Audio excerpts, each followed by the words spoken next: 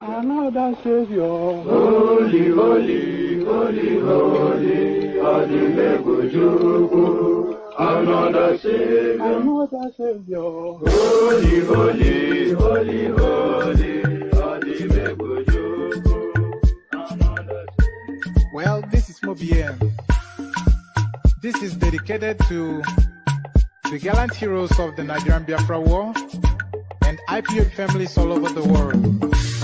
I remember the Nigerian Biafran War, in the thickness of the Biafra genocide. Hey, one man revived the vanishing hope to life. Let the great Biafran army to fight, and they were singing out, holy, holy, holy, holy, is another Savior. They were singing out, holy, holy, holy, holy, is another Savior. Holy, holy, holy, holy, is another Savior. Many years after the genocide, whoa, yet another great leader has risen up now. Oh, and he's leading the Biafrans to victory. In your madika, yabika kokwanam no wow. Hey, anamekele mazuche mefo. Manemo, it's an honor having you on board. When I'm singing along, holy, holy, holy, holy, Namdekano is another Savior. Sing along, holy, holy, holy, holy, Namdekano is another Savior.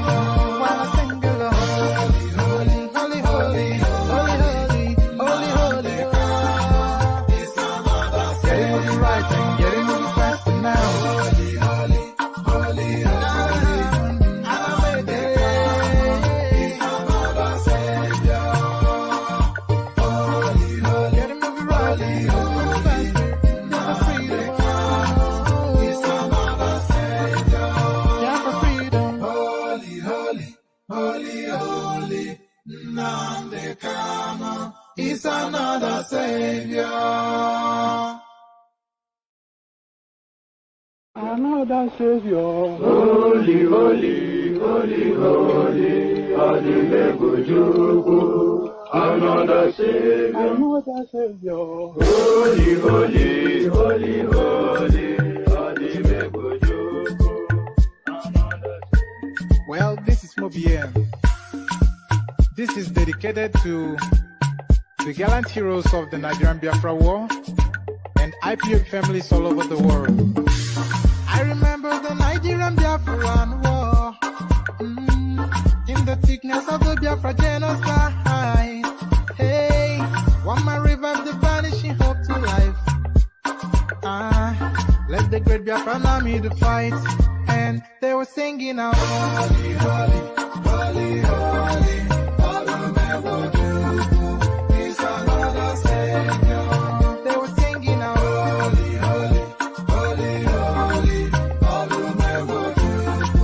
is another Savior.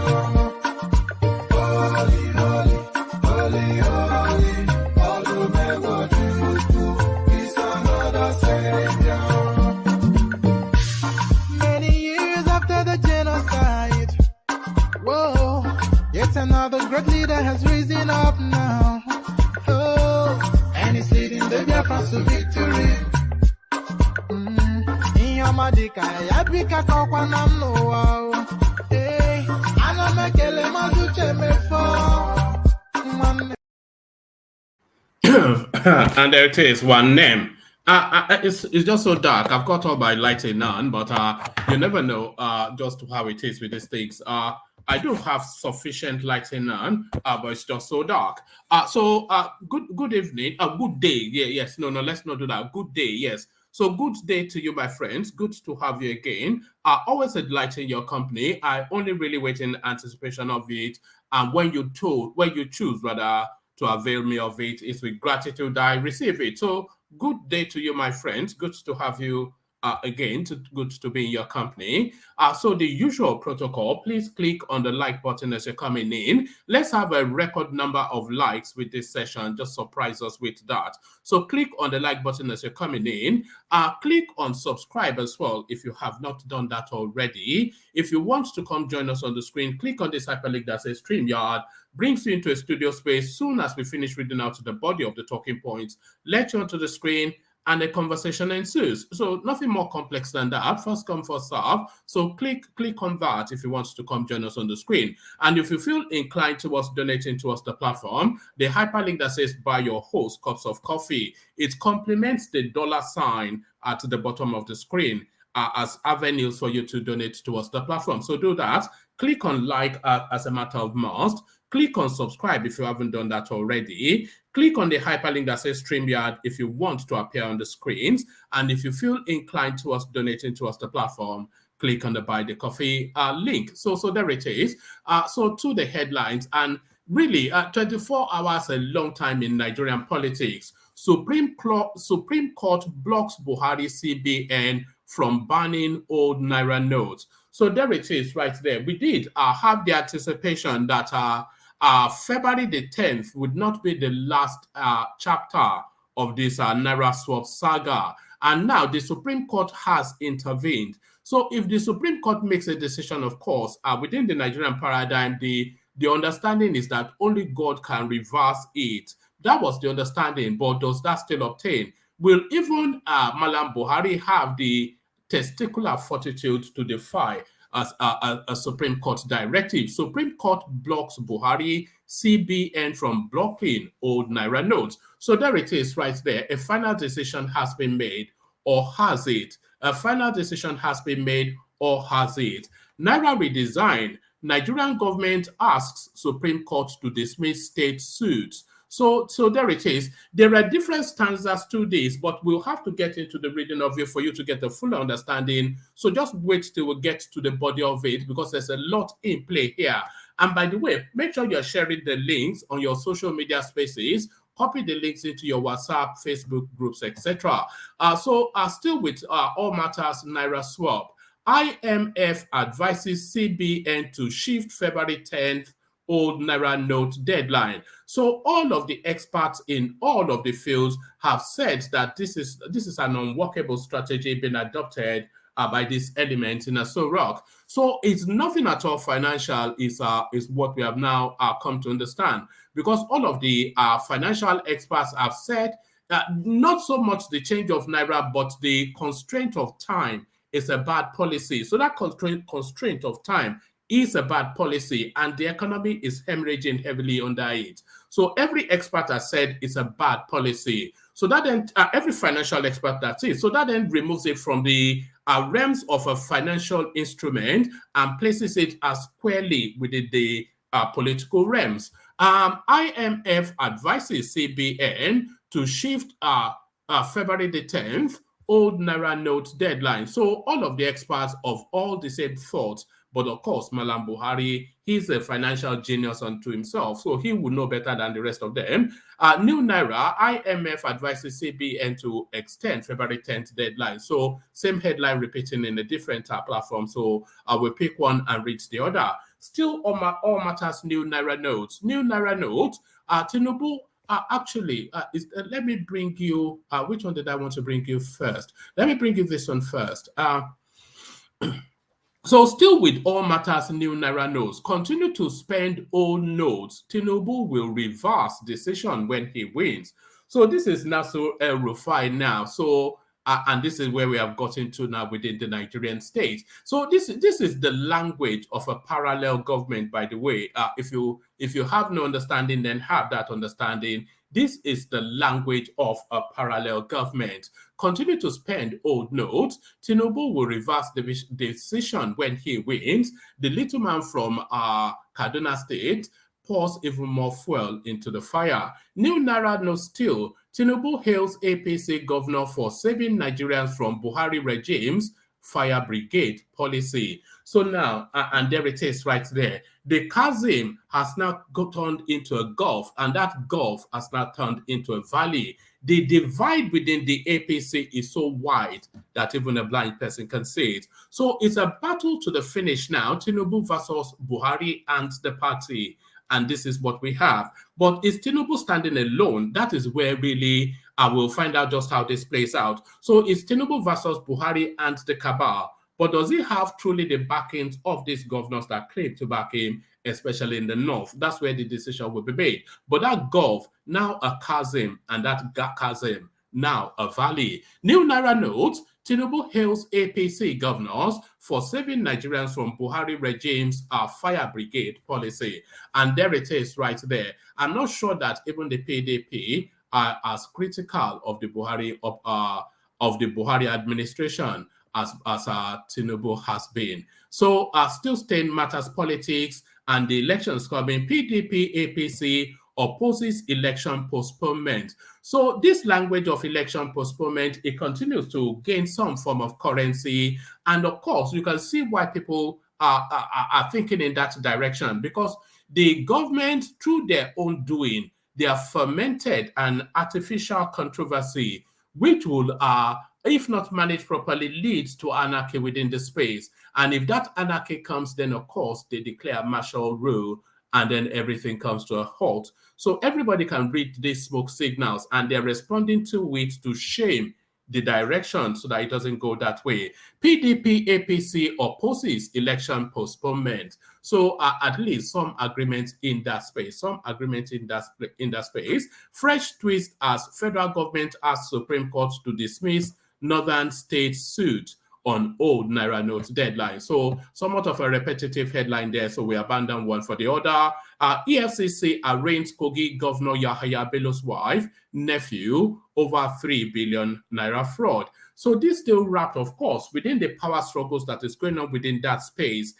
Where is Yahaya Bello balanced is the saying. Where is Yahaya Bello balanced, rather, is the question.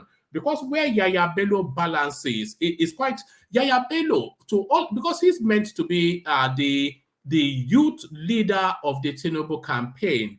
But throughout the Buhari administration, he has been somewhat of a de facto Buhari son, to the point that Aisha Buhari was even campaigning for him 2019.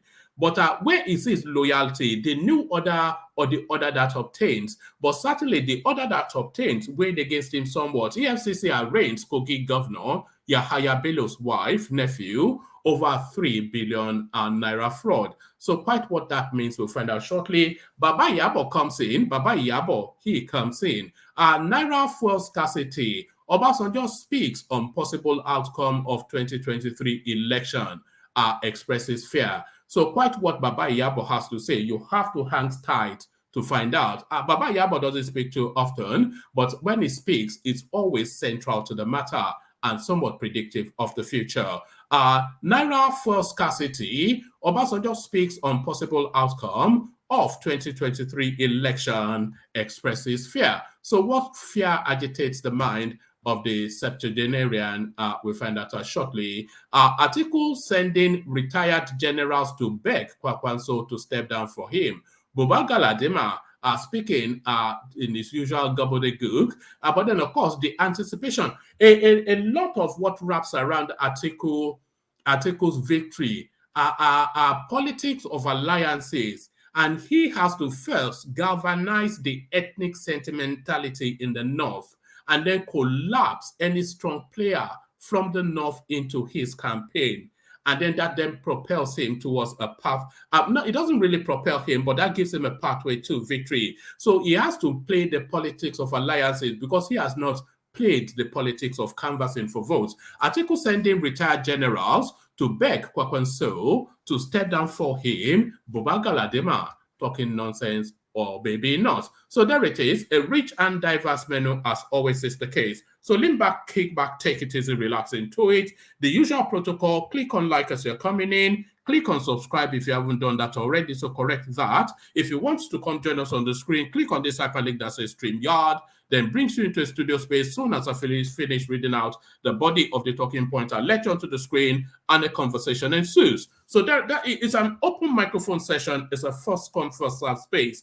And that link is in all of the platforms that we're streaming on. So wherever you are, that link should be in the comment section wherever you're watching us from. So click on it and come join us on the screen. So, and if you feel inclined, of course, towards donating to the platform, if you look at the bottom of the chat section, you'll see something that says that shows a $sign. You can use that to either super chat or super sticker to the platform. You can do that, or you can use the preferred portal of the platform, which is to buy your host cups of coffee link that you're seeing on the screen. It's a three easy step process if you feel inclined towards donating towards the platform. So as you set about carrying out all those tasks, let me provide you with a little bit more musical intermission before we delve into the heart of it. But first, the Kegites, Egbe Elebun, the Kegites. Have you got your calabash ready? Water, only water. Water, only water, where they see ma. Water, Water, water, water, water, water, water, water, water, water, water. water, only water, where they see ma. Hapa o naido. Hapa, oh, night, Hapa you don't come o.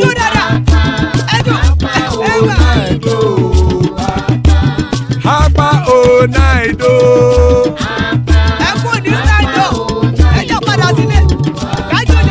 Oro kẹ̀kẹ́ kẹ̀kẹ́ ẹlẹ́mùrè o. Ilé sọ́díyà kẹ̀kẹ́ rẹ̀ ẹlẹ́mùrè o. Bobby master kẹ̀kẹ́ rẹ̀ ẹlẹ́mùrè o. Chief Faila ti kẹ̀kẹ́ rẹ̀ ẹlẹ́mùrè o. Eruku lẹ̀lẹ̀ ẹlẹ́mùdé. Eruku lẹ̀lẹ̀ ẹgbẹ́ ẹlẹ́mùdódò jàre o. Eruku lẹ̀lẹ̀ Ghana ti dé ẹgbẹ́ bọ́dì o. Ọmọ ẹlẹ́yẹ ẹ̀yẹ ẹ̀yẹ o ó dilé o.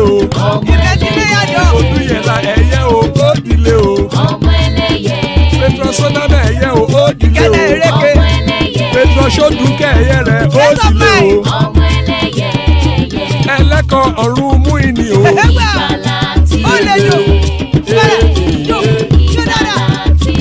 Àkùkọ ọ̀run mẹ́kọ̀.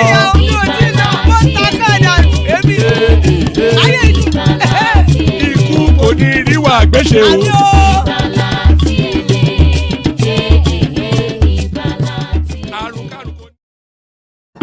And there it is right there. Ikoko Niriwa Agbeshe, may death have nothing to do with us. That's what that means in Yoruba language. Or imagine a prayer more important than that. I can't. So Iku Koniriwa Agbeshe, and amen to that, by the way, on behalf of myself and you, my friends. So Iku Koniriwa Agbeshe, as guys, I bring you this. Supreme Court blocks Buhari CBN from banning old Naira notes. So this was the bombshell that was dropped earlier on today. The Supreme Court on Wednesday temporarily halted a move by the federal government to ban the use of the old Naira notes from February the 10th, 2023.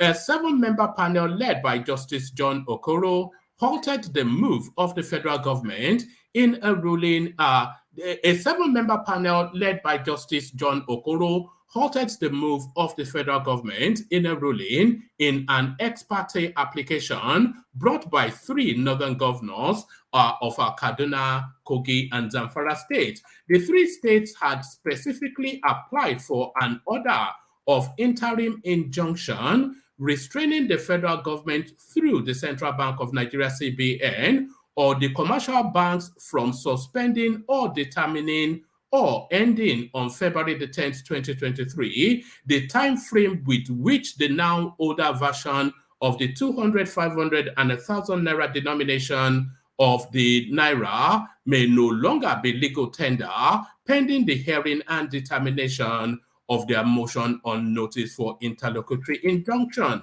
Moving the application on Wednesday, counsel to the applicants, Mr. A.I. Mustafa, SAN, had urged the Apex Bank to grant the application in the interest of justice and the well-being of Nigerians. He stated that the policy of the government had led to an excruciating situation that is almost leading to anarchy in the land, while he referred to a Central Bank of Nigeria statistics, which puts the number of people who don't have bank accounts at 60%. Mustafa lamented that few Nigerians with bank accounts can't even access their money from the bank as a result of the policy. The senior lawyer further argued that unless the Supreme Court intervenes, the situation will lead to anarchy because most banks are already closing operation. Delivering ruling in the motion, Justice Okoro held that after a careful consideration of the motion ex parte, this application is granted as prayed. An order of interim injunction restraining the federal government through the Central Bank of Nigeria, CBN, or the commercial banks from suspending or determining or ending on February the 10th, 2023, the time frame which the now older version of the 200, 500, and 1,000 naira denomination of the naira may no longer be legal tender, pending the hearing and determination of their motion on notice for interlocutory injunction. He accordingly adjourned. So it's very important that you note this. He accordingly adjourned to February the 15th, 2023 for hearing of the main suit. So there it is right there. But there it is right there. So now the final arbiter within the Nigerian space, the final spot of arbitration, because famously said within the Nigerian space that after the Supreme, sorry, I'm not quite sure why I'm gesticulating, but famously, the cliche within the Nigerian space that after a Supreme Court pronouncement, the only judgment that can overturn that is an act of God. That is the perceived wisdom of the Nigerian legal space, that after a pronouncement by the Supreme Court of Nigeria, within that geographical space, the only thing that can upturn it is an act of God, is a judgment by God. So the Supreme Court has now pronounced the final arbitrator within the Nigerian legal structure and the final oversight of what is legal or not in Nigeria. So they've made that pronouncement, but let's look at what they've pronounced first. So they've put a temporary hold on the deadline to extend it by just a miserly 5 days. So no longer by law is the end date of the old Naira the 10th as stipulated by CBN. It is now the 15th, has now been stipulated by the Supreme Court. So that is what obtains. So before we go on to the pushback from the government, there's just one thing that if the Supreme Court really wanted to be a pro-people space, what they could have done was to put a temporary hold on the directive of the CBN and then set the date for adjudication for a couple of months' time. By that couple of months' time, the situation would have settled itself. But there it is right there. So as we anticipated on this platform, the 10th of February is not the end of the story as far as that space is concerned. So the 10th of February is not the end of that story as far as that space is concerned, because the Supreme Court has made a pronouncement. But is it? Here is the pushback. Naira redesign. Nigerian government asks Supreme Court to dismiss state's suit. So the empire strikes back. But before, if the Supreme Court does not dismiss it, though, will the Nigerian government abide by a Supreme Court judgment is the question. The federal government has called on the Supreme Court to dismiss a suit challenging the 10th of February deadline set by the Central Bank of Nigeria to end the legal tender status of the old version of some newly redesigned currency notes. It argues that the Supreme Court lacks jurisdiction. My goodness me. I need you to listen to this next sentence because it defies what is known. And let me take you from the top again. The federal government has called on the Supreme Court to dismiss a suit challenging the 10th of February deadline set by the Central Bank of Nigeria, CBN, to end the legal tender status of the old versions of the newly redesigned currency notes. So now listen very attentively to this. It argues that the Supreme Court lacks jurisdiction to hear the suit. So, so any matter is contendable in law. Any matter at all is contendable in law.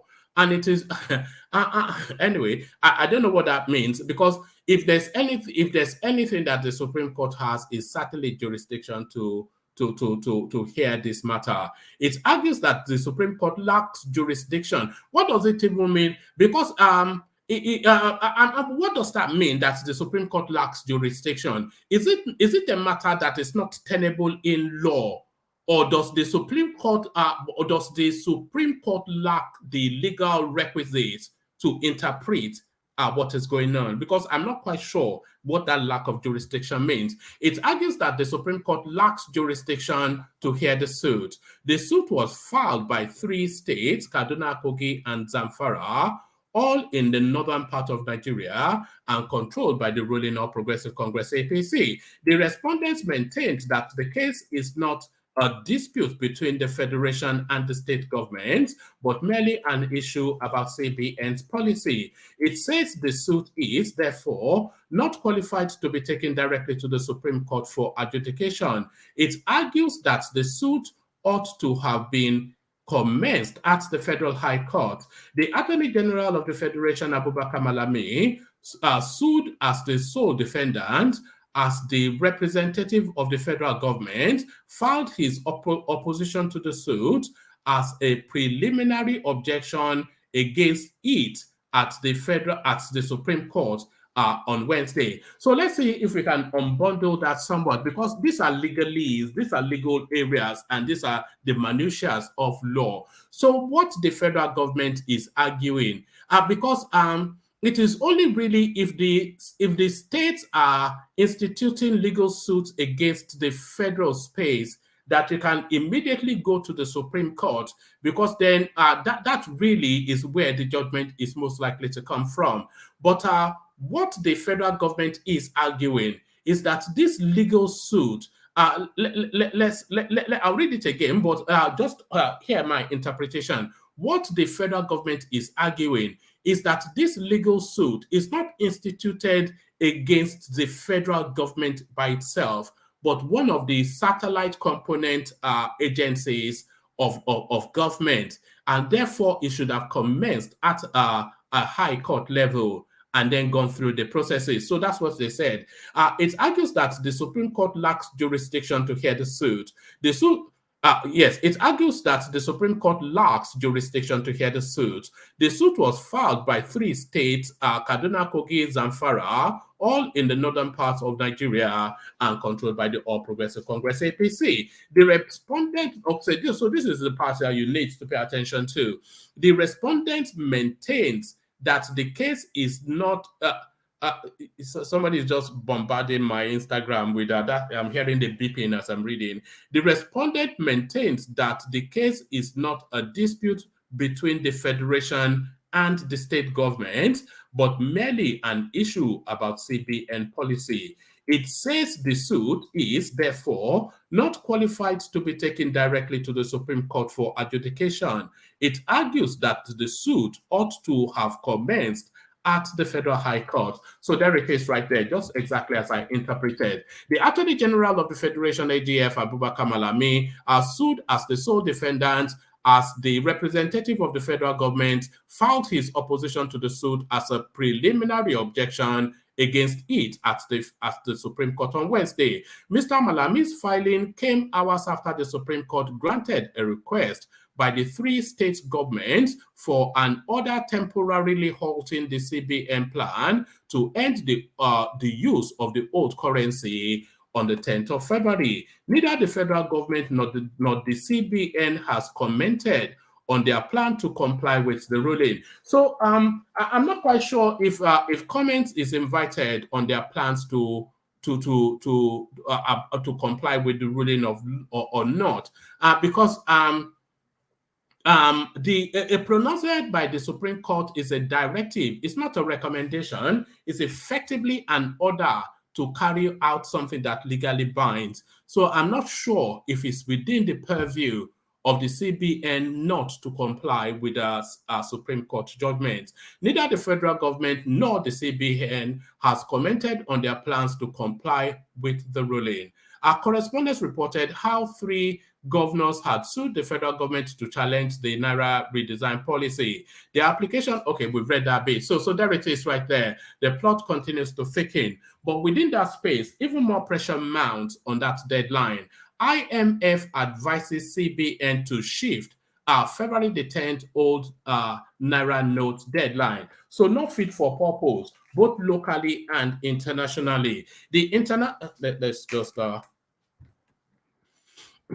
International Monetary Fund has called on the Central Bank of Nigeria to extend the February 10th deadline for the phase out of old 200, 500, and 1,000 Naira notes as the nation's legal tender in light of hardships caused by disruption to trade and payment due to the shortage of new banknotes available to the public, in spite of measures introduced by the CBN to mitigate the challenges in the banknote swap process. The IMF encourages the Central Bank of Nigeria to consider extending the deadline should problems persist in the next few days leading up to the February the 10th, 2023 deadline. IMF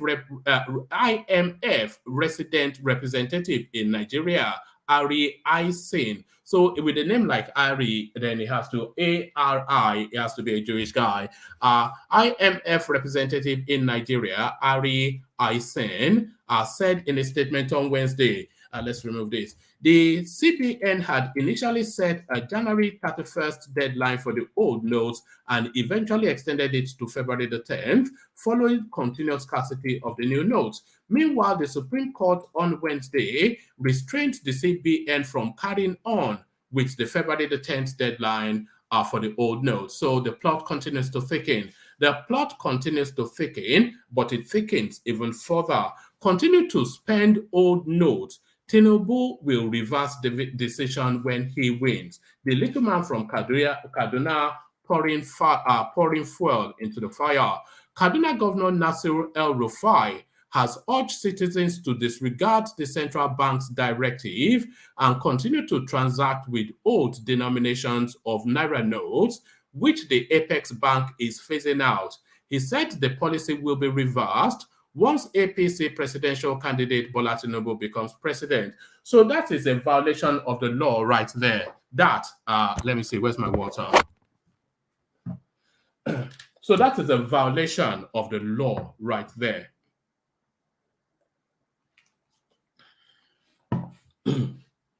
A senior functionary of state is inviting the populace, is inviting the public to deliberately flout one of the most important legal and financial positions that the country has ever adopted, at least in recent times. So this is an invitation to flout a financial regulatory directive to the Nigerian space. The central bank says this thing ceases to be legal tender on a certain date, and El-Rufai tells them to disregard that. That's almost treasonous. That is almost treasonous. But again, Kaduna Governor Nasir El-Rufai has urged citizens to disregard the central bank's directive and continue to transact with old denominations of the Naira notes, which the Apex Bank is phasing out. He said the policy will be reversed once APC presidential candidate Bola Tinubu becomes president. Everyone, especially people in Kaduna, should not be disturbed because of the Naira swap deadline, said the Kaduna governor in Hausa language. Continue running your businesses and daily activities with whatever note, old or new, you have. He added, and we will make sure to address this problem as soon as we win the election. That will be the first issue to tackle. if we win the election. So this might well be a masterstroke genius move by El Rufai, or probably one of the most stupid things that he has ever done. A masterstroke genius move, or probably one of the most stupid things he has ever done. So click on the hyperlink. I'm going to I'm inviting a conversation around that comment. So if you have thoughts in that direction, just click on the StreamYard coming to the studio, because this could well be a masterstroke move by El Rufai, or one of the dumbest things he has ever done. Mr. El Rufai made the assertion while speaking with a political audience in the state, urging them to stop thronging banks to swap their old notes or obtain new ones. The Godwin Emefiele-led CBN had said old denominations of the 200, 500, and 1,000 naira notes would cease to be legal tender from February the 10th as a major plank of its new cash policy. The decision has left many Nigerians in a quandary as the new notes remain acutely scarce. Don't rush yourself into taking old notes to the bank and wasting your time in the unnecessary queues at the bank. Nobody can stop you from using the notes, El Rufai assured. When we come to power, inshallah, if Bola Tinubu becomes the president, we will give people more time to get rid of the old notes. On Wednesday, the Supreme Court temporarily stopped the central bank from withdrawing the old Naira notes from circulation. This followed a suit by governors of Kaduna, Zamfara, and Kogi State. So it's the people versus the Buhari government. This is how this narrative is now being positioned. It's the people versus the Buhari government. And who are they positioning as the champion of the people? Unbelievably, it is Tinubu. This is the language you're hearing. It's the people versus the Buhari government, and who is championing the cause of the people. Don't worry about the nonsense they are doing, trying to disrupt your life. Hold steady, and when we get into power, we will correct it immediately. The people versus the Buhari government, but who is the champion of the people? Curiously, Bola Tinubu is what El Rufai is asking you to consider. So there it is, still with the new Naira notes. New Naira notes. Tinubu hails APC governors for saving Nigerians from Buhari regime's fire brigade policy. So open warfare now. No equivocation. Ija Igboro niti Ibadan. Bola Tinubu, the APC presidential candidate, says the Supreme Court ruling on the implication of the Central Bank of Nigeria CBN redesign Naira notes and cashless policy has saved Nigeria from political and economic shutdown. Mr. Tinubu, in a statement issued by Bayo Onanuga, a spokesperson for the APC Presidential Campaign Council PCC on Wednesday in Abuja, hailed APC governors for standing on the side of Nigerians over the policy. According to the former two-term Lagos State governor, Nigerians were bearing the brunt of the policy because it was poorly implemented. The governors have saved the country from needless political and economic crisis and misery. The statement quoted to Tinubu said, the Supreme Court, in a lawsuit by the government of Zamfara, Kogi, and Kaduna states, gave an interim injunction against the CBN and the federal government. Our country was dangerously careering towards anarchy and political and economic shutdown.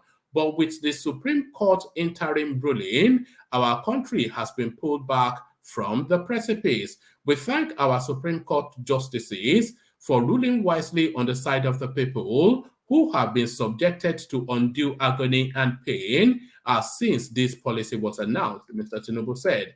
He noted examples of countries that had successfully and seamlessly changed their currencies to learn from. He said such countries gave a long time, at least 12 months, to effect the currency change, adding that they do not engage in CBN-like fire brigade approach. We have seen how a good policy can be poorly implemented to cause unintended problems for the people. who should be the beneficiary. So this is Tinubu seizing the central ground. This is what you're hearing, by the way. This is not my interpretation. This is what is playing out in real time. This is Tinubu seizing the central ground as the voice of the people. I'm almost having to say it in whispers. Unbelievable it is. This is Tinubu seizing the central ground as the voice of the people. Tinubu, the looter of Lagos. We have seen how a good policy can be poorly implemented to cause unintended problems for the people who should be the beneficiary. He noted that the Supreme Court ruling coincided with the advisory of the International Monetary Fund, IMF, urging for the extension of the deadline for the swap of the old Naira notes. So it'll be very difficult for this administration to continue to fixate on this artificial deadline, because all of the experts, including legal and financial, are just saying that it's unworkable and it's a recipe for anarchy. So in their attempts to launch at the political space, how heavy a price are they willing to pay? And are they willing to use however many millions, because we're talking about millions of people, not even hundreds of thousands. And we nearly had a fight on this platform yesterday. So Payne was one of our contributors. He sent money home to his mother, and she cannot access the fund. But I had some sympathy with him because I sent money home to my parents, to my mom, and she couldn't access the funds. And that's also your story as well. So the impact of these things, and it's unworkable. And Tinubu seems to be championing then that pushback of the people. That's why I'm saying you almost feel the need to say it in whispers. We have seen how a good policy can be poorly implemented to cause unintended problems for the people who should be the beneficiary. He noted that the Supreme Court ruling coincided with the advisory of the International Monetary Fund, IMF, urging for the extension of the deadline for the swap of the old Naira notes. Mr. Tinubu further stated that he was vying for the presidential seat to improve Nigerian lives. He called on the CBN to ensure that the Supreme Court ruling was effectively executed by taking all necessary steps. So they got 2 days to execute it. So within the next 2 days, they have to tell us then if they are going to abide by the law or not. PDP APC opposes election postponement. At least finally we have an agreement on something.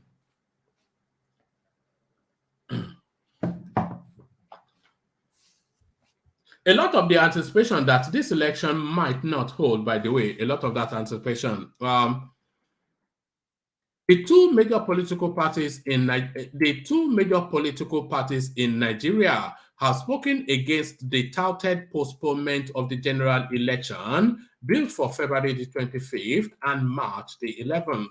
On Wednesday, the main opposition, People's Democratic PDP, cautioned against postponement of the 2023 general election and setting up an interim government.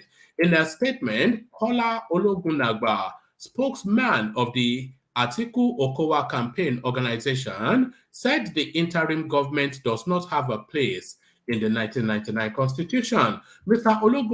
Ologunagba said that the alleged narratives and demands for the postponement of the 2023 general election should be perished. He said the February 25th presidential election date must be sacrosanct, given that Nigerians were ready to go to the polls to elect the candidate of their choice as the next president of the country. Mr. Ologunagba said that the party's position was predicated on reports alleging sinister plots and demands for the postponement of the 2023 general election. He called on the Independent National Electoral Commission, INEC, to immune itself from such demands and focus on its mandate to deliver a free, fair, and credible election. In a similar vein, the ruling All Progressive Congress APC has also said that it had no business seeking postponement.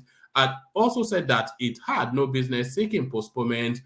the 2023 general election, as it was fully prepared for the poll. We stand ready for the general election and remain confident that Nigerians will overwhelmingly renew our mandate in a peaceful, free, and credible electoral contest. APC National Publicity Secretary Felix Morka said in a statement rebutting plot to push for postponement of the poll. So there's a great sense that that this election might be postponed. There is a great sense that this election might be postponed, and that sense is not shaken. It's not mellowed until we get to the polls, because with so much that is going on, it's set against the backdrop of already a high octane country. When you've then added this Naira swap onto it, and then you're having a major election in two and a bit weeks' time, it's just the recipe for postponement. I, for one, I would not believe it until I see that election take place. EFCC arraigned Kogi Governor Yahaya Bello's wife, nephew over 3 billion Naira fraud. So this looks like the pushback from the government against the space that is looking to seize power from it. The Economic and Financial Crimes Commission, EFCC, on Wednesday arraigned. So it's not even the investigating anymore, it's arraigned now. The Economic and Financial Crimes Commission, EFCC, on Wednesday arraigned Kogi Governor's wife, Rashida Bello, and his nephew, Ali Bello, before the Abuja Division of the Federal High Court. The duo, alongside 3 others, are standing trial over an alleged 3 billion naira money laundering and criminal misappropriation, according to a statement by EFCC spokesman Wilson Uwajere. That you, Ali Bello, Abba Adaudu, Yakubu, some ridiculous names, and then Rashida Bello at large. So Rashida Bello at large. So then they're saying Rashida Bello at large, which is then to say that she's not in the custody of the authorities. So is she on the run then, the wife of Yahaya Bello, is the question. Sometime on June 2020 in Abuja, within the jurisdiction of this honorable court, procured E-Trader International Limited to retain the aggregate of 3 billion naira, which sum you reasonably ought to have known forms part of the proceeds of unlawful activity with criminal misappropriation, and you thereby committed an offense contrary to section blah, blah, blah, blah, blah, blah. So there it is right there. Mrs. Bello is, however, at large. So the wife of Yahaya Bello on the run from the law. So now we land on Obasanjo. So what is Obasanjo's take then on the going turn? Naira fuel scarcity. Obasanjo speaks on possible outcome of 2023 election, expresses fear.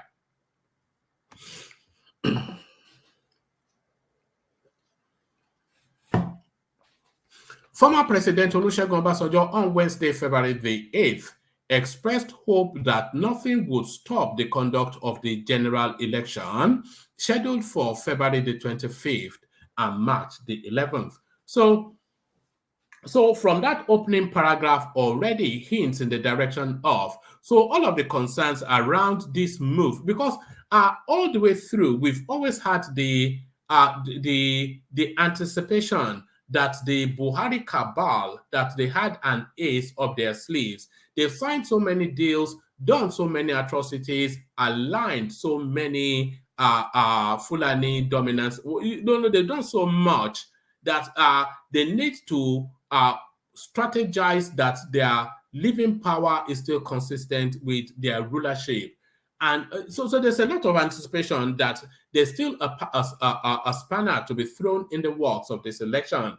And those concerns equally shared by Obasanjo. Former President Olusegun Obasanjo on Wednesday, February the 8th, expressed hope that nothing would stop the conduct of the general election scheduled for February the 25th and March the 11th. Obasanjo spoke whilst hosting members of the Board of Trustees of African Democratic Congress ADC at his penthouse residence located within the premises of the Olusegun Obasanjo Presidential Library, Abeokuta, Ogun State capital. The Board of Trustee members were led by their chairman, Dr. Mani Ibrahim Ahmed, the national chairman of the party, Professor Nwosu, and the former presidential aspirant of the party, Chukwuka Monye. Obasanjo spoke against the backdrop of concerns by many Nigerians that the election might be postponed following the growing hardship and protest created by the Naira and fuel scarcity. The former president said the attention of the global community had shifted to Nigeria's election, and therefore Nigerians as main stakeholders should contribute towards the success of the election. We are in an interesting period in Nigeria. In less than 3 weeks, we will be going to the poll. Well, I hope nothing will intervene against that. In less than 3 weeks, we will be electing a leader that will pilot the affairs of Nigeria for the next 4 years from May. A former chairman of the Independent National Electoral Commission, Professor Atahiru Jaga, has dropped his 2 cents regarding the 2023 general elections. According to report by correspondent, Jiga identified politicians and voters as the biggest threat to the success of the February 25th and March 11th general elections. Jiga noted that whilst politicians have the mindset to achieve victory at all costs, win elections and see electoral contest as a do-or-die affair, the electorate, even if they register, hardly make efforts to vote. Let me give you one more from that space. Actually, let me give you 2 more. There are several stories cascading into each other. Former President Olusegun Obasanjo met with the governor of Kaduna State, Nasir El-Rufai, at the Federal Capital Territory, Abuja, at the weekend. A report by correspondents indicates that the two met at the first stakeholders meeting of the Democratic Republic of Congo Business Council held at Sheraton. Obasanjo at the meeting commended Buhari for his foresight in creating the Democratic Republic of Congo / Nigeria Business Council. In another report, Obasanjo accused the present administration led by Buhari of dishing out lopsided appointments. So there is that. So there is that. So this now the last readout, and then we come into the room to see who's there to take it on. Atiku sent retired generals to beg Kwakwanso to step down for him. Buba Galadima. Buba Galadima. Buba Galadima, a chieftain of the new Nigeria People's Party NMPP, says Atiku Abubakar, People's Democratic Party presidential candidate, is sending prominent individuals in the north, including retired military generals, to beg Rabiu Musa Kwakwanso, his new Nigeria People's Party counterpart, to step down for him. Galadima, who stated this in an interview on Trust TV Daily Politics, boasted that NNPP will win even in Atiku's polling unit. We will defeat Atiku in Jeddah local government area of Adamawa State. Atiku is not in this race. Yes, on paper he is, but he is not a candidate. How would he win? Through what? He was quoted as saying, let me see, there's something now blocking this. Oh, God. I really hate some of these websites. So half of the story has now been, let me show you. Actually, let me share the screen just to see what we contend with sometimes when we do this. Let me share you the screen that I'm reading from because I'm almost certainly I have to abandon this. So this is where I'm reading from. So there it is right there. I'm reading from, it's called Hallmark News. So there it is, and there it is right there. They've put an advert right in the middle of the article, and it doesn't give you the option to click it off. So it's just the most ridiculous of people. This is, and they wonder why they don't get traffic when you have to contend with it. But I think we've gotten the substance of what he has to say. So let's just come into the room and get the conversation going. Baba Akure joins us after a long hiatus. Moshood joins us after recently discovering us. Our correspondent from Japan, World Peace. Ajan Lekoko, the main man of the platform. Thomas joins us from Australia. Omo Folari joins us, destination, location unknown. And then Michael joins us again, having joined us previously. So good to have you, gentlemen. Good to be in your company. Let me remove this thing from the screen. I want to kick it off with let me click it off with Omar Folari, only because it's a new voice to the space. So to document somewhat his politics. Folari, are you ready to go? Folari, show amen. Look at that. Unbelievable. Okay. Let's go then to Thomas. Look at that. Look at that. Okay, so you are ready to go. So let's kick it off with you then, Thomas. So there it is. The Supreme Court then, they've granted an additional 5-day extension to the currency swap ongoing. So what are you making of that first? And then secondly, do you think the Buhari administration will honor this? And then when they come to the adjudication on the 15th, what is your anticipation? Good to see you, Thomas. Oh, thank you, Aman. Good evening. Good morning from here. It's been a nice, I hope it will be a nice section today. There will not be Bula Balu. Thank you, everyone. Love, share, put it in all your platform to welcome much people and different. Have you done that? Have you done that? Yes, I've done. Oh, I did. Brilliant. Well yeah, done. I did. Carry on. So I think it's very unfortunate that. I want to ask you, can you go straight to the Supreme Court without going through maybe to the High Court, to the Appeal Court? You can take your case straight to the Supreme Court because we didn't hear maybe the I think that is the pushback that we're hearing from the federal government. If the matter is between a state government and the federal government, I think the convention rather is that they can go straight to the Supreme Court to adjudicate that because it's so high up in governance. But what the federal government are arguing is that this matter is not between the state governments that are suing and the federal government. It's actually between the state governments that are suing and CBN, which is an agency within government. So they should go through the federal high court space. So that's their argument. It looks convoluted like your voice. Yes. That's fine. I think this is a good direction, one man, because we can continue. One man, yesterday, my mom there is no money. They wanted to cash 10,000 naira. They removed 3,000 from the POS. They get to the ATM bank, is only giving them 2,000. So I think the suit was good, and the verdict was good as well. And I hope federal government will abide with the rules, abide with the verdict, because we know them as they are lawless people. They don't even care about the law. But I think the Supreme Court is all in all. There's nothing they can do after Supreme Court. So I think it's a good direction, one man. The federal government has gone back to the Supreme Court to ask them to set aside that ruling because they lack the jurisdiction.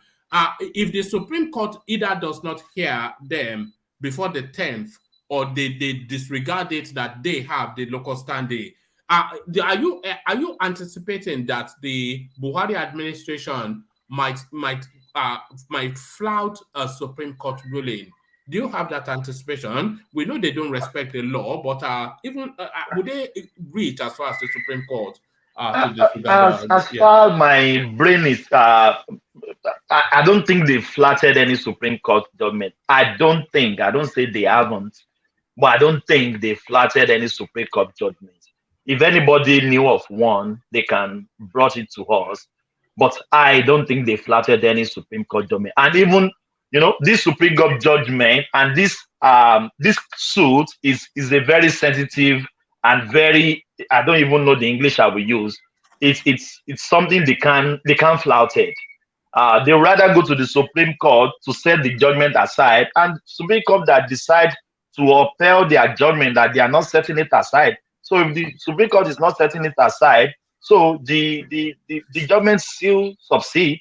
But I think this suit doesn't make any meaning to me, because CBN has came out and told us that the old notes can still be taken to bank, and you will still get the new note even after on the 10th. Just to be clear, the old notes after the 10th can only be taken to the central bank to change it. But the argument, yes, because you can take it to a commercial bank up to the 10th and have that swap over. This is why you see all the riots. I heard there was shooting in Abeokuta just as early as that was killing, even killing. Yes, and I hear now that the bank staffs now are now shutting down the banks because they now feel that their life is at risk. So this is where we are now. But the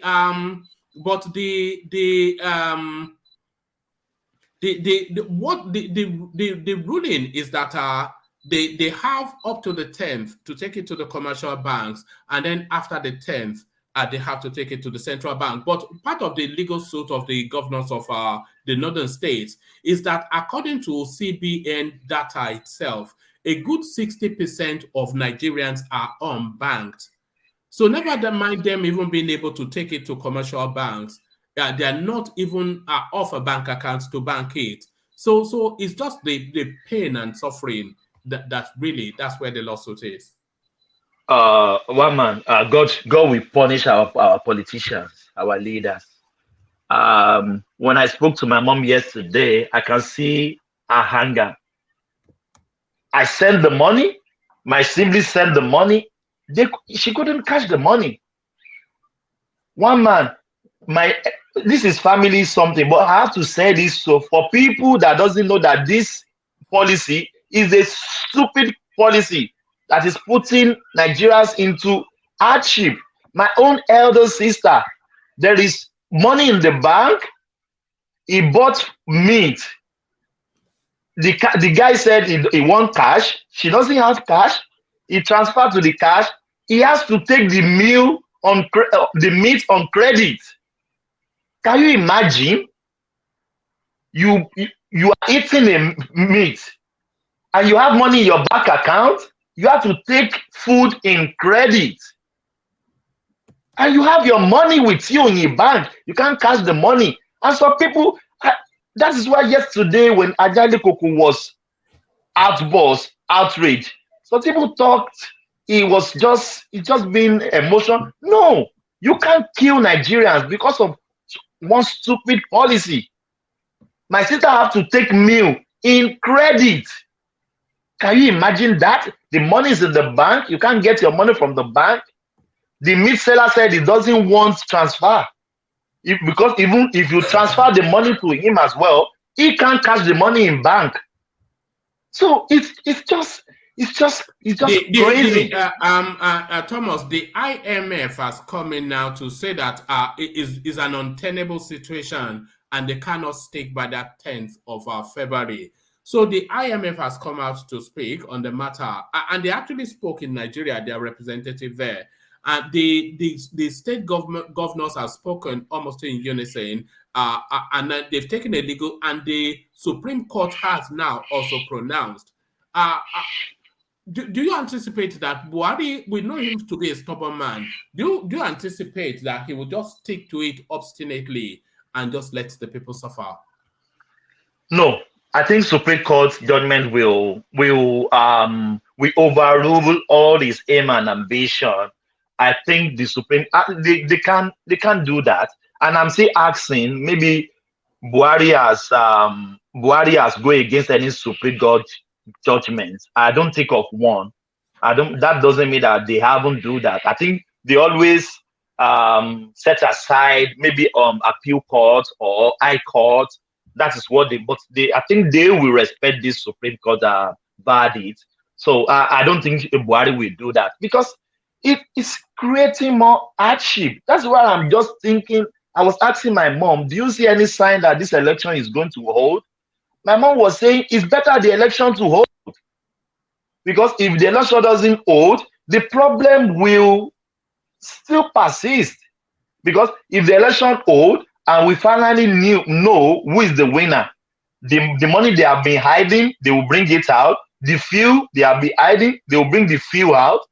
So let election just hold. Because if the election don't hold, the problem will still linger till we will have the election. So I think of what we agree with. Yeah. Can you envisage a scenario where this election is not postponed? Because all of the indications are that this election will be postponed. It's less than 3 weeks. It's less than 3 weeks away, and the country is aflame somewhat as we speak now. Do you see this election? Yes, it will take place, but do you see some sort of postponement? Because we do have a history of postponing elections in Nigeria. I have the apprehension that it's going to be postponed. Yes, I think with all the indication around this election and the problem going on in Nigeria now, the election may be postponed. I wouldn't like it to be postponed, in my opinion. I've rightly said earlier on that the problem will still the problem will continue. And we continue. If the election doesn't hold, it will continue. But the indication, Abeokuta, there was riot in Abeokuta. One guy of 20 years old was shot, dead.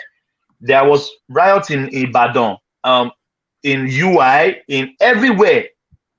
So I hope federal government will listen to the Supreme Court judgment and even Nigerians. Let the election just hold.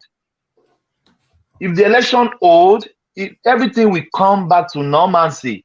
Because the few we get, all the people that have been holding the few, they will get them the money, will get out. The politician could have settled maybe they want to buy votes, they want to buy anything. Everything will be calm in everybody's face. And finally, we will know the winner. And all these few that have been hiding, they will bring everything out. But to me, with all this indication, I don't think it's going to hold. And I want to ask you a question. The other election that was postponed, how many days to the election do they postpone it? Can you remember? I can't recall, but it's usually a couple of weeks. No more than about 2 weeks to the election. That's when they usually. I think the last election they actually postponed it almost like two days or so to the elections. The 2019 one. Because they've not perfected their rigging for that 2019. So I think it was about 2. Anybody can check and correct that. But the 2019 one, it was about 2 days or so to the election that they postponed. If you're right, yeah. Continue, one man. Yeah.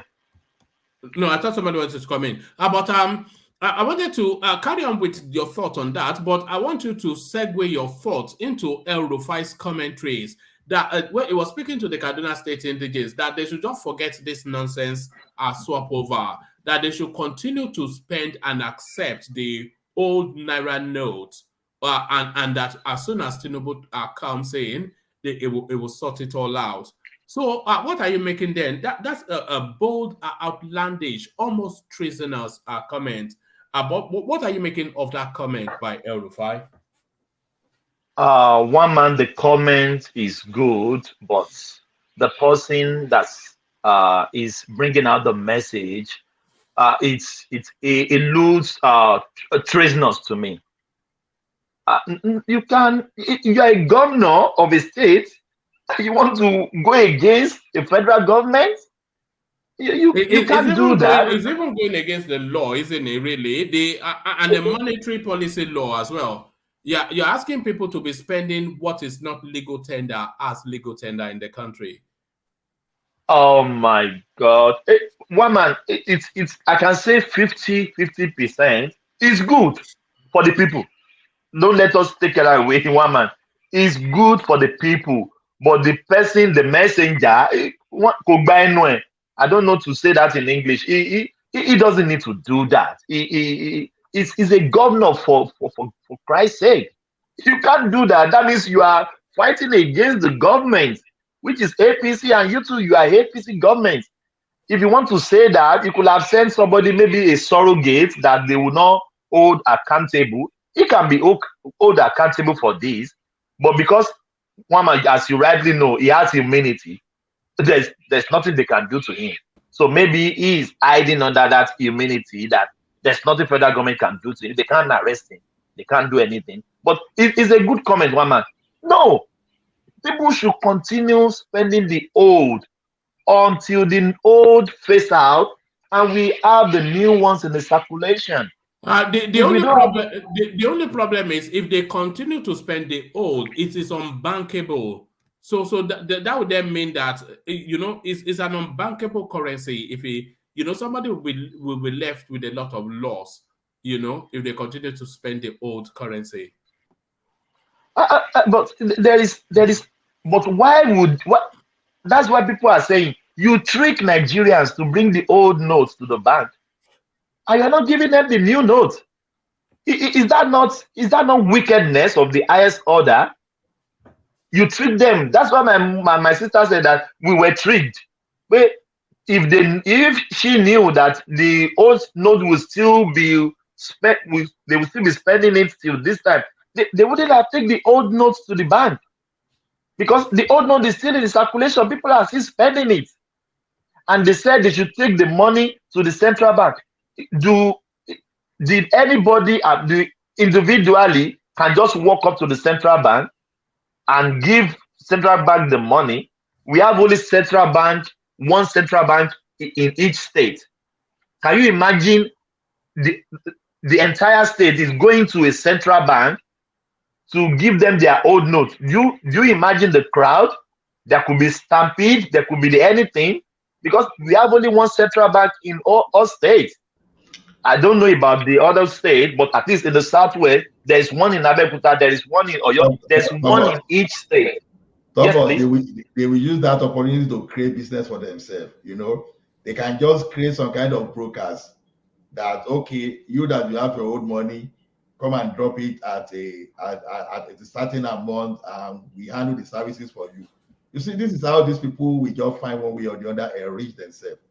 Look at those people that are exchanging 1,000 new note for $1,200. That means for your 1,000, now you have to pay 200. So that means that the government is even just changing you for your own money. So it's unfortunate, man. So when they say they should take it to the central bank, you should be expecting some kind of irregularity like that, some overnight multimillionaire and all those stuff. You see, to me, my feeling about this central governor there is that the day Jonathan actually appointed that guy, it was a serious and terrible mistake. Thank you for using the space. But Hola, why did Buhari still keeping him? Why did Buhari still keeping this guy? You want to know why Buhari is keeping him? Because the question is this: when you say Kaba, now the question is this: why is Buhari still keeping Kaba? Look at what happened when Buhari was away. Okay, the DSS Director General misbehaved. What did the Oshibanjo did? Fired him. Now, what did he do about the forex? He's trying to stabilize it because the exchange just came down. And some people they've actually been using that our reserve, our forex for round tripping. Within themselves, they were enriching themselves through using the currency for round tripping. So those are the things. Now, these are the people that we talk to Buhari that, this is how it should be run. And Buhari listened to them, even than the like of Oshibanjo. What happened to Oshibanjo eventually? He suffered for the consequences of the little creativity he brought in his absence. Yes, he did. They sidelined him for so months, yeah. And they even started removing his own personal staff that he employed. The personal staff been employed just to help him carry some kind of administrative duties. So, but now, if Buhari is not giving all this Kaba some kind of backing, why will you just remove the staff? Why will you now sideline Oshibanjo? And Oshibanjo is like, since that time, what is Oshibanjo? Oshibanjo has just decided to keep quiet and allow things to go. So you expect the same Kaba in this type of dollar, because this thing is, they can be using it for political advantage, but at the same time, it may be more than that. It may be an avenue for them to make more money. That's not the way I see it. Because why the rush Why the rush? Now, I wonder, we can even still spend the money for 6 months or 3 months. Why the rush? The convention is usually 1 year. If you are doing the barest minimum that most other countries do is they give a 1 year window for all of the old currencies to make its way back into the banking system. You know. One man. Ola, I heard that Nigerians, one man, we are the problem of ourselves. Oh.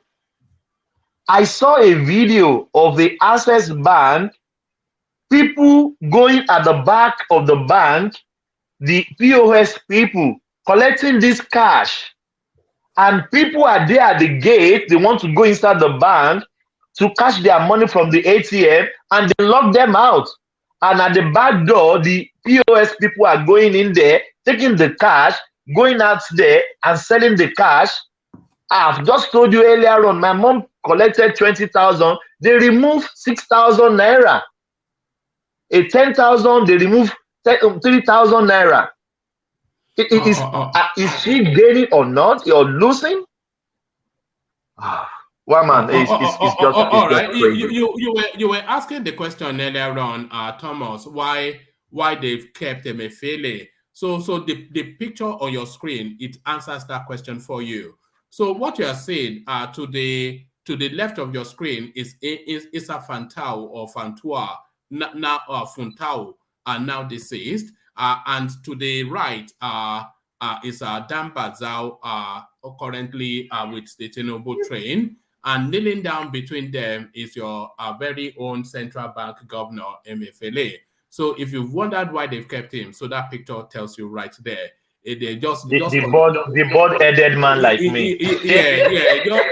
Just continue to send the dollars to our Saudi account, and you can continue. You steal your own too, but don't steal too much. Continue to send the Nigerian wealth to our Saudi accounts. That's the instruction they are giving him there. So that's why they've kept him, of course. You can see that picture.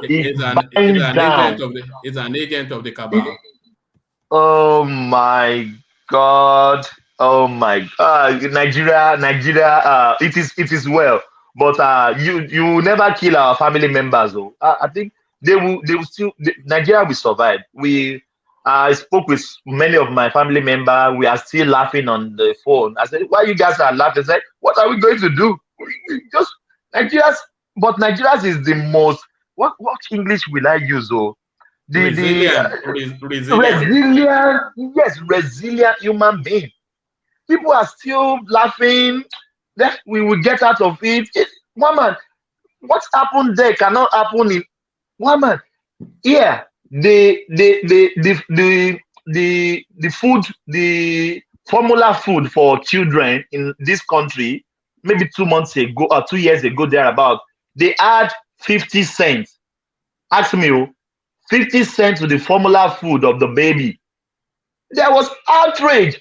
The second between 6 hours, they do what? They reverse it. Just 50 cents. 50 cents. And the mothers are already on the street. Between 6 hours, they reverse it. One man. So, but Nigerians, all these things, by now, they should have shut down all the government parastatals. Workers, what is NLCU doing? What is NLCU doing in all this matter, one man? The frustration, the agony, the anguish is too much. It's just, I hope Nigeria will survive before the election. All right. Let me take you to another talking point, Thomas. Let me take you to this space. Atiku sending retired generals to beg Kwakwanso to step down for him. So this is Buba Galadima. So a lot of spaces, including our space, we've always wondered why Atiku is never really present on the campaign trail. We don't really. It makes a cameo appearance at some satellite campaign where they aid him up a flight of stairs, and then he just says blah blah blah and then leaves. But then he's still confident that he's going to be president. But it looks as though he's playing politics of alliances and negotiation, especially in the north. So the pressure for Kwakwanso to step down for him if and when that announcement comes, is that fait accompli? If Kwakwanso steps down for Atiku, is that officially the announcement of a new president? Indirectly, Mama. Indirectly. Because Kwakwanso, at least Kwakwanso holds some state in the north. Maybe 3, Kano is the highest one. But in my opinion, woman, I don't think Kwakwanso is going to step down. I don't think so. Do you think he can withstand the pressure? Because they're a differential society in the north, and they respect hierarchy, especially religious ones. And Atiku is throwing from the mullahs to the imams and the emirs to the generals, is throwing all of them at this guy. Do you think he can withstand the pressure? He will. He will. Let me take you back a little bit. The day that stupid guy asked Kwakwanso that is he stepping down, or maybe he wants to go with Peter Obi, with Kwakwanso answer on that Chatham. Is he on Chatham House? Am I right? Yeah, you're correct. Yes, on the Chatham House. With that answer, Kwakwanso gave that guy. I don't think he's stepping down for anybody. I think he wants to test he wants to test the waters. Kwakwanso could be coming out after the Southerner finish their tenure, maybe 8 years. Kwakwanso is a big man. He could want to step in Buhari's shoes. You can't take that away. He's very educated. Give it to him. I will not oppose to Kwakwanso presidency, one man. As I always say about Shetima as well. But both of them, I like both of them. All right. Since you said you will not oppose to Kwakwanso's presidency, give us a hierarchy of the top 4 in terms of Thomas's preferences. A hierarchy of the top 4. Not from the north. No. The top 4 in the presidential race. So we know your candidate is Prince Adewale of the SDP, but you also know that he's not going to be president. But give us a hierarchy of the top 4 that are in contention. Who would you prefer, and then cascade it down to number 4, 1 to 4? Tinubu, are you talking of the one that I think they can win? No, a preference list. You said you would not object to Kwakwanso being president. So that then led me to that question. So give us a preference list. Who you prefer to be president, and then go 2, 3, 4. Yeah. Say from the four runners, I can go down. Okay, just abandon it. It's a simple question now, Thomas. Give us a preference list of the top 4 candidates. Your preference list. Kwakwanso, Atiku, Tinubu, Peter Obi. Just give us a hierarchy of 4. Yes, I will choose Kwakwanso. Not that is most likely to win, or that you would prefer. Yeah. I will not object to Kwakwanso. Kwakwanso will be my first. Right. Peter Obi will be my second. Tinubu will be my third. Then Atiku will be the last. I will never oppose to Kwakwanso. Did well in Kano. He did well in education, in everything. He did well. I will not oppose to Kwakwanso presidency. Come maybe 20, 30 something of anyhow. So it's to me, I don't think Kwakwanso is stepping down for anybody. With the answer he gave that guy in Chatham House on Obi's case, I don't think so. Atiku will try to tell him, and I don't think somebody can buy Kwakwanso with his high level of education, with high level of I don't think they can buy him out with money.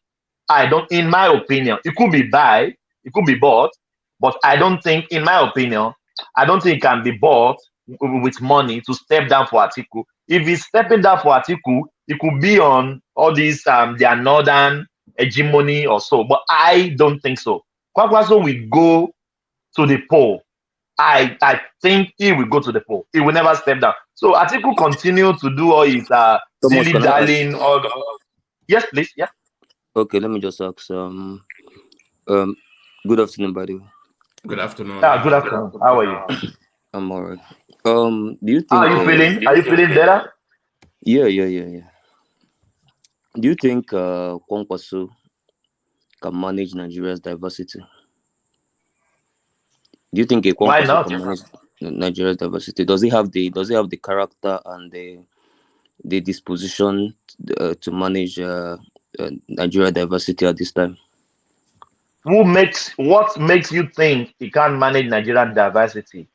Is there any No, indication, red flag? I'm just asking your opinion, not mine. My opinion. I've never seen him as a bigot, maybe ethnic bigot or religious bigot. I don't see him as so. I don't know him much, but at least with what we have heard about him, what he did in Kano, and I don't think so. He could manage the diversity, and I've never seen him doing ethnic bigot like Atiku, telling the northerner that don't vote the southerner, vote the northerner. I haven't heard from him. I don't think he have done that, in my opinion. So Can I cite? Can I I kind cite? of. Yeah, can I Yeah. help you? Let me cite one example for you, Thomas.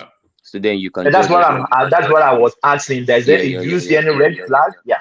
Let me cite this example for you. So, let me not go back to his interviews last year about how Northerners will not vote for Peter Obi. Let's leave that aside. But let's talk about his Chatham House.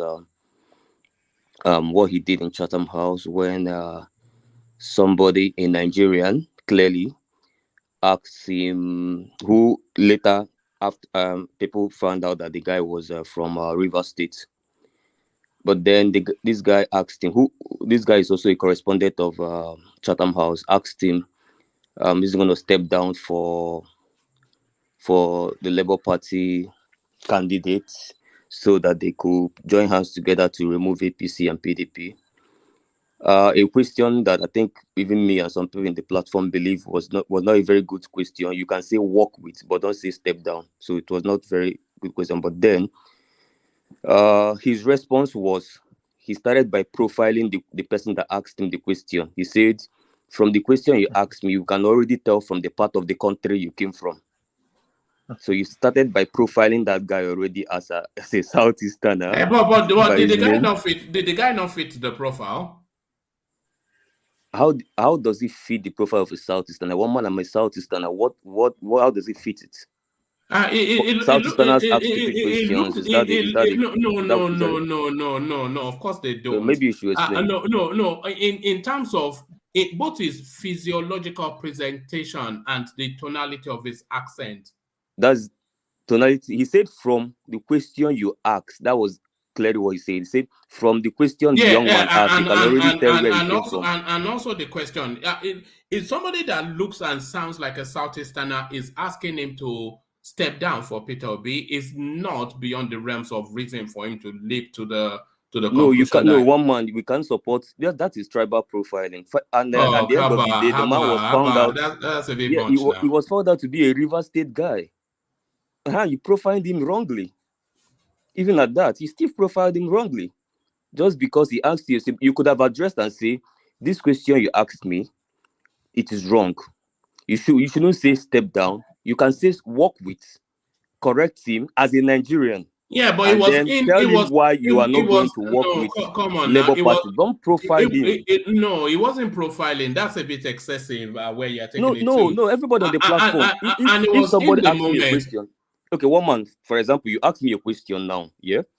Instead of me to respond to you, I'm like, well, from the question you asked me, I can already tell what part of the country you're coming from. So this is even coming from a laid down precedence of this man already. One man, you brought the interview. I don't know if you brought it here. You saw the interview where he was clearly saying that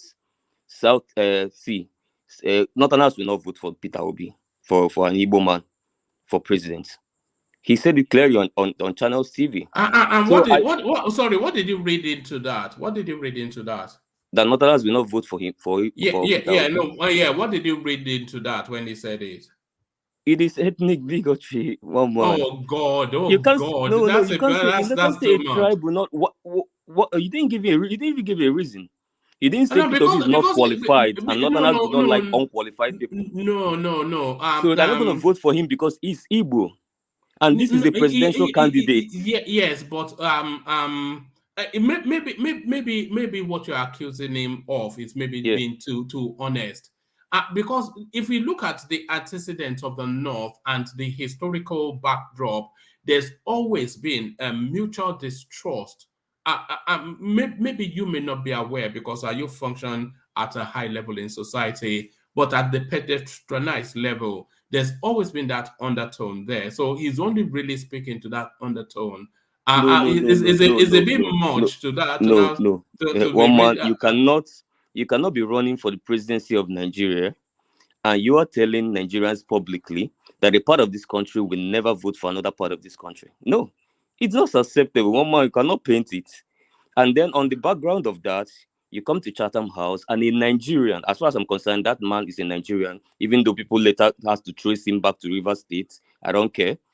But this man asks you a question. Labour Party is not is not from Southeast. Now, in addition, one man, even when he was after profiling the man, he still profiled Labour Party. And at the end of the day, he didn't even answer the question. What he was doing was ethnic profiling after another ethnic profiling. He was done profiling the questionnaire. He went to Labour Party and profiled Labour Party again and said Labour Party is an ethnic party. This is a man that is heading an NNPP that is believed to be a Kano party, profiling another party and saying that party you are talking about, that Labour Party, is an ethnic party and belongs to one ethnic group and all of that. That is the Southeastern party. Whereas this is a man that is only seen to probably win only Kano. That the NNPP strength is just not even tribal or ethnic, but only one state in the Northwest. Now, what you could do as a president, woman, you're running for the presidency of Nigeria, yeah? Your dispositions is what we look at. And I'm not the only one that share this opinion. Woman, you can go online, Arise, Channel, AIT, every single political pundit that talked about Kwankwaso's Chatham House experience highlighted that fact that was very disgraceful. The fact that he painted everything with ethnic brushes, every single question, and he can't ask one question. He can't answer one question without an ethnic coloration. He can't. He lacks the capacity to do that. I think you're being a bit harsh, but let me expand that question you asked Thomas. So Thomas, the question that Uptown asked you is if you feel that Kwakwanso can manage the ethnic diversity of Nigeria. But you've answered Kwakwanso, but just like you did just now, give us an ethnic diversity hierarchy and limit it still to the top 4. Who amongst the top 4 candidates do you think can best manage the ethnic diversity of the country? Give us a countdown from 1 to 4. Jagaban is the first. Jagaban is the fourth. He has which English will I use? He has done things that we know that is from the north, from the east, from the west, everybody like him. So Jagaban is the first.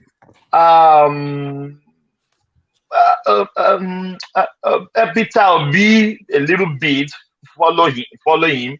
But if I want to go to that stupid WhatsApp message, I would say I will not want to. Do you think Peter Obi can manage the ethnic diversity of Nigeria better than Atiku Abubakar?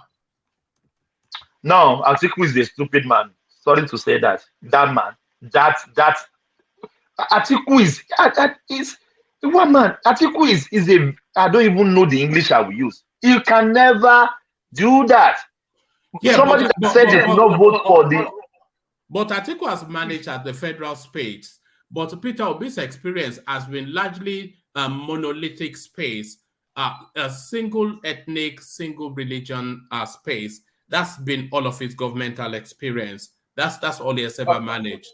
I think it's OBJ that managed that. It was OBJ's management of diversity, not Atiku. Yes, I disagree with you. Peter B will be Tinubu will be the first. Peter Obi will be the second. If I remove that but, stupid WhatsApp message. hold on. What is in Peter Obi's history that has ever managed ethnic diversity? But he has not been an ethnic bigotry, has he? No, He has not. He has not. Is even though I always speak when he's doing something wrong, but I will speak objectively. I've never seen him in a ethnic bigotry or no. Aside from that WhatsApp message, that one is still get me crazy every time.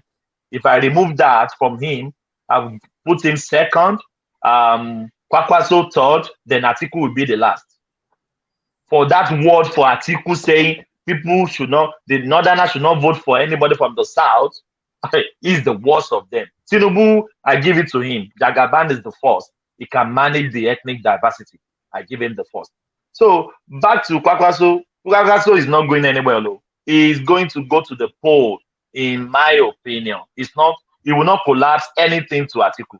With the Chatham answer that he gave that stupid guy, I'll call that guy stupid guy. That question is a stupid question as well.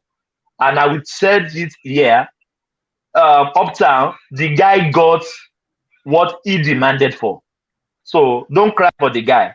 He got what he demanded. Why will you be asking a presidential candidate, not aspirant, presidential candidate of a party that is stepping down for another presidential candidate?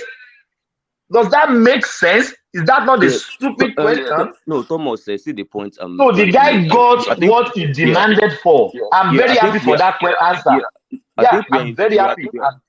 I think we are on the same page on the guy asking a stupid question, and I believe he should have been called out as a personality, as him, call him out. But at the end of the day, the people that got the shots was Southeasterners, not him, because they profiled him as the mouthpiece of Southeasterners, whereas the guy was not even a Southeasterner. So I think if you wanted to call him out, we have seen Obama answer stupid questions before. They call the questionnaire him out, not saying the people of Chicago, because you feel he looks like he came from Chicago. So call him out, Mr. So that you are. You asked the wrong question. This is what you should have done. Correct yourself, blah, blah, blah. Don't take it to an ethnic nationality somewhere in Nigeria going about their businesses. That's the point. After you said it before, I know your stand on that. No, don't let us beat that up about the bush. But to me, I love that answer. Because this question has been going on in circulation. Saying this guy is going to collapse. He's going to collapse. He's not going to the poll. He could be irritated. That moment, it could be his 5 minutes of madness. That is why he gave that answer. So people should stop that stupid question. It's a stupid question. Asking a presidential candidate of a party, of a registered party of the Federal Republic of Nigeria, asking him that he should collapse his own party to one party. It's a very stupid question. So I could say I can give Kwakwaso maybe leeway. Maybe he expressed himself. Maybe they said they normally have 5 minutes of madness in 24 hours. That is the 5 minutes of madness of Kwakwaso. But people should stop that asking those stupid questions. Election is just around the corner, and you are asking a person that came to a Chatham House that other presidential candidate has been there as well, asking him to collapse his own party to one party is a stupid question. So the guy got. Thomas, I understand. I think I understand. You are just going back. I will not change my position. No, I'm not telling you to change your position. I'm only trying to cite an example for you, because when you go to Twitter, Mikano supporters, that is Atiku supporters, they're now calling. Which one is that not ethnic profiling? Are you Mikano, look at that? Mikano has nothing to do with people. ethnicity. Are you not ethnic profiling now? Mikano has nothing to do with electricity. Mikano is the generator name. All right. So Mikano boys, as they call them in Twitter, and then that's it. Atiku supporters, I suppose, or articulates. They are now calling them a new name since 4 months ago. If you're on Twitter, you know they're calling them step down transformers. Do you know why? Because these guys cannot tweet without asking Obi to step down for Atiku. Step down. In fact, I'm not calling them step down kings, step down laws, step down transformers, because step down is like their famous phrase in these electioneering. And I've not heard Obi come out one day and say, "I'm tired and weak. Why will you always want me to step down for articles? This is just why will you want me to?" No, they have their opinion. Step down. That's your own. Once you have addressed it, I'm not stepping down Hold in on, this. Uptown. But Hold on, Uptown. let me Uptown, land, hold on. please. Can I? I want to bring that guy up because you've referenced him twice now. The way the question was crafted was what elicited the response. Let's Wrong remind question. ourselves. I agree too. Yeah, let's remind ourselves. So that there he is right there. So let's come here. The way he crafted the question was let's. Given that your campaign strategy and Hey, one final question. The gentleman in the corner there. Yeah, you, sir, with the green jumper. Yeah. Yeah, my name is Duke Uputa. I am an independent political analyst and also a Chatham House member. Senator, given that your campaign strategy and promises are very similar to that of Labour Party in many ways, and your main objective is to stop the extraction by the two major establishment parties, is there any circumstances in which you will step aside and cooperate with Labour in order to remove the current extraction in Nigeria? Thank you. You notice that the moderator even laughed. So alarming was the Yes, he was so alarmed. One man, as well. he nearly cancelled the question, but he can't even do that. Hold on. Question you received. We did get several of those virtually also. So just a number of people thinking same thing. Thank you very much. Let me start with the first question from Mariam Garba from Newcastle.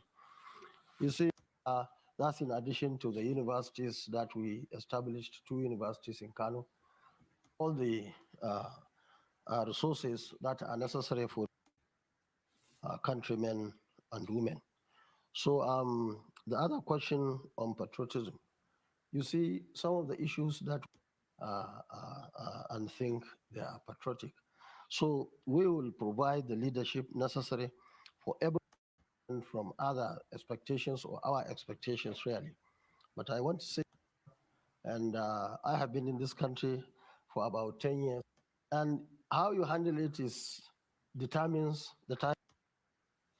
We want to have one solid country that everybody, even the biggest enemy, have a united Nigeria, because they believe that we are doing ethnicity and religion. That's the difference between Labour Party or other unions going on unnecessary strike. The issue of Labour, you see, that's the problem we have. The gentleman who stood up there, I'm sure he comes from a particular group or a region, without even asking him, just because you saw, if you have a party, which. All right. So it looks as though you reinterpreted somewhat what he said uptown. That gentleman, he comes from either a particular group or region. So of course the guy wrapped around the obedience space. So maybe you you misread what was being said. But Thomas, there it is. Sometimes and he didn't even say Southeast. Yes. He said it came from a region or a group of people. He didn't say Southeast. So why are you coloring? Why are you changing what you whether said? it's Southeast or not, he talked about, he profiled him to a particular region. It was unnecessary in the answer. See what I'm talking about, Thomas. When you are about to lead a very diverse nation, and and this is not on isolation here, I could cite for you other 3 or 4. If we give time to it now, we can bring other 4 or 5. No. Let's not. And I won't do that. I'm just saying I could. The way the disposition of this man, the arrogance, where I think Mr. Alexander Gomez calls it the arrogance of the North. That's how you choose to understand it. But me, I don't care. I don't know what arrogance of the North means. But what I know is that you're going to be president of Nigeria. And if you're showing dispositions of a supremacy of a particular part of Nigeria over another particular part of Nigeria. I don't know how that is a disposition that suggests you as a unifier in a time that the country is so divided. All right, thank you. So Thomas, round off your thoughts on that space. You were speaking on pressure mounting on Kwakwanso to step down for Atiku Abubakar. Atiku sending retired generals to beg Kwakwanso to step down. So you have no anticipation of that happening, was what you were saying? No. I don't have that anticipation. I hope, in my opinion, Kwakwanso will go to the poll. We need, everybody needs to know their base, what they can gather. Peter Obi, we know what APC and PDP can gather, so there is no equivocation about that. But Peter Obi, how much he can gather? Kwankwaso, how much? Showore side, how much? Let's see everybody. Let's see how much their popularity. Let's see all this their noise everywhere. Let's see how many votes they can gather. So Kwankwaso will go to the poll. In my opinion, it's not stepping down for anybody. That is my submission. Thank you. All right, brilliant to oppose. Always to oppose by Thomas. Let's see if Ajanle Koko is ready. So Ajanle Koko, are you there, or do you want us to give you a moment more? Yeah, I'm here. All right, brilliant. Good to have Ajanle Koko. So at 24 hours, a long time in politics. Just as early as the weekend, we were discussing the possibilities that the 10th of February, not a tenable deadline for the Naira swap, just because we're getting the feedback from Nigeria and the whole place is just up in chaos. So the Supreme Court steps in to put a temporary measure and add an additional 5-day buffer. So what are you then making then of the Supreme Court stepping in then to insulate the people from the government? Yeah, thank you, Woman. Greetings to our listeners around the world. Click on the like button. Share and subscribe if you haven't done so. Supreme Court ruling, I think, is appropriate. Supreme Court sometimes we take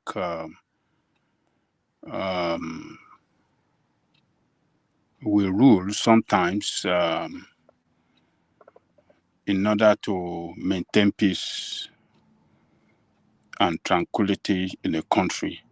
So I believe that justices in Supreme Court have seen what is going on in the country and haven't considered the petition and the suit, rather, by the governor as tenable, meant for peace to reign in the country. And,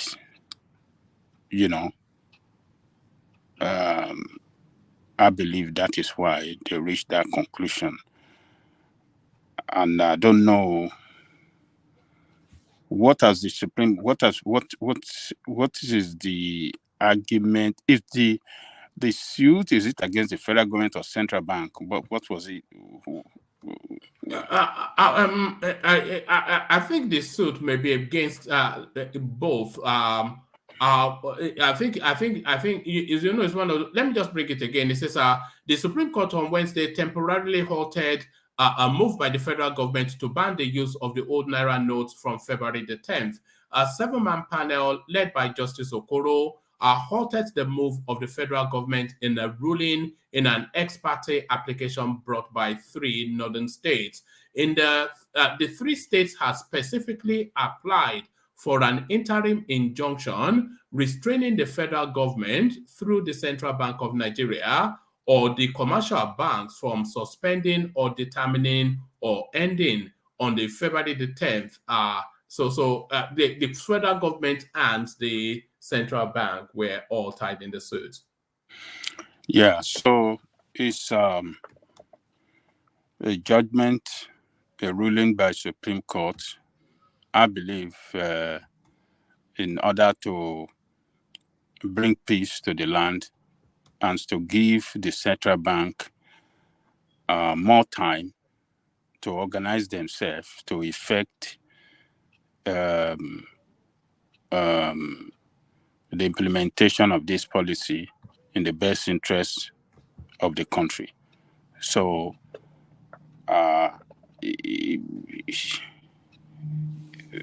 the governors, we have to see them as the head of both the administration and security management of their state. So when the government at the state level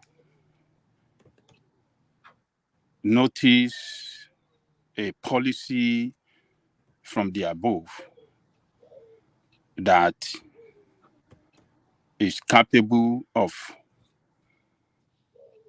threatening the peace and the security of the state, they have the constitutional right to take the federal government or any government or other agency within the government to the court for, to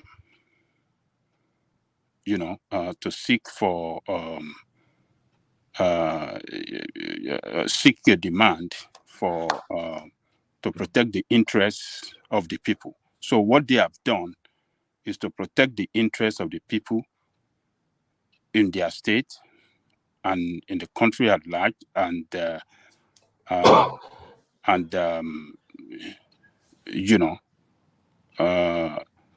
think that's what they have done. So they have done what they have done is to carry out some of the important responsibility that they have to deliver for peace to reign in their state and possibly for the country as well. So there's nothing wrong with what the governors have done. Do you see the federal government abiding by this ruling? They will surely abide by the ruling because we are practicing a constitutional democracy. They have carried out a constitutional right.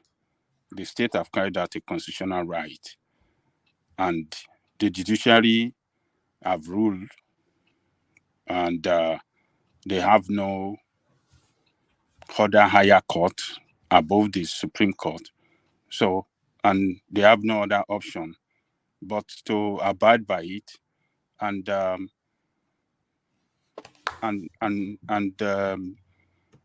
do as been directed by the Supreme Court.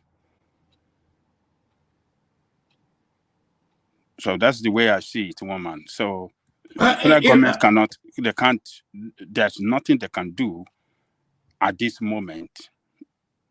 It's a ruling by Supreme Court and they have to abide by it. That is the highest court of the land, and they have no other option but to go by the ruling of the Supreme Court in order to effect the meaningful implementation of that policy. The IMF has also come in to mount pressure on the federal space that they have to extend that deadline just because of how it's impacting on transactions and the people. And Tinubu has come out he congratulated the state governors that went to court and also at the advisory from the IMF. He went on to describe the policy as a fire brigade policy by the Buhari administration.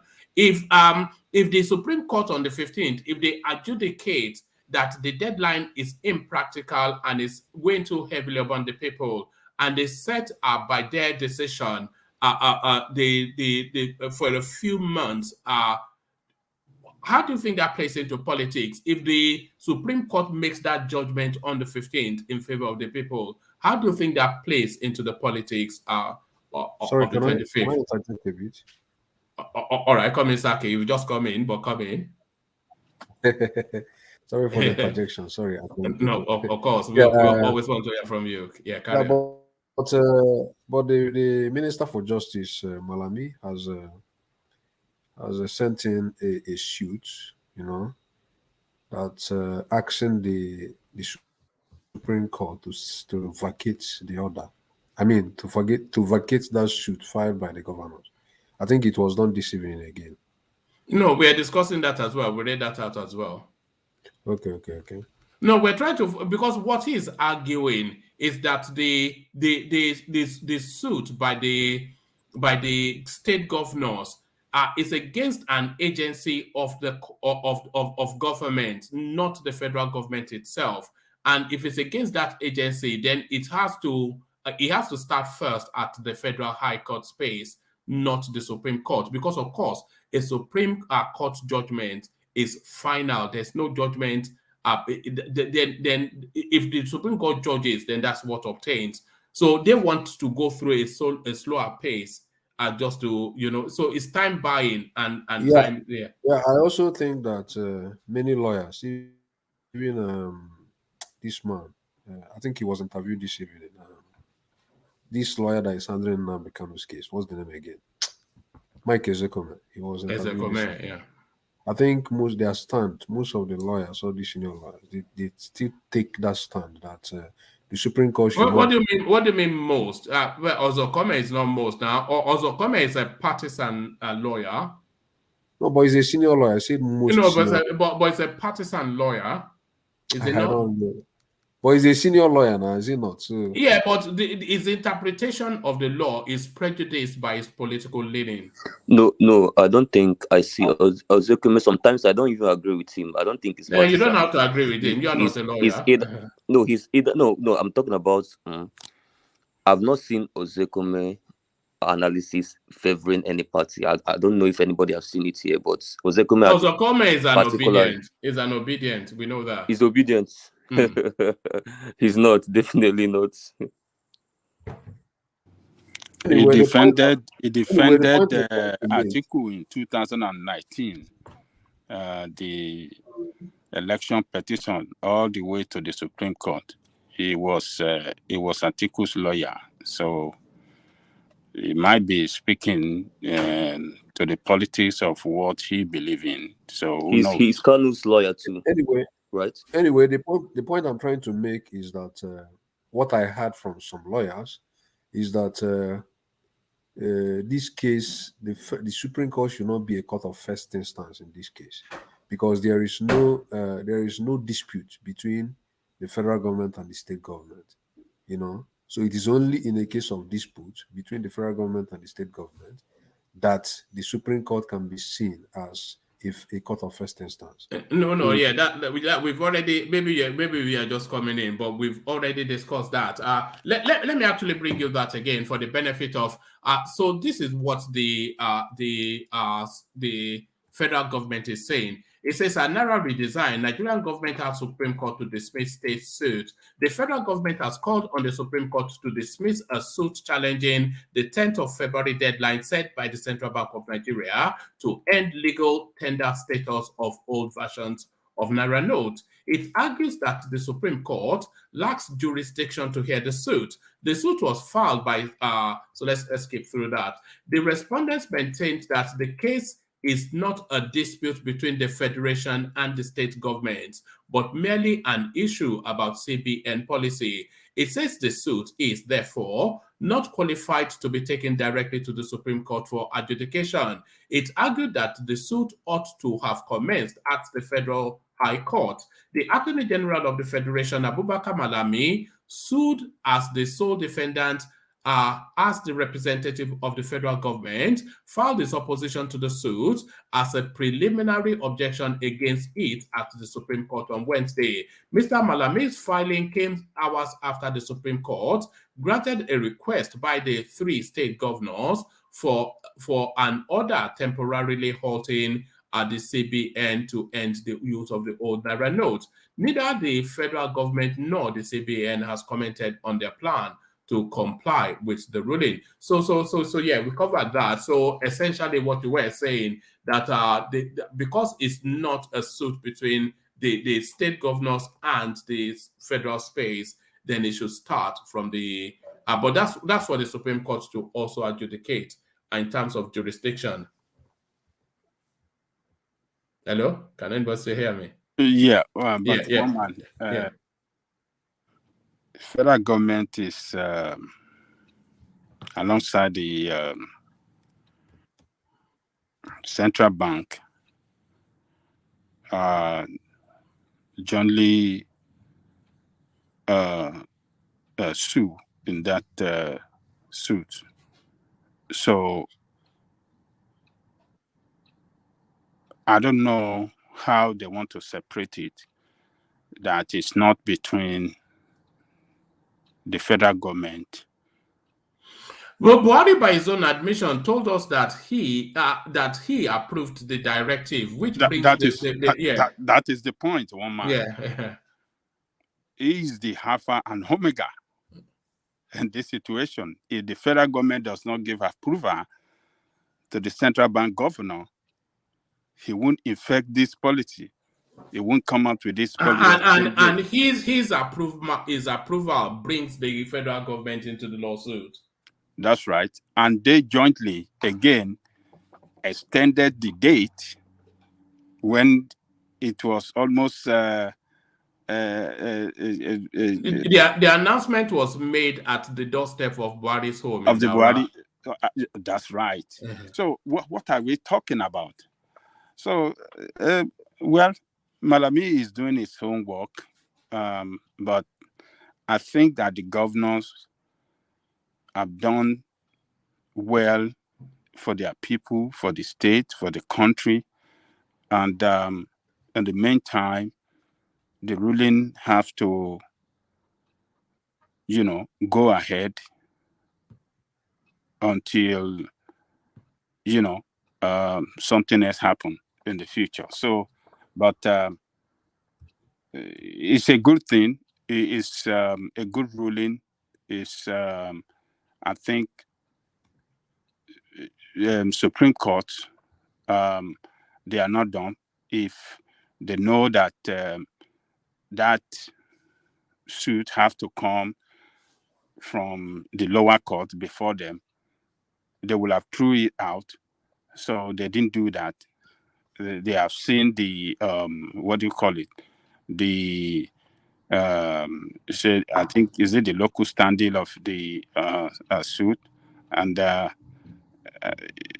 Abubakar Manami is just resisting on the basis of what is best known to him, not on the basis of if the Supreme Court if they adjudicate on the 15th that the impact that the currency change, because when they come to their judgment, they have to look at global precedents and then the impact on the Nigerian space. If they adjudicate that timeline is impractical and the impact too hard felt by the people, and they jettison that timeline and set their own timeline, how does that play into the politics of it?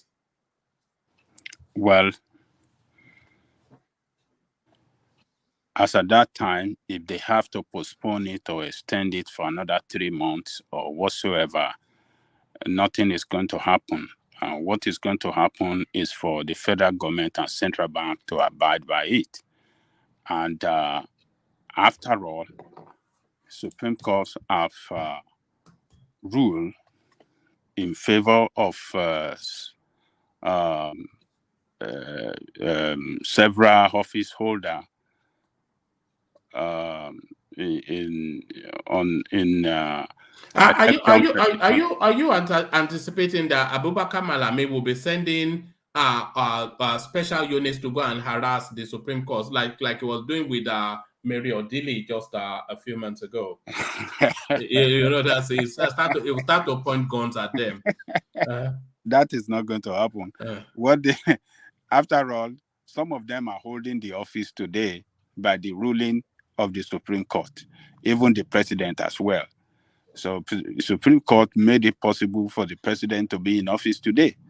So, and several state governors, several elective officers in our country today is by the power of Supreme Court that made them to be. Yeah.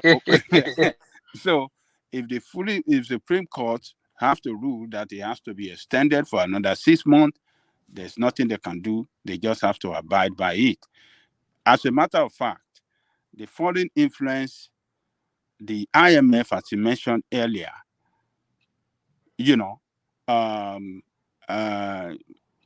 coming out strongly against this, the poor implementation, and this is enough to tell the federal government that what you are doing, central bank in particular, that you are not managing this thing well. And this is what some of us have been saying. And this is what, and that is what Tinubu as well and Rufai have been saying, that this thing is not well implemented. It is wrong to put people through this kind of pain. It is wrong for people not to have access to their money. It is wrong for people to suffer for their money. So IMF, they have to consider Supreme Court would look at the position of IMF. I believe several governors will join later in this, and other interest group and Nigerian people.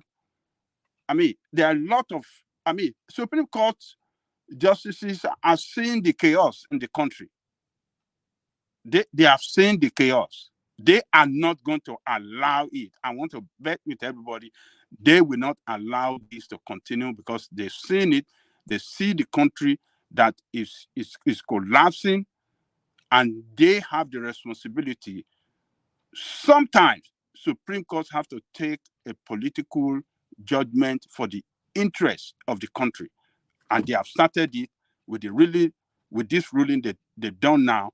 So the later one, I believe they will confirm it in a big time, so that Nigerians can have peace, and common people will begin to have hope again. Ajale Koko, who stands to gain politically if the Supreme Court does extend it by an additional 3 to 6 months? Who stands to gain politically in terms of the presidential race, elections to come? Obviously, it's going to be Tinubu, because Tinubu is the only one among them, other than Showore, that have been from day one, that they said they announced that they're going to change this currency. Showore has condemned it, that it is nonsensical and it's not going to work. And this is what we have seen. It is absolute nonsense and it's not working. Showore have said that from the beginning. Now Tinubu, at the middle of it, came out strongly that this is absolute nonsense.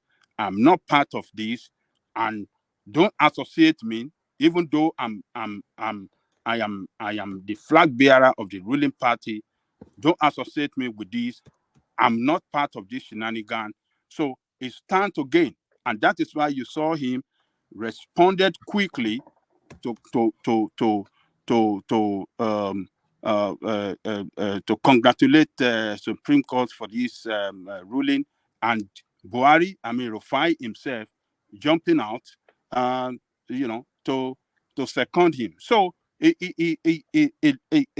depends on how they manage this Supreme Court ruling. If Tinubu and his team can package a very strong statement to Nigerian people to show Nigerian people that look at what we said, that is not working, that is not good.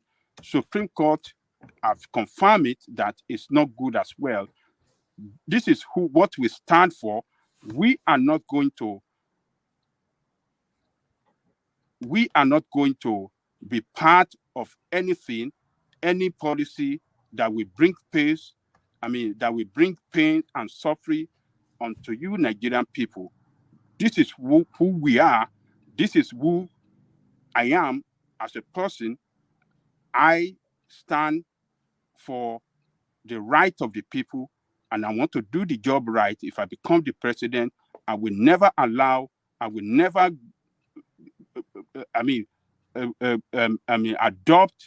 any policy that will put pain and suffering on you. If they can really package a message that they can shoot at in a very effective way, I think it will resonate with Nigerians that, yes, this guy, among all the front runner, as they call them, is different from them, is courageous, standing against this president, and is standing by the people for the interest and interest of the people rather. So his team have to sit down and come out with a strategic message that they can push out there effectively, to promote him, because the others, particularly the obedient, that have been lying everywhere that it was because he couldn't have money to run his campaign or to effect vote buying. That's why he's crying. That's why he's going against this thing. They should be able to, come out with that message to show Nigerians that, look, these are the people that doesn't really care about your suffering and pain. Know them. They don't stand for you. They are liars. They hate you. They want you to go. And they should caption that message. Jolly Coco, can I ask you a question? Let me finish. And they just caption that interview that Obi said that Nigerians have to go through pains for this thing to succeed. For us to have a good implementation of this implementation of this policy, Nigeria have to go through pain. They have to capture that moment and push it out there against them for Nigerians to really do it. They have to run it on their on commercial 24 hours. And that will only be effective if they are able to push back this policy. But I think Des' interjection, Des, you wanted to come in. Yeah, so Ajali Coco, the first, let's say the first scarcity has been going on for a very long time. There's so many things that have been going wrong in Nigeria. Why can't you ask yourself, why haven't these politicians come out like they are coming out now to fight the federal government? Why? Ask yourself that question. So can you answer me why, please? Because the impacts on them politically, that's why. Because now they are so in play. that means they are just doing it for their own self-interest, not for the people. Yeah, but everybody is doing everything for their self-interest now. Other than that, look, the price we are buying the fuel now is not the price they were buying it a month ago when you are in Nigeria. The price now is outrageous. A lot of places, people cannot even travel from one place to the other. Vehicle are not working because they couldn't get the fuel, and the price is so exorbitant that people doesn't even have the money. They don't even have the money to buy. And the Naira scarcity is a new phenomenon. And the new phenomenon that have pushed up the price of this fuel, and life is so miserable for Nigerian people. You were in Nigeria, you didn't go through pains like this a month ago. You didn't buy gas. I did though, Ajali Coco. Hold on. Ajali Coco, listen, I pay for VIP. Listen, in free station. Hold on. Did you buy gas for 600 naira a liter? No, I did not. That is what they are buying it now. The problem is, that is the amount they're buying it now. The problem is not the price. The highest then was 200 naira. The highest. Because The we're in problem Nigeria, wasn't the we price. went Jump to from Nigeria. 200. How can you jump from 200 naira to 600 naira to The 500 problem, naira? Some places they are selling it 700 naira a liter. 800 I per mean, what are liter. you talking about this? And you said Tinubu speaking up against this. Oh, it's fighting for his own research. Has it been so bad like this before in the history of Nigeria? Within just 3 months, I mean, Ajale 3 Koko, or 4 weeks, 3 weeks and 4 weeks Ajale Koko, time. Yes. please don't confuse two things. Everybody is talking against the issue of scarcity of fuel. Who are What those we should people be talking talking against about? it? Who are No, those people? Peter Obi is no, wait. not. Peter Let me Obi is finish. not. Let me Who are finish. those people? Let me finish. Everybody is talking about scarcity of fuel. Peter So Obi is not. Be let me finish. specific. Who are Let me those people finish. I will talking speak. about it? It is not only Tinubu that have said about it. Okay, mention your candidates. Mention it. Every other person. No. Let me tell you. Every other person in Nigeria has been talking about it. So forget about that one. What we should center now is the policy of the Naira design. So the question I want to ask you is that, Hold on. You can't divorce the two now because the no, it is scarcity not of the no this hold one that on. caused this one. No, Ajane Koko is saying it as if it is this one that caused it. can you hold on? Because Thomas was in Nigeria at the same time as Des, and he's telling us, and Des also probably will confirm that they were selling petrol for round about 200 I bought fuel in Nigeria at 350. Yeah, but they are selling it now just suddenly within. In fact, you were there later, so you were there about 3 weeks ago. But they're now selling it at 700 naira thereabout, which wraps around the scarcity problem. So it's a new phenomenon. So what I'm saying is that even by December time, people are complaining about the fuel. I complained about it when I was in Nigeria. Everybody is complaining about it. Yeah, but it's unbearable now. It's unbearable now because of the Naira redesign. It's not the Naira that caused the fuel scarcity. It's not the Naira that made it unbearable. These are two different phenomena. No, it goes together. They are interlinked. No. What I want to ask Ajane Koko is, last year when the CBN announced this very policy, last year, you were here, Ajane Koko. You came here. We analyzed this very policy, and you were the part of people that commended the CBN for taking that very good attempt. Looking at when you were analyzing the possible impact it's going to have in future on vote buying and on terrorism and the other things. You understand what I'm trying to say? You were here. You commended them. So now stop saying that this person, all these politicians are talking about this because of their self-interest. That is what drives them more to talk about this. Because but if they are, what if their self-interest aligns with the benefit of the people? If you are saying, do you think it aligns? Hold on. If you are saying it does. Do you think it aligns? Because it doesn't resonate among the obedience. Yes, because the obedience have a pecuniary outlook on the thing. No. Because they believe the obedience are hopeful that the backlash against this will favor them. No. So that's the obedience. The obedience Sorry. believed. Hold on, Michelle. The obedience believed that this very that the reason the politicians are going against this is because it is going to frustrate them from buying votes. So that's naive. That is what that's the obedience naive. feel about it. No, that's naive. That's naive. That is that. Are you saying no, it's naive because the politicians have already swept up their vote buying money.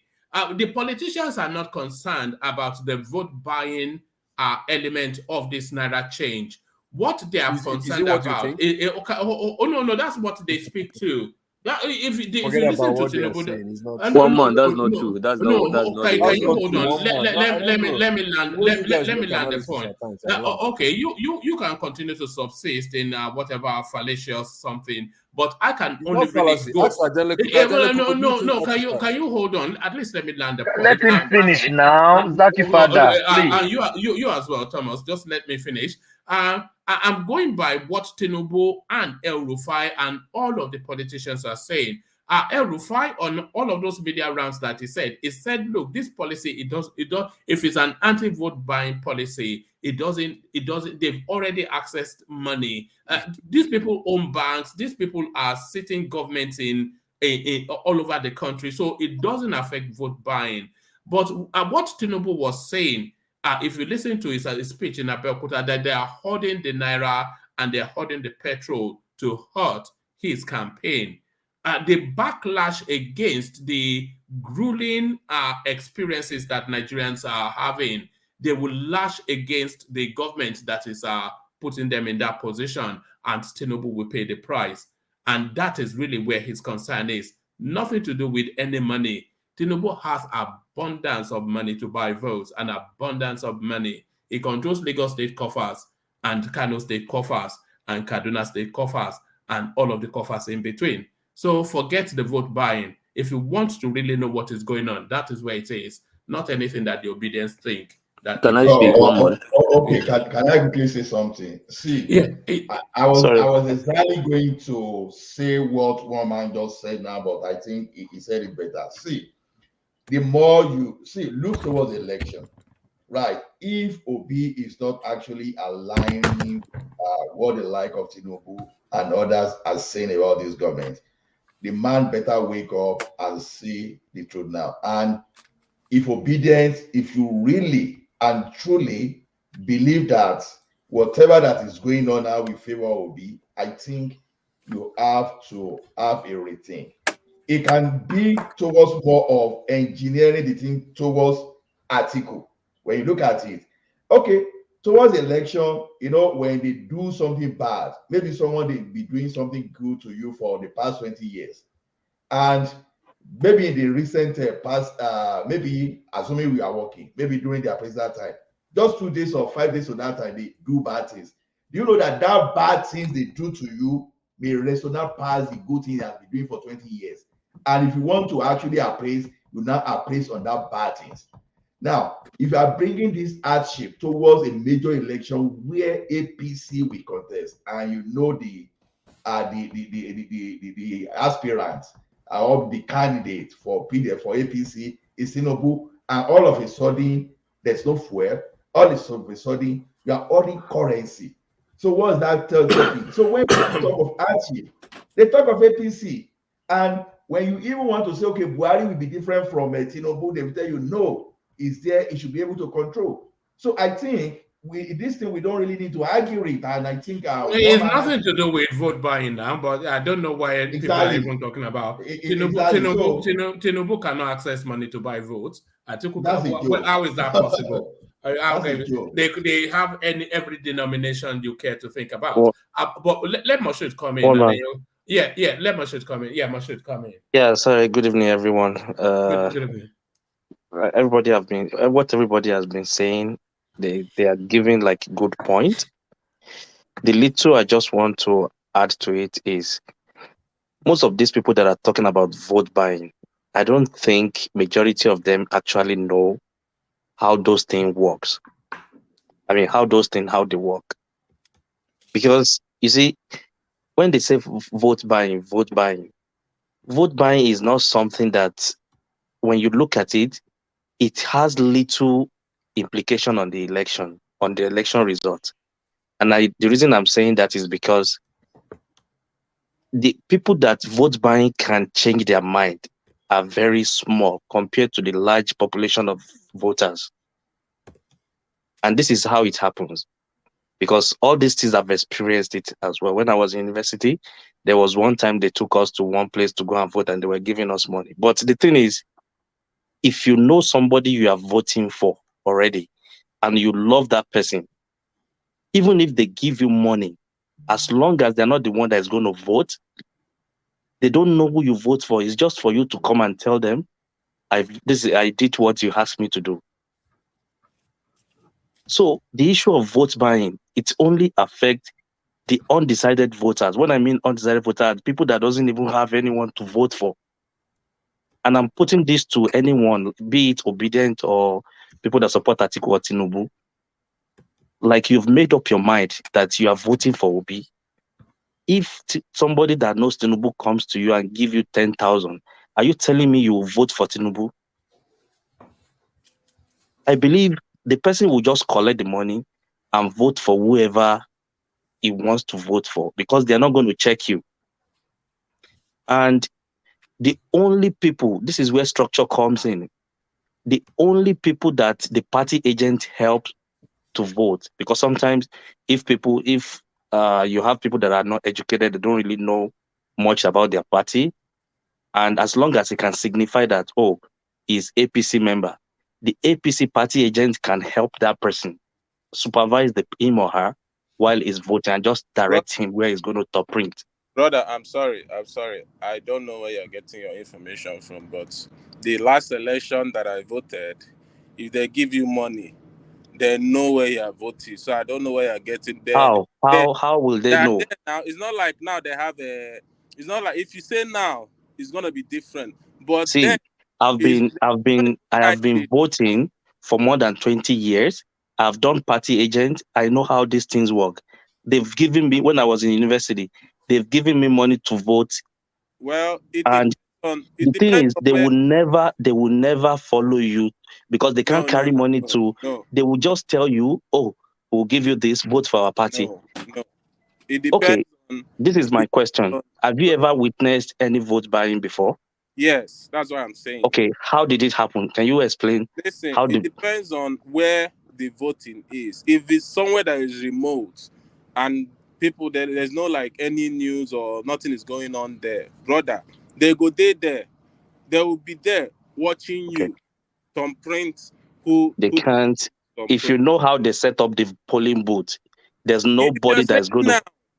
I understand, but then, brother, that one is, I don't know where you're getting your. But I've just asked you a simple question, like, do you know how because polling booths, they don't allow 3 people. The only person they allow is whoever is voting and the party agent.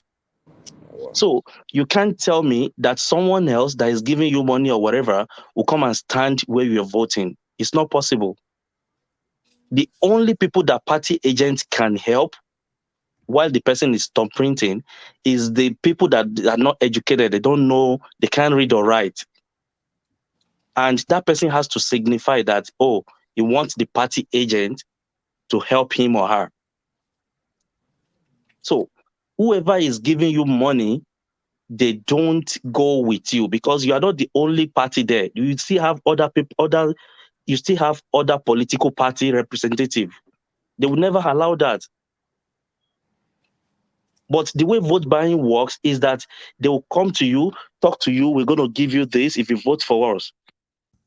Some of them, they don't even give you the money until you come back and show them that you voted. And sometimes they have something to clean, because they used to give us that ink on our tip, on our nails, just to mark you that you already voted. Sometimes they have something to clean it up. And you can even go again and again. That was how it used to happen. No, all right. And you, of course, are a former polling agent and, of course, a voter. But thank you. So, Ajale Koko, back to you. So, Ajale Koko, back to you. And in your narrative, sweep up to the space. Let me give you this headline. It says, continue to spend old notes. Tinubu will reverse decision when he wins. So this is the instruction and advice of El Rufai to the indigents of our Kaduna state. The election, whoever is going to be the next Nigerian president, is all wrapped around this Naira policy. Continue to spend old notes. Tinubu will reverse decision when he wins. El Rufai instructs the indigents of Kaduna. Is that on the borders of treason, what you just said? One man is a political statement to, cool down the tension, to give assurance to the people that you can continue to spend your old note in compliance with the Supreme Court ruling, and that our candidate that love you, that want to protect your interest, that is speaking up.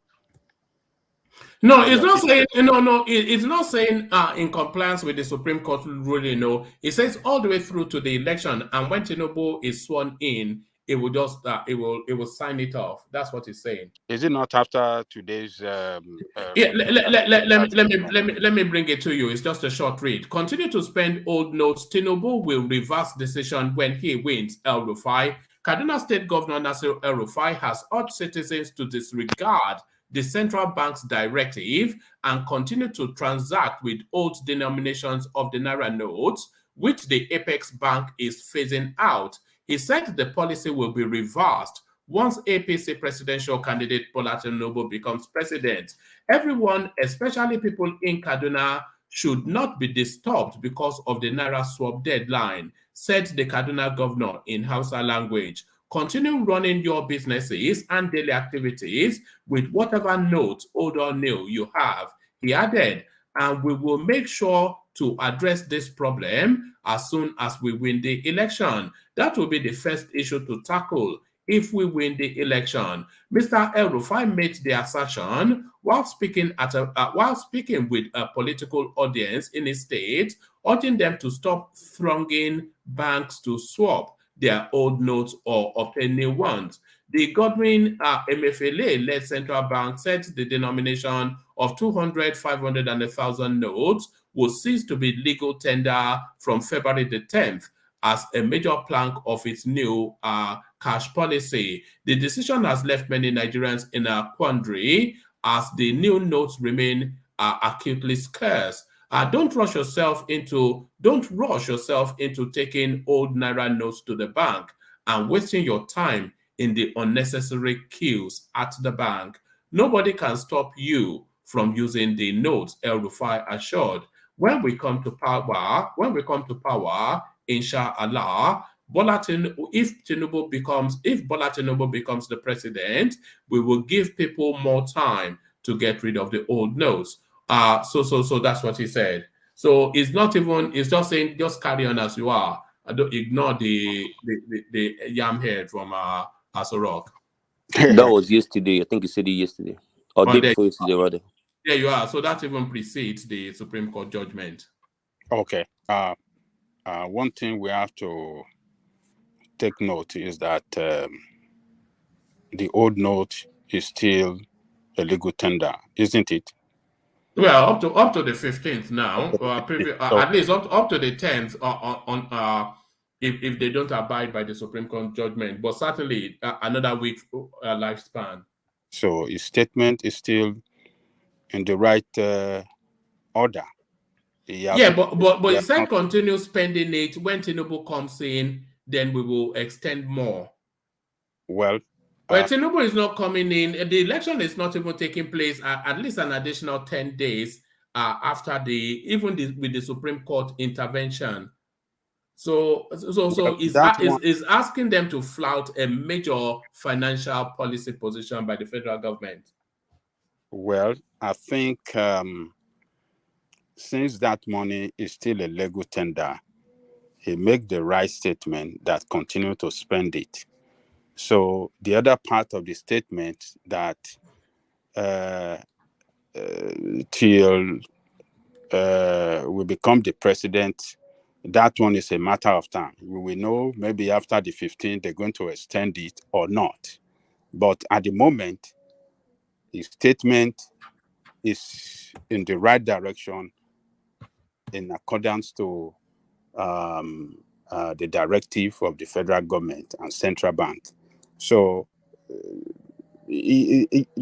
politicians sometimes will make a political statement in order to market their candidate. So what he was doing is to market his candidate that, look, we're on your side. We will make it work better for you and in the best way that you expect it to work. That is what we are going to do. So it's using this moment to campaign to his people. He has seen the dissatisfaction of the people against the policy. So he have to say something that can give them assurance that his candidate is with them in this struggle, in this pain, feel their pain, and is ready to make it work for them. So it's a political campaign. It's a political statement, a campaign message to the people that my old man will make it work for you, the people. So that is what he was trying to achieve. And he has delivered the message. It is we that will start to analyze it and break it down and chop it the way we want, analyze it in, literally. Okay. So what if the people of Kaduna State take him at his word, at his literal word, and there's no reason why they should not, and they continue to spend the old currency past the legal tender date, and Tinubu does not become president? What happens then? Obviously, one man, before the 15th, new information will get out, and the people will hear it loud and clear. Look, these northern people listen to the news more than us.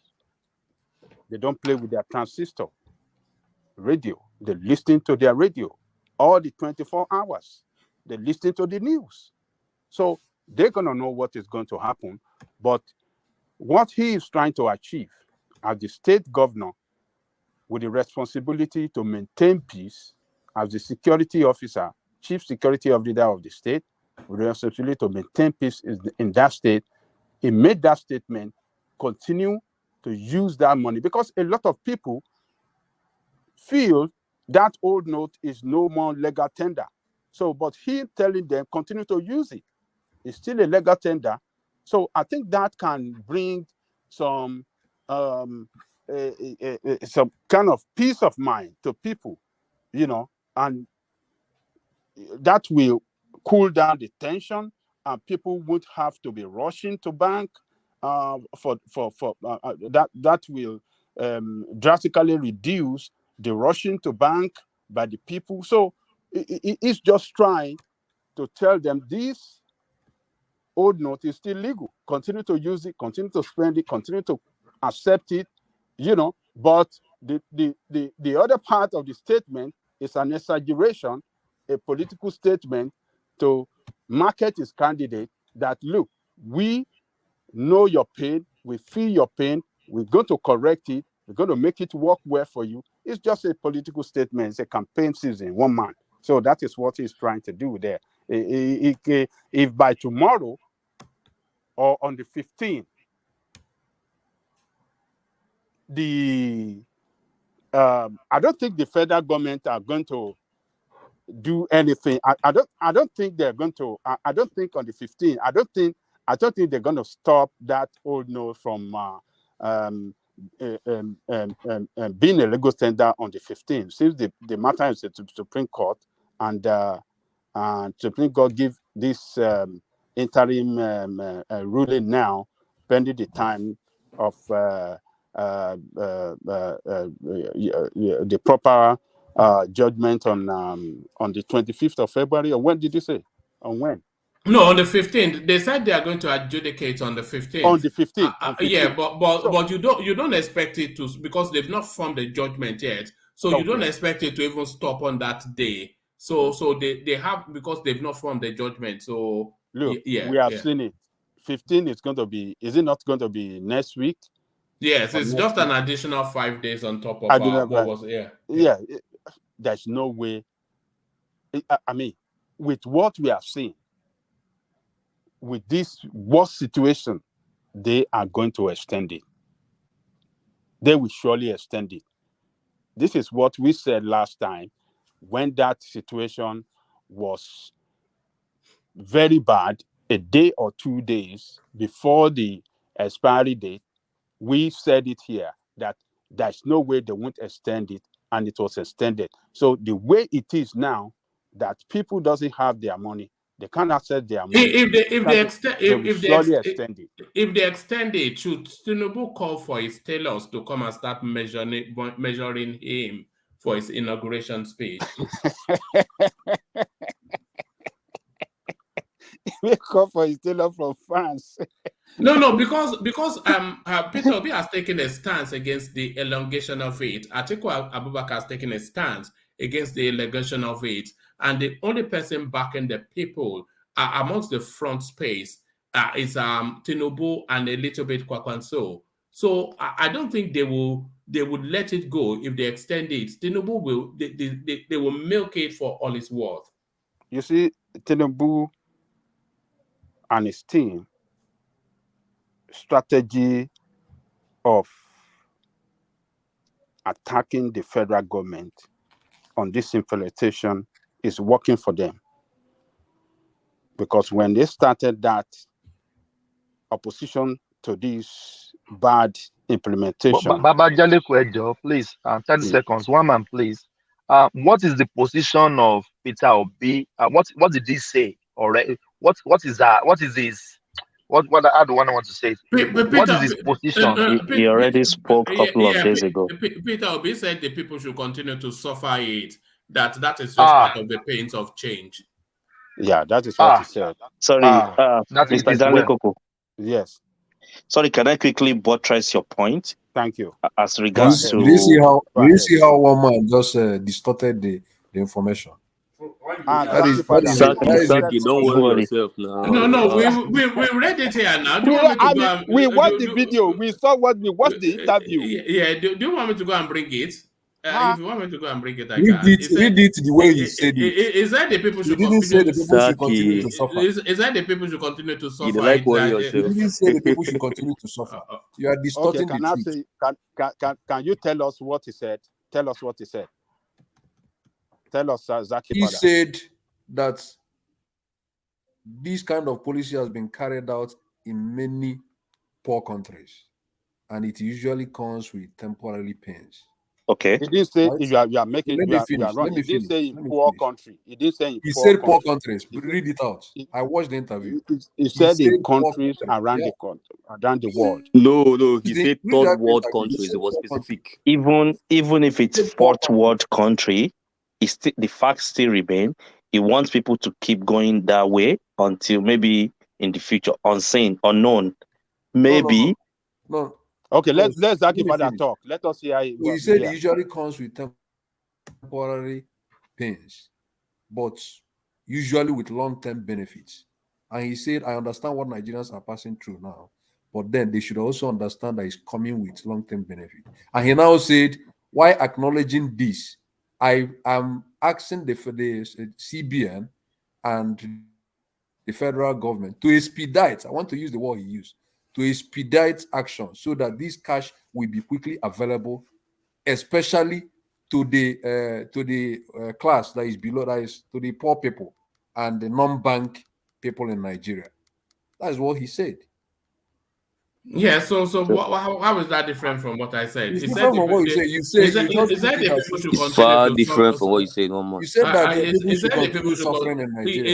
Is that not? No. One man. This is a public part. He said. He said the people should suffer and die. He said. Okay. Can I make a contribution, please? He said it comes with a long-time benefit, but people will go through short-time pains. That is what he said. Please, meaning that we have to go through pain to achieve that long-time benefit. That is exactly what your mentor said. That go through benefit. I mean, this short-time pain for long-time benefit of this thing. That is what he said. So, Ola, you can say something if you want to. So now, Shaggy Father and don't let us trace the word. If someone paraphrase a word, that is exactly what Obi said. So don't let us even go to analyzing lexical or whatever. And saying poor country or whatever. See, if something happened in a country before, and you call it a poor country, when you analyze it, what were the impact? Did it really change anything? Because number It one, changed a lot in India. I was alive in 1984. Don't tell me story. I said I was India. I like, didn't say in I was 1984. born in 1984, and even though I was still young, but not a total kid, especially when you have learning parents. So forget those story. The question I ask is this. Now, when you say someone should go through pains, what type of pains? Like pains that you simply need money to buy food and you cannot buy. So, like maybe you quickly need currency to buy some medications and you cannot buy. So, just for your own political reason, so the pains now is what people should endure. Why didn't you do this earlier on and give people enough time? Now, is what Nigeria CBN doing? Is this the global standard? So why the rush toward a It is a particular? standard, my brother. It's a constitutional standard. No. You don't speak No, to our things. constitution. Sorry. Do you One mind? man. Let's read our constitution. Don't forget the constitution. Don't speak to Okay. things you don't know. Okay, hold on. It's not the global standard. The global norm is a baseline of 12 months. So nobody is. How long did India give? How long? 1 month. How long did India give? Let me read out Peter Obi's commentary. It says, reacting to the ongoing groaning of Nigerians on his Twitter page, the former Anambra governor said, the currency redesign is not peculiar to Nigeria. It is an exercise that comes with some inconvenience and pain, but it has significant long-term economic and social benefits, even though there are improvements that can be made. So there it is right there. It's an exercise that comes with some inconvenience and pain. So the people should continue to suffer it. What is wrong about this? Read the full thing now.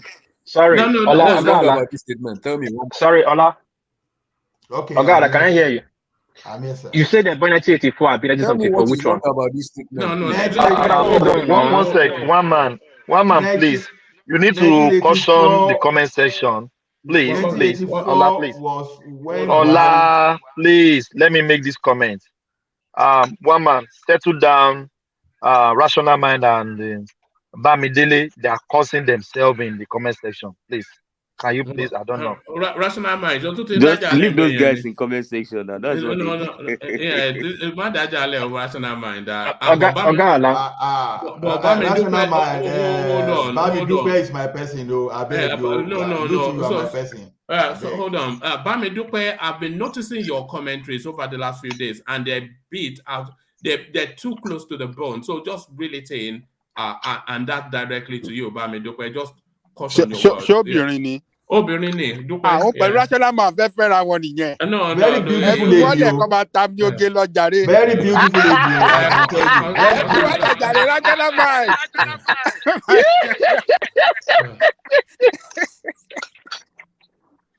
Ola. Yes, sir. You said they're born in 1984 or 1974. Which one? They're born in 1984. Is that what you heard? Where are you after the time where they're born? What does that matter? 1990. No, I mean, Jalico, I'm going to collect the verb from some people for this platform now. If they're born in 1984. You don't hear the thing where you talk. You don't hear the thing where you talk. Let me ask where. I'm not here to do age competition. I said I was not a kid. I was maybe small in 1984, but I was not a kid. Oh no, I'm not here. I'm not here. That's why they ask again. I'm not saying I just ask again. When they announced, I know say they're born in 1962. So I mean, we'll ask. It doesn't matter. I'm a type of kid that like Beboru. As a kid, I like Beboru very well though in politics. So my parents were educated. So this Buhari, for example, that time he changed currency too. And if you go back to read the history, he gave only 2 weeks. Now, when someone is saying it has a very long-term benefit, tell me, what benefit did that give Nigeria when they changed the currency in 1984 and you gave people 2 weeks? What happened? The aftermath effect we saw was that Buhari crashed the middle class. Whether it was that thing that totally responsible for that time, but you can relate to so many bad things that happened during that time. What follows some kind of policy? You started retrenching people from the civil service. And by the time we got to 1987, 1986, 1987, the Nigerian currency started losing its value. So if we are talking of long-term value, I think that it normally should have strengthened Naira if you want to take it from a surface like that. But unfortunately, it takes Naira redesign and currency change to actually improve your economy. So currency change majorly is to guide against counterfeiting and to try to retract some kind of currency back from circulation so that the bank will hold on to enough money where they can use to lend out to refinance businesses. So now look at our own situation. You are claiming that this thing is going to help masses, and we don't even know how much the federal government will print again to finance the next budget. On one hand, you are taking the currency back. On the other hand, you are printing another currency to finance your current fiscal year, financial year's budget. So when Obi speaks sometimes, you need to be very careful that you are not just picking. Can I tell you the long-term benefits? No, don't tell us the long-term benefits. No, let me tell you because, the long-term benefits. Sorry, the conversation, we need to move it on. Adane Koko, please round up that space, and then I'll go on to the next contributor. Yeah. Okay. And by the way, we all know the long-term benefit because we are not illiterate, but carry on, Adane Koko. No, you were speaking on El Rufai's advising people to carry on spending the Naira. El Rufai have not said anything wrong.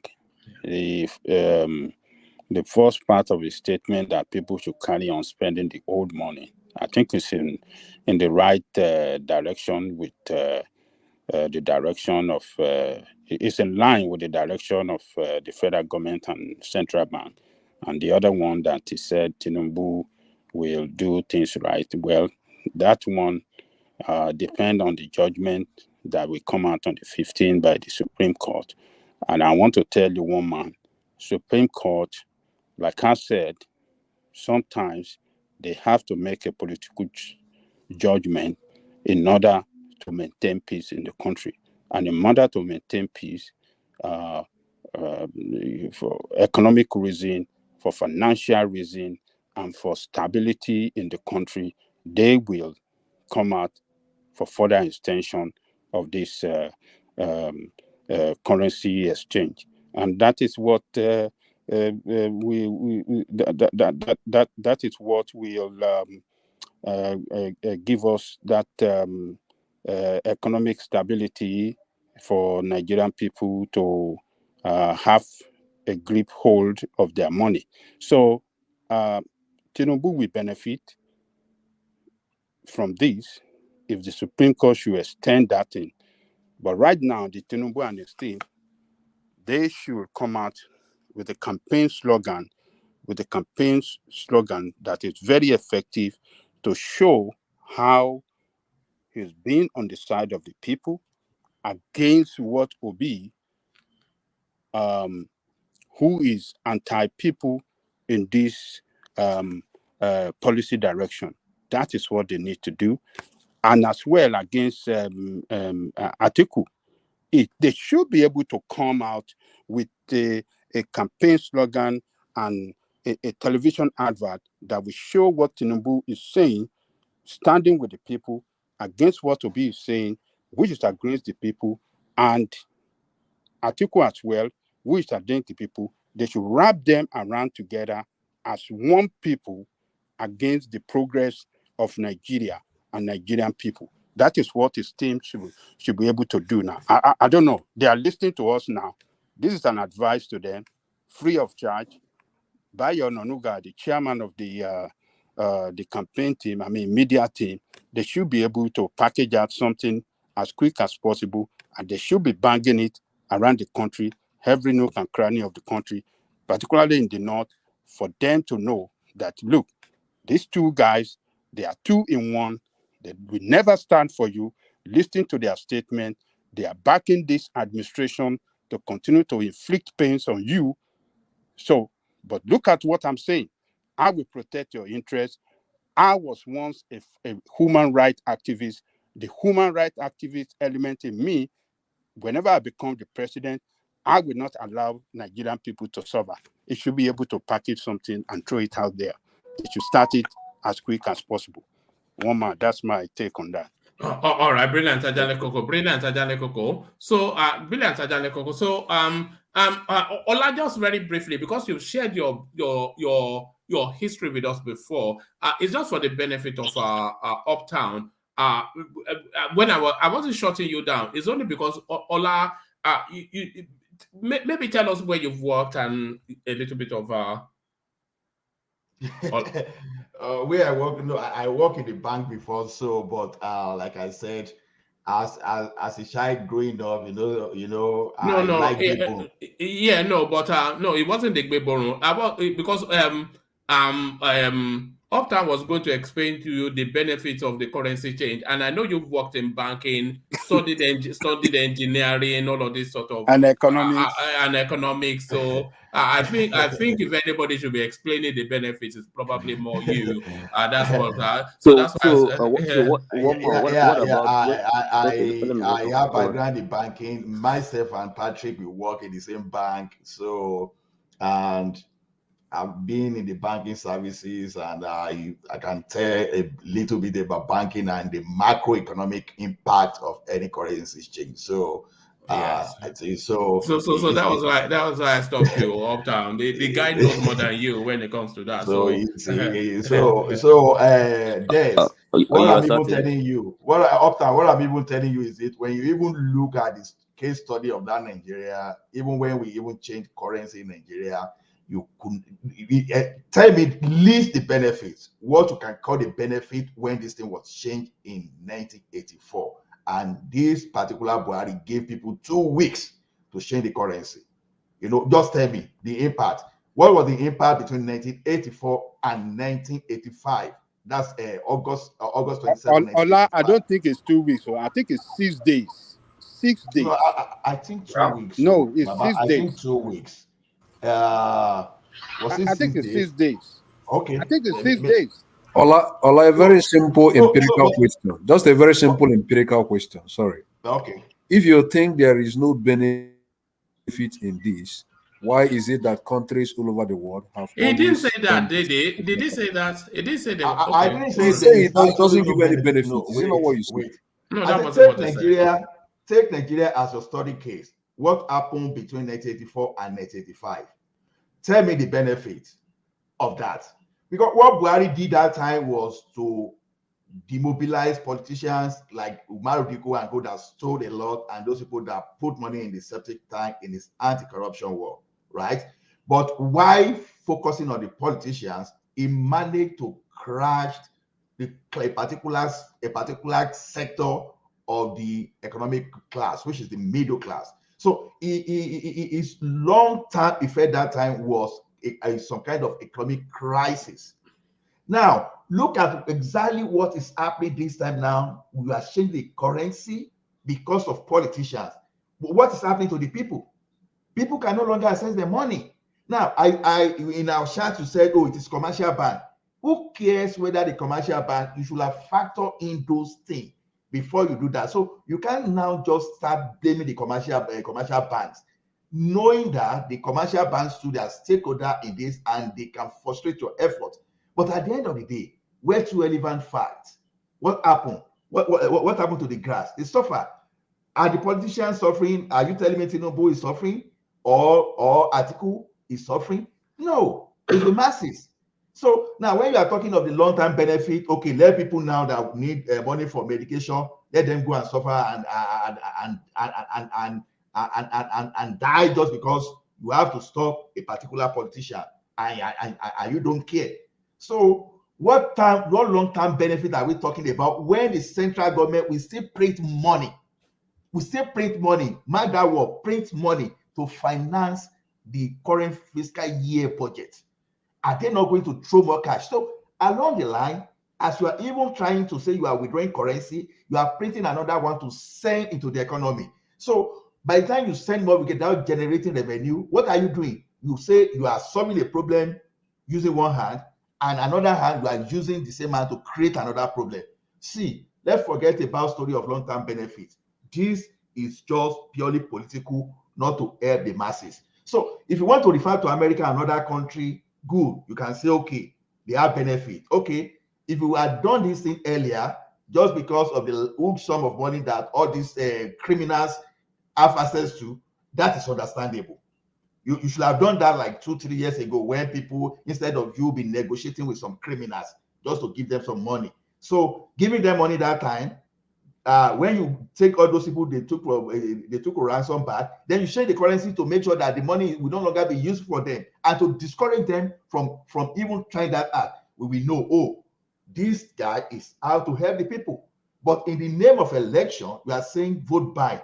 No, politicians will find their way. If they don't buy vote with direct cash, they will buy with some kind of commodity, like your rice, like your sugar, and your other things. They find their ways. And meanwhile, politicians buy votes ahead of that day. That day, whatever they do on that election day, they are just we complement what they've been doing before. So that is what we should get. So because of politics, see what Obi was desperately explaining. Desperately explaining that people should suffer. But I can challenge people to leave the country that suffer and tell me the long-term benefit. I'm very interested in knowing that, because I've told you a situation now whereby, and even the Indian example that they want to cite, by the admission of the Indian government, it was a failure. But round it off and then we move on. Yeah. So no, I've said basically what I want. I would like to say. So if anybody wants to cite the example of that country, and let's say the benefit, so we go and pull it, and let's see the macroeconomic trend of that country, and let's see whether the benefit is as intended or unintended consequence. So I challenge anyone on that. So we can't just come here and throw random story just to favor our own end. So please, let us consider the masses. The law are supposed to be, the policy are supposed to be. You see, everybody is playing to the politics of it, and that politics is around. Forget anything to do with vote buying. All the politics around this Naira swap is around public reaction. What Tinubu is trying to do is to distance himself from that policy, because he's weighing heavily upon the people, and they are going to punish somebody at the elections. And what the opposition are wanting is for that punishment, that grueling experience of the people to carry on up to the balloting day, so that they can then punish the government. So that punishment is going to go, the backlash is going to favor either Atiku or Peter Obi. It's going to favor both of them to varying degrees. But what is going to happen, though, is that it's going to cost Tinubu heavily, because the people will be angry with the government at the ballot. So that's where the fight is. Nothing to do with vote buying, but exactly, they try to cause some kind of lack of goodwill, right? Just so the bad blood against the government. But fortunately or unfortunately for them, I think the APC have some smarter politicians, because that is exactly what the like of Tinubu is doing. Though this government, they are killing you, they are making life to be so hard for you. I'm not part of it. But if they are able to get a positional reversal from the central bank, and then the APC will claim, the Tinubu campaign team will claim that victory, because they are the ones pushing for an elongation of that space, and everybody is pushing against it. Exactly. So it will make Tinubu and APC and those people, it will make them look at a pro people idea. Like Saki Fada is saying, El-Rufai is committing treason. See, that is not treason, because number one, they are getting Supreme Court to give a position, and if the central bank, if the Supreme Court is saying, oh, hold on, don't execute that your expiry date. So El-Rufai will tell you that he's going along with the judgment of the Supreme Court. So it's not. Look at my chart. Look at my chart. I said El-Rufai made that statement before the Supreme Court's pronouncement. So at the very time he made that very statement, that is contra imperium, and it is okay. Whatever legal term you use, for it, political solutions sometimes can be different from legal situations. So many things politicians will say. But then you cited an example of 1984. And I want to remind you also that whatever gain that 1984 could have produced. Remember again that the Shagare's structural adjustment program of 1985-86, it Not has Shagari. That's not has Shagari. some dampening effect, sort of, on the currency. But IBB was structural adjustment, not Shagari. Babangida now. Yes, you said Babangida, you said Shagari, yeah. Babangida, I mean, not So Shagari. the question will now be what led Sorry, to can I say? Can I just say a little thing? No, let me complete this. So, the question you should ask yourself, Saki Father, what led to structural adjustment program? Have you asked yourself? Structural adjustment program after you've killed the middle class. So, what is structural adjustment program will allow you to? It makes you to be It more was trying productive. to recover position from the damage that Buhari did with the Naira change. So when you apply monetary anyhow, you do a lot of damages. For example, now the international community will be watching you, exactly what you are doing. They will be watching how competent you are. They will be watching whether you are playing your monetary policy to politics. If you are playing your monetary policy to politics, it's very dangerous and so devastating for any country. That is what you should be very careful about. So everything is not politics.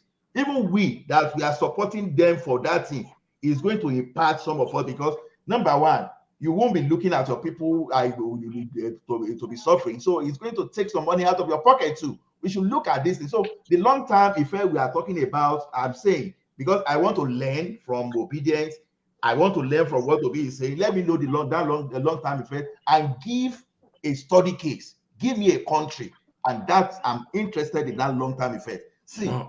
Let's forget about the political jargon. So thank you, Oman. All right. Let's get that interjection. And what's happened to the super chats, by the way? I think it's only Rotimi that somewhat feebly attempted at it. But let them come in. We need the place to light up in super chats as Ayo has already lit up by the coffee. But whoever wants to have that interjection, have it, and then we take the conversation on to Uptown. It's me, what please? I wanted to have just a little interjection. I greet everybody, and I've been hearing everybody talking since. And, in everybody opinion, they are right, but it baffles me, and it's funny to me somehow. You're suffering this situation. They say government is a true reflection of the people they govern or they rule. And there's another adage in Benin that said a log of food that they are tearing with hands is not angry with the man that is using the hands to tear him, but rather have so much anger on the man that is standing on this distance looking at him, being torn by the ass. Why did I say this? Before APC came to power, they did all sort of shenanigans against PDP, against Jonathan, caused insecurity, propaganda. La Mohammed was there. All kind of nonsense, protests. They protested against subsidy. Everything now they are saying they're going to change. They protested against them. Then they caused insecurity to get to power. They lied to get to power, and they got the power. Now, same APC as a party is fighting themselves again to retain the power. Same strategy they use. They cause hunger, inflation, whatever they cause them to get to power. Now it's playing out. And yet, we are not angry with APC as a party. Rather, we are pointing out to individual article this, Peter Obi that said that Tinubu is trying to save the people. Really? Has it come to this that we cannot figure out our real problem? That the major problem we have is APC as a party.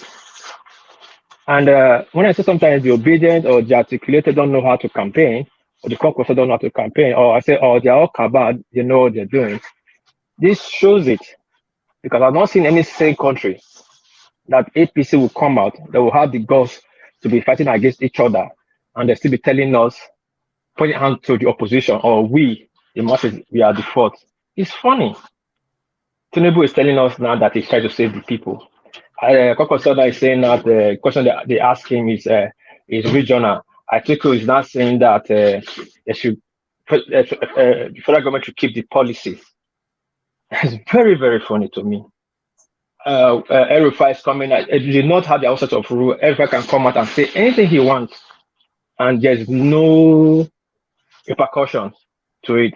But if it's in the south, EFCC or DSS will be chasing the governor.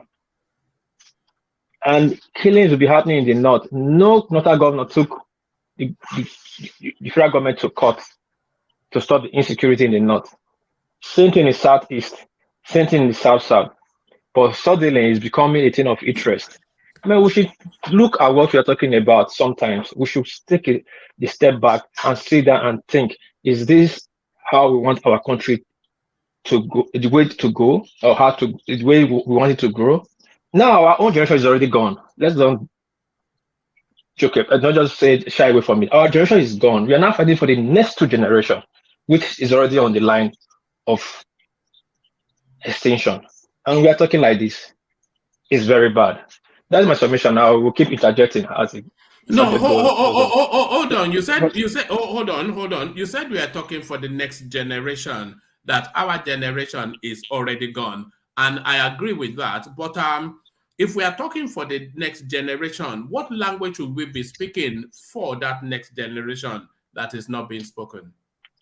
We have to start making that change. Not this language we are speaking right now, like 14-1 and supporting one. We're supposed to stand for one thing, good or bad. We stand for one thing, that what's going on in Nigeria right now is not right, regardless who is trying to project it or who is against it. The people are supposed to have the final say, not the politicians. So when the next generation see what, even though we don't get it through, at least we have laid the how do I say it? We have put things on the pipeline for the next generation to come and meet, to take on the matter and continue with it. If we don't lay the blueprint now, why would this will come and meet? They'll be there with no plan. We're supposed to put the blueprint down now. So that will come start building for that blueprint. No, sorry. I still find what you're saying somewhat abstract because okay, are you saying we should take to the streets, or what are you asking that it's not? It's not about taking to the street. People are already on the street, but we are not. No, but what should we do? We are not speaking in one voice, both the north, south, and the west. We are pointing fingers, crisscrossing to the other, like this is the fault. No, we can't speak in one voice, can we? If we believe that the solutions are different. But every great country that became successful, they spoke in one voice. Well, who has ever spoken in one voice? One side always defeats another. That's how. But the majority of the voice that defeated one. Yes, even in any place you are trying to speak right, there'll still be a very few element that wants to go against it. But the majority wins the vote. We're supposed to, if the majority of Nigerians saying, okay, right now, what will take these elders? What will take the people like right now? What is going in this country is bad. How we're trying to do is not the best, but let's just hold one policy and run with it, good or bad. We have never had that kind of town hall. They have never consulted anybody. Rather, it's interest, whether this region interest or this man interest. Then we will never meet the demand of the people as a nation. Yeah. You said a lot of things that are not even factual, that are not even true. You said that. Okay, Jacob, let me ask you one thing before you ask me this question. Hold on. Let him push back at you first. Go on, You said the northern governors did not stand up against Buhari when there was insecurity in the north. That was completely untrue. They stood up. This Rufai particularly stood up against the federal government. Or Tom did as well. Or Tom did. It's like if I talk, I talk now, very. Let somebody Hold land on now. Okay, continue. Sorry, not verse. Sorry, sir. They stood up against him, and as a matter of fact, he was the one that first said that he will not pay ransom to anybody in his state. Anybody because his state is where you have the stronghold of Nigerian ministry is in the state of Kaduna. And if bandits can attack that place easily and the federal government cannot do anything, he said he's not going to do anything to it. Is he a And Rufai?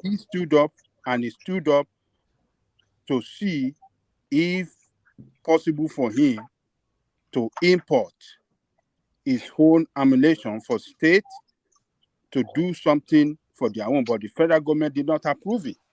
Otom did the same thing, and some of the governors, the Ganduje, the Katsina governor, even came out openly to said the people that are committing this crime are Fulani people, are their own people. They said it. Even Katsina state governor said this as Katsina well. state governor, where this thing, they came up, they said it's their own people. Majority of this crime were committed by their people. So, and then the Senate too stood up strongly against the federal government to take down the service chief several times. The president did not do anything. And that is not a court. That is not a matter you can take to court. Can I ask you a question? Security matter to court. But they have the majority of the Senate, don't they? Who has the majority? Who has the majority at the Senate? APC. Yeah, they stood up against the president. Hold on, Ajale Koko. What does that add to the conversation, Uptown? I mean, if you want something to be done by the executive and the executive is proving that demands, you have the powers to call for impeachment. They never did. No, they did call for impeachment, but we know the people that called for impeachment, and it never happened. The central space actually has control of the. Do you know why they moved heaven and earth to have Ahmed Lawan as the Senate chairman, as the Senate president? It is precisely so that they have a tight control of the space. Do you know what they went through under Bukola Saraki? That is what I'm saying. So but here we are trying to justify them. That was not impeachable. Whereas they were rubber stamped. That was not impeachable offense. So what are you talking about? Ogajago, can I speak now? Everything you can impeach president. All right. Let Wop is coming. Ogajago, can I speak now? Yeah, carry on. I wanted to interject before. Yeah. Okay, Saki interject before I please go ahead. Interject. Let me cite specific example. In December, 40-something people were killed in Kaduna State. What did the Rufai say? Recently, 40-something people were killed in Katsina. What did the Rufai say? The killings that have been happening in southern Kaduna, what has Rufai said since then? Okay, can I tell you one thing again that he did in the case of Kaduna State? In order to bring peace to Kaduna, do you know that he set up, let me first of all mention this. When this guy, religious people were killed, the Shiite, you remember the one that the chief of army staff, Buratai. Esakasi. Esakasi, or which one? No, Zakami, yeah. The Zakazi, leader of the yeah. Yes. Yeah. You know, when the Buratai went and killed a lot of Shiites, you know, this guy set up. I'm found him guilty. Yes, he set up a panel of inquiry, judicial panel of inquiry, and they found that guy guilty. The federal government, the chief of army staff, was found guilty, and he submitted that report to the federal government for implementation. Federal government put it down. They didn't do anything. What do you mean that? What did he do? He stood up for his people. That why should these people be killed like this, like chicken? And that is number one. Then number two, even he set up a panel of inquiry again for them to see how they can find permanent solution to Kaduna, whereas they reach a conclusion that Kaduna should be split into two states. Southern Kaduna should be a state on its own, and the northern Kaduna should be a state on its own. Somebody that so that's to tell you that this guy make efforts. Sometimes we cannot. I'm not defending him. Someone that called Christians enclave. Don't worry, that's a figure of speech. Don't worry about that. Is all of that song and dance about It's not dotting? figurative. Is that dotting a Song sato? and dance. Don't say it is figure. We know what enclave means. And if we're asking, El Rufai condemns attack on And Southern he Cardinal even called community. Igbos. He even called Igbos a dot in the ocean, something like that. Is he a dot in the ocean? Something like Okay, hold on. You want to read the? You want to do the readout before? No, Okay, let me. no. I can do the readout, but I just wanted to highlight the headline. Okay. Asking what El Rufai did. Every time he condemns it and he tries to put in measures, but as you know, he doesn't control any security apparatus. Thank you, Wama. Thank you, Ogajali Koko. Sometimes when I talk, maybe I talk very fast, or probably talking some parables, or I have some word action, but I don't say things I don't have insight of. Well, Ogajali Koko, I don't say you one by one. You are aware that Moteko, they are in court. As Bakari do, how you call that guy in Ondo State, for them to be able to purchase light arms like AK-47 and all that. Are you aware of that? We all know that. Carry on. Yes. And that's why we praise Akero do as one of the Southeast governors that is pushing for that Mateko. How is he Southeast governor? Hold on. Sorry. Correct me now. Let him Correct just carry on. me. Correct me. Carry on. There has been killings. You say Kasina, you call Kasina and all that. There have been killings in Kasina and Kaduna. And what do you expect the governor to say? To say, yes, I support the Fulani. He will say everything any government will say. We condemn the killing, but everything still remains the same. He's implementing laws that he's putting the same people that the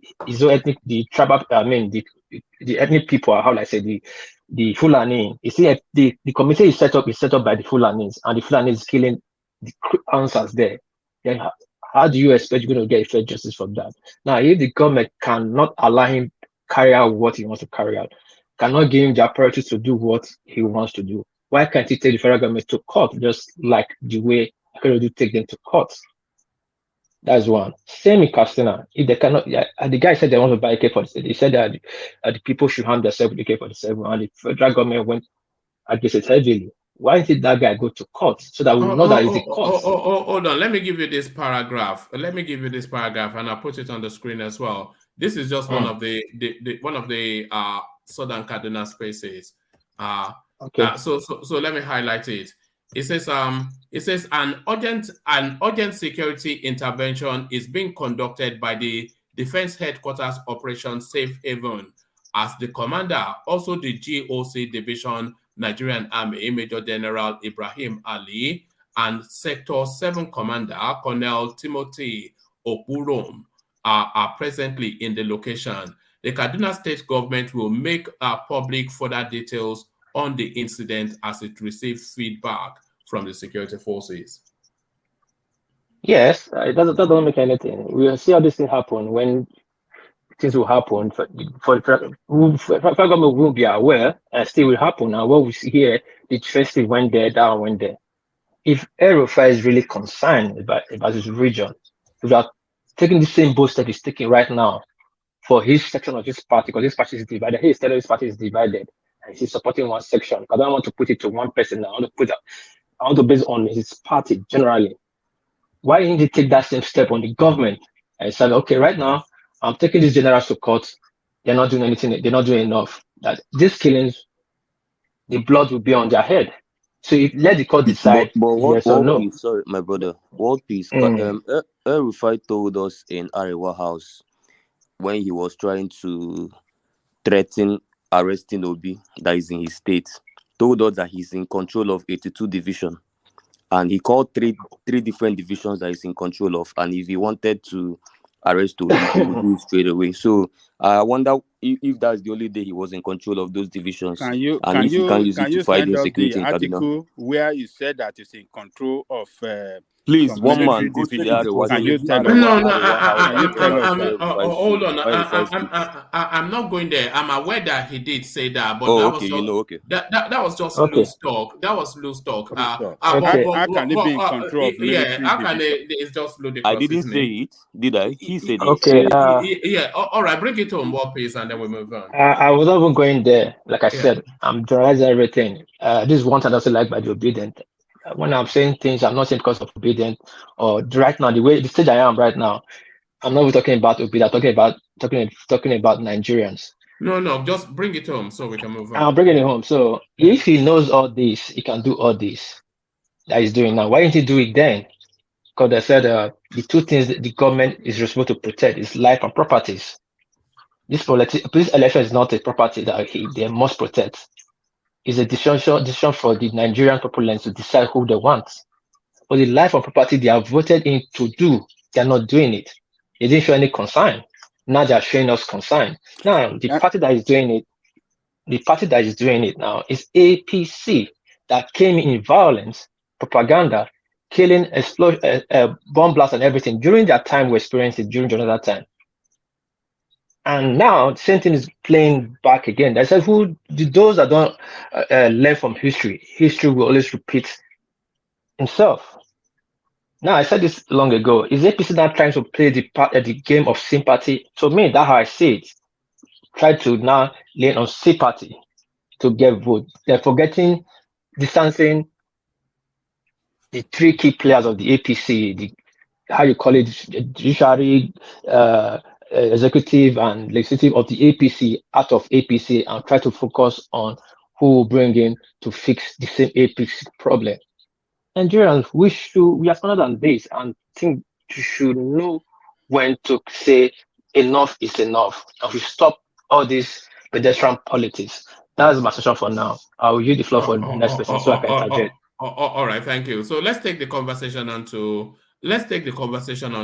Uptown. But on our way to Uptown, let's acknowledge Des. So Des, I got reports that you went to your Edo space to go and report Thomas.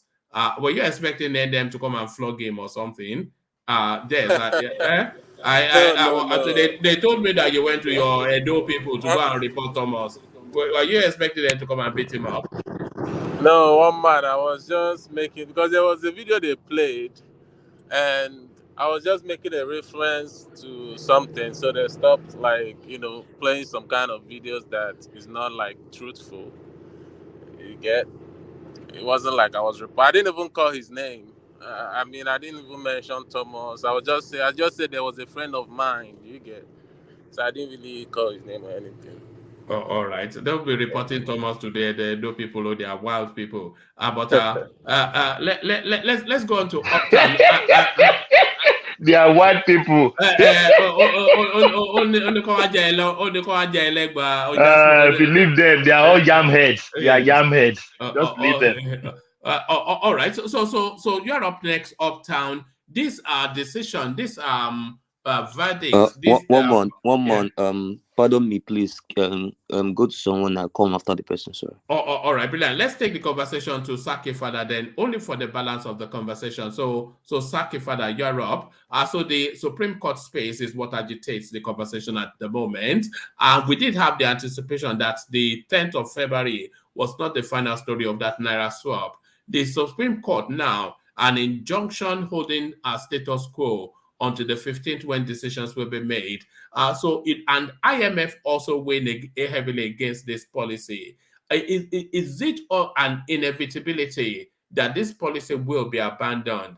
And you having the expectation that the Supreme Court will extend it by months? Saki, Father. Well, nobody knows what Buhari's the level of Buhari will go to make sure he executes whatever his stand is. Nobody knows that.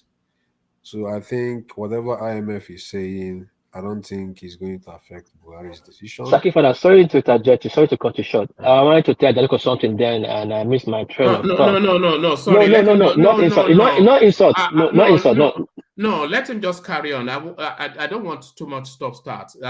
Apologies, War Peace, but let him just carry on. Because if you go to Adan Lekoko, he will respond, and then we're another 20 minutes. But apologies, War Peace. One man, you should have let him say what. All right. Say what you want to I'm say. Here. I'm here. All right. Say what you want to say, but I don't want to. Oga Jalikoko, sorry.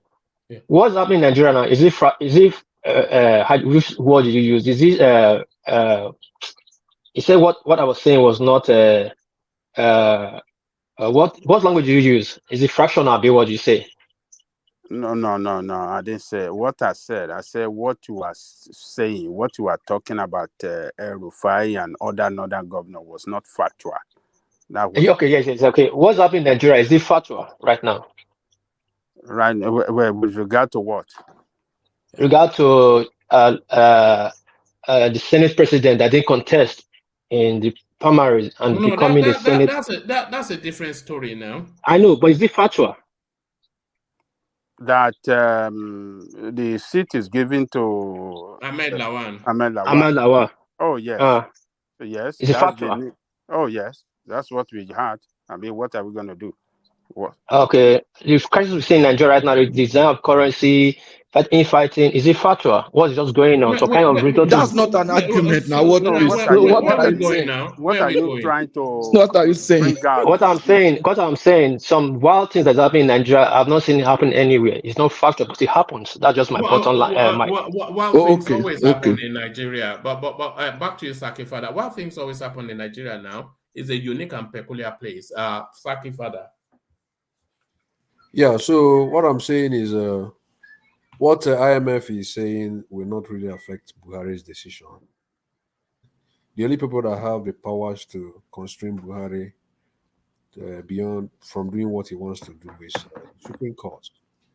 I really advise the Supreme Court to really be careful when the political elites are trying to use that hallowed institution. And I think Supreme Courts before now have actually demonstrated that it appears that the political elites are really manipulating them from certain judgment that has really happened in the recent past. So I think the Supreme Court should be very, very careful, Then on the issue of this injunction that was brought forward, I saw like a civil society organization trying to resist this injunction. They were encouraging Buhari to stand firm. They were telling Buhari that the policy, and they were trying to tell the public, the Nigerian public, that these fightings the elites are doing is just for their selfish interest. So I think if people are sensitized more, it wouldn't have the even if the CBN continues it till 15th, people have already been sensitized on the fact that Tinubu, the APC political elite, are just fighting this for their selfish interest. And I think that theory is resonating to some extent, So we should be very, very careful not to hail the Supreme Court in this regard, because it is in some people's favor today, and they are hailing the Supreme Court. To me, I don't see the need to extend the currency beyond tenths. It has been established by the CBN that there is excess liquidity in the system. Even with what we are witnessing in terms of the impact it's having on the populace, you don't think it should be extended? I don't expect this not to have some impact in the populace. I cited an example of the 2001 deregulation of the communication sector. It had temporary pains. It had an impact. But today, everybody is praising Obasanjo for initiating that very policy. So there is no policy today, economic policy you bring about that has some positive paradigm shift that you wouldn't expect something. Please, can you tell us the pain? Can you tell us the pain of that deregulation? The Tell us the deregulation, pain. yes. The During deregulation of that telecom sector. What was the pain? During that time, it was quite expensive to access what do we call it? To disseminate information in Nigeria. It was only few people that had handsets. It was quite expensive then. The cost of even MTN line then was about 30-something thousand. No, but what you are saying is that it brought pain. But before the deregulation, it brought pain. But in the wait. Yeah. Before the regulation, Nigeria had pain with communication. It's only very few. Wait now, only I'm saying what people already know. Only extremely few people have access to NITEL and have access to what we call Turaya, even the fire. How much does it cost? Wait now. NITEL was not efficient. Then the mobile telecommunication called Turaya was extremely expensive. You understand? Extremely expensive. So forget about if you are saying even NITEL was not even available. It was not even available. So okay, maybe your papa get money. We don't get NITEL. As at that time, I was already a banker. I didn't have a NITEL line. The only NITEL I had was in the office. All right, Saki, take the So conversation I back. don't see any pain. Yeah, sorry, Patrick. You Take the conversation. you don't need to have Take a the line.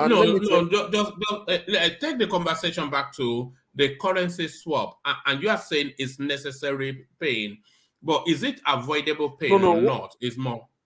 No. What I'm trying to say is that most times policies resisted.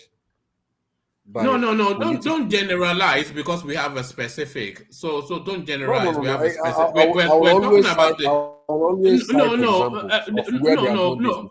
No. We have a specific. And my question to you is: you are saying policy changes have necessarily have a pain period, but what I'm asking you is this particular pain, is it avoidable or not?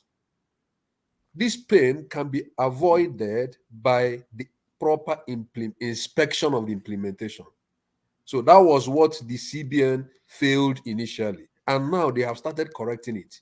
EFCC is arresting bank managers. Within 2 days space, remember that when the governors met Buhari told them to give him 7 days, that in the next 7 days, they will see serious and measurable progress in the implementation. And within the space of 2 days, we saw bank managers that hoarded 293 million who were caught. We saw another bank manager that hoarded 92 million who was caught. So the problem is not from CBN. So it can be, this pain could have been managed if the CBN from the first day, inspected that very space strictly to punish anybody that is going against the guidelines in the commercial banks. So that is where our criticism should lie. But for you to come here and say the policy at this time is a wrong policy, it should be scrapped. No, but who has ever said that? Why are you doing that now? No, why are you doing that? No, who has ever said either on this platform or even in the political space that it's a bad policy? But on this platform, you guys are saying that at this time, it should be suspended, it should be extended, sort of. No. Then maybe you don't understand the conversation. Nobody is objecting to the currency swap. What people are quibbling is the deadline, is the time constraint on it. And let me tell you. Do you understand now? Do you understand? Hold on, Adale Koko. Nobody is objecting to the currency swap. People actually even see some merit in it, but the only quibble line is the short time constraint. And the federal government said, Nigerians, just give me the next 7 days, you will see significant progress in that. And it is beginning to manifest. So there were shootings in Abeokuta. So how is it manifesting? There were shootings in Abeokuta just earlier today. It happened yesterday, and we all know that protest was actually organized. That protest was organized. Because there is nobody that has money in that very bank that wants to burn the bank. The protest in Ibadan was organized too. The protest in Ekiti was organized too. I You mean, said why are what? you talking like this? So the Why, protest in why Ibadan is the was protest? organized. Why is the protest taking place? Why is the protest taking place only in the southwest? Which Oh, other really? place in Nigeria have you seen it? Oh, okay. Why is it taking place in the southwest? Okay, tell me So what why is is it responsible only to the that. southwest it is taking place? When people are queuing up for several hours from Ajale morning Koko, to night, Tinubu organize it. and they Tinubu can't I'm not get organize it. their saying Tinubu. money. I don't say I say Tinubu So, organized, though. What I'm saying is, you didn't see. these are So questions you we want to should tell ask. me? You want to tell me you didn't watch any video that shows people expressing their anger and disappointment at this policy? You want to tell me you didn't see any People are video? Eh? no. Of course, people are expressing anger all over Nigeria. But the Oh, question okay. is, why Okay. is the Why? protest? Okay. No, Why let me finish. protest in the West? So that won't matter to you. You want to know why they are protesting in I the said, West? why is the protest Only consecutively in the taking West. place only in the Western region? Why? It's a question I need to ask. You I want will to know explain why? to you. You want to know why? Hold on. Patrick Let me Dalo, answer please. you. Answer him. Please. You see, in the history of Nigeria, the Southwest are the only people who are courageous, elitist, educated enough to be able to take a position against the government This is and effect a conspiracy change. theory. Wait Why is it not now. happening in Lagos? Why is it In not Didn't June you happening? remember? 12, in June 12, Didn't you in June remember? 12, Didn't you remember the About Women you riots of say, 1922? do you want us If to you're talking do you about want us context, do you want us to do you want us to didn't you remember the to rest, 1922 About Women do you riots? want us to You do can't you tell want me us it's only the to Southwest that start wait now protest. in the history in modern history during the June 12th there were protests in the West. There was no protest in the East. There was no protest in the North. In the time of Abacha, Babangida, even the SAP, all those major protests, it has always been championed in the West. And go and find out, major activists in Nigeria, most of the time, 90% of them are from Western origin, few from the East, few from the North. That is the history of the Yoruba people. You understand? So even if it's our own person, we will protest. That's the point. I'm trying to let you know. Sorry to interject, Patrick. And Saki father, the protest didn't start in this in the West. The protest started in Edo State, and I said it here when they started protesting. But the Southwest have taken it upon themselves to take it further the way people want it. And I don't know why Let me the rest correct you. region are Edo not State. supporting that. No, Hold let on me now. Let correct me you. land. Let Let me me land. correct you. Sorry, let me land. Let me land now so you correct me. I don't know why the remaining region, the East and the North are not joining them to really make a one stand and a one voice. Thank you. Edo State, Saki, Benin. Let me correct let me you. add to what you're No, saying I want to on correct that you. protest space, Saki. Benin had a protest against the fuel scarcity. It wasn't against the Naira redesign. Watch their protest. It was against the fuel scarcity. That was protested in Benin. They even went to government house. That was the protest they did. But then let's try to continue. Let me ask you, Saki Father, let me ask you why you even asked that question in the first place. Why did you want to know why the protest in the West? Tell us why you asked that question. No, because I said it appears to me that our protest was organized, and you said no. Organized by who? I said the By reason. who? I now said By the the reason it Southwest. appears to me. No, wait now. The reason Organized it by appears who? to me that no, let me finish. The reason it appears to me that way is that it appears that it has been consistent only in the Southwest. One. Then two again is that let's not forget that Tinubu before today has been making some pronounce like some utterances in Yoruba Ethnic language. pronouncement. No, Ethnic not ethnic, pronouncement. Yes. not ethnic. Some utterances in Yoruba language when he went for like what do we call it, rally in Abeokuta and some other place, in the last few So weeks. if you're not speaking Yoruba language, you're not speaking the Oh, same no. dialect anymore. Hold on, I'm not, Ajale Koko. Let him run through. Yeah, I'm carry not on, Saki. attacking speaking in Yoruba language, but I'm attacking the message, what he said in that language. That very thing he said, that is what I'm attacking, not the language he used. So that's my point. So my point is that I think it is avoidable, these things we are saying, but it could have been more avoidable. We could have been talking from the standpoint of why are these commercial banks holding these things? Can't the CBN enforce its laws on the commercial bank to make sure that this currency, and in any case, let me tell you again, federal government gave this thing 3 months, and federal government has been announcing this on television for the past 3 months. But usually we Nigerians, we normally do things at the last days. So that is why you will always see this. When was the new currency released? You say what?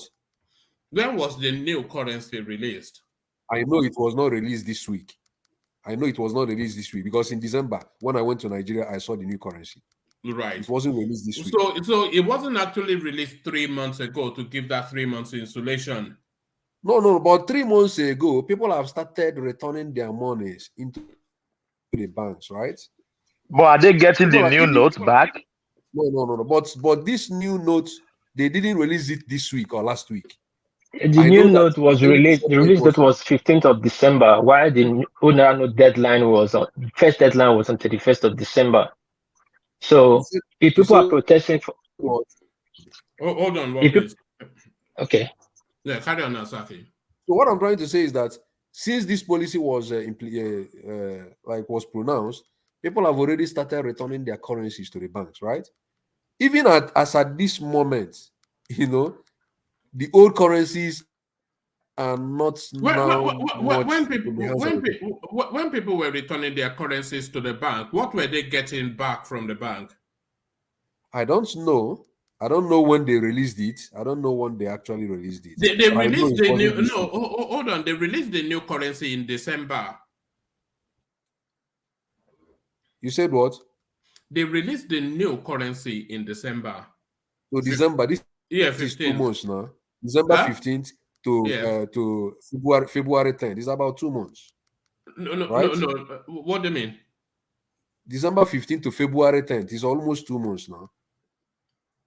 To turn around 3 It's almost that is 6 weeks. That's 6 weeks to turn around. No. It's almost 2 months, right? Forget 2 months or 6 weeks. It doesn't really matter. Is that sufficient enough time to turn around 3 trillion naira in if the commercial banks are not holding it, it is sufficient to get. Remember, it is not even only the commercial banks. The POS, they are getting these monies. Those in the POS machines, they are getting these monies in the rural areas. So it's not only the commercial banks that they are giving these monies, right? So if the commercial banks we are not holding these currencies, the amount pushed into the banking system is enough. How much was pushed into the banking system? It's up to 1 trillion naira, I think. That's not true, because they've not released figures. You are making it up. They've not released figures. I deliberately ask you that. When the House of Reps called them Emefiele in to come on account, they insisted that he has to start releasing figures.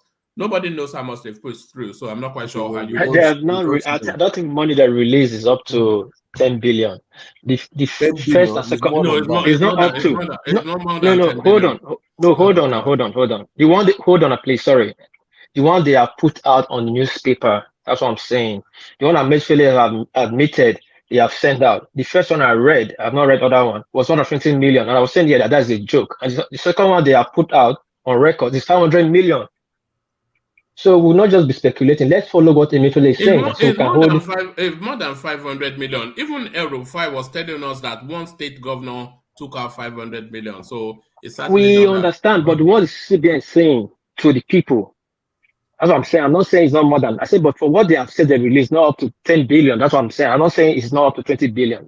Of course, they have released more money, but what they are admitting to is not really much, and that's why I keep saying that people should protest for that. They should release more money so that there'll be more money on the streets, not the deadline of the old notes.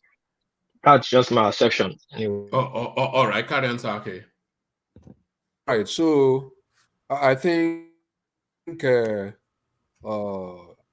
that's my point there. That it could have been better inspected, so that the commercial bank wouldn't have accused. So for you, it's a matter of more inspection rather than insufficient money in circulation. I don't think it's insufficient money. I think it's a matter of inspection. Even though even though everyone has said it's insufficient. No, it doesn't matter whether everyone says that. Doesn't make it true. It's my own perspective, It's my own perspective, Your own prejudice. No, not prejudice. My own perspective is my own opinion. So if you call it prejudice, now you know. Lucky, you don't want to go against Obi. No, it's not about. It's not about going. One man. I'm sorry. Sorry, carry on, Saki. It's not about going against Obi. That's my point. That's what I think. The CBN should have enforced it better. It could have managed this suffering. If they have enforced it better. So that's my point anyway. All right, brilliant. And to the one man, sorry. Tony wanted to ask for my contact because he's been starting me on that public space. I cannot reply him there. He's trying to talk to me about some things I want to buy for him. That's why I was trying to tell you just now. Sorry to cut you short. That's Tony. All right, back to you, Saki. So to you, Saki, the federal government's attempt to push back against this Supreme Court, the Supreme Court verdict, to say that the Supreme Court does not even have the locus to adjudicate on the matter. Your take on that? Yeah, that is perspective of some lawyers, though. I'm not a lawyer, but that is the perspective some lawyers are giving to that. That it's Supreme Court is not a first of court instance in this situation. So if that is the case, let us see what happens at the end of the day. I don't know why Buhari want to stick on that deadline. Maybe there is what they see we don't see, But if I were to say, the perspective I will see this policy is from the perspective of the election. And let's be very, very careful. I have to tell you, one man, if you guys claim that that the money that has been released in the system is not enough. Yeah, it's not me that is claiming. No, it's the Nigerians that if people are claiming. If people claim that it is not the amount that has been released is not enough, then we can also infer that the amount the politicians need to buy as much vote as possible is not yet enough for them. We can also infer from that argument.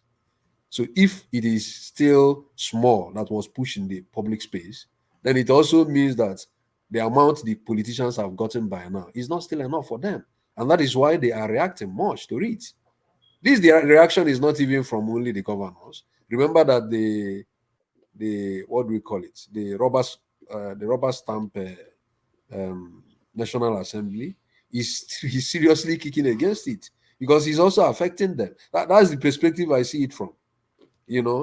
So if this policy is truly going to affect the election positively, if it is going to affect the election positively, I think it is going to be a very good policy. That's my point. Can I interject 1 minute? Yeah, come in now, Adele Kuko. The reason why the assembly was trying to invite the central bank for questioning that he avoided for about twice, and the bank managers. Do you know why? Why? Please tell me. Okay. Because the money was not available in the bank. The expiration date was getting closer. People were getting anxious. People were in a state of uncertainty. What is going to happen? They couldn't get money. Companies, farmers couldn't get money. Markets were rejecting the old money, and they were saying, and these are representatives of the people. And they invited Coco, when I was in Nigeria, the money was there. Hope you know. Let me finish now. You don't come with your bias. No. I'm just saying I had the Hold money on when I now. was in Nigeria. Hold on. Okay. Money was there when you were there, but money is not there now. What make it not to be there now? I don't like this kind of argument. We're trying to want to just lie to people because of your It's candidate. not a lie, So Ajali Koko. I had just the hold on. money. Let me finish. Okay, sorry, Ajale Let me Koko. finish. Are you saying the people that are saying there's scarcity of the of naira? Are you saying they are lying? Yeah, they are lying now. They are lying to obedience. Including that woman that went naked. Including that woman that went naked inside the bank. Yeah, including member of our own individual families. Because my mother told Yes, me. I don't know what is wrong with these people. I have sent money home for the past 2 weeks. My people cannot. My people cannot collect money, but they be talking all this. Don't get people angry, man. Do you know what our people are going through back home? Do you know what they are are you the going only through? person going? I don't have people back home. Just Why are you saying like you're the only person that has people back home? Hold on, Ajale Koko. Are your people back home telling you they are able to access the money? Yes. No, not really. They said they are managing. That's just what it is. What's the meaning of managing? Hold on, Ajale No, Koko. listen. Hold on. That wasn't my question. Because my mother, Ajale Koko's mother, Thomas's mother, have all told us individually that they're not able to access their money. But are your own people telling you that they are able to access the money? Okay, I called my mom. No, answer the question. I'm gonna tell you what she told me now. Right. I asked her don't about. tell us if they are managing or not. Or are No. they able to access the I money? asked her about how is she coping with the money. Her response was, some people, a lot of people are accepting transfer, but where there is no transfer, that right now she holds money back. But what ATM could give her was 10,000. But he's under the suggestion that a lot of people don't need too much money. Like what the ATM No, pays is that wasn't my 20,000. question. Now that wasn't my question. See, My question is: are they telling you they are able to access their cash? Your people. depending on how much you need. Now that's what I'm saying. She collected 10,000 from the ATM. That's what I'm saying. Depending on how much you need. If you are needing 100,000, you can't get it from ATM. That's the thing. And now she's saying that I'm sorry. How much is sorry. How much is 10,000 in Nigeria now to spend for a family? No, that's a different question. So, That's one. I'm sorry. Please, add seconds. 10,000 is nothing. It's just nothing. People are not able to access their money. It's just Oh my God. Do you hear what fundamental I thing. said? Yeah, people are not able to access all their money as much as they need. And that is fair. And that is fair to you. And that's a I problem. agree.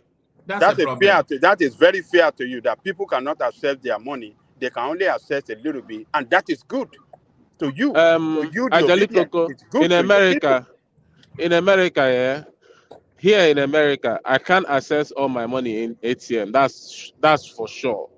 I can't even get up to. I can't even. What? I mean, Okay. That's Sorry. the truth now. What is this? But that's the truth. Sorry, Ajale Koko and Des. Let me move back to Sake further. Sake, back to you. You were talking about the government response.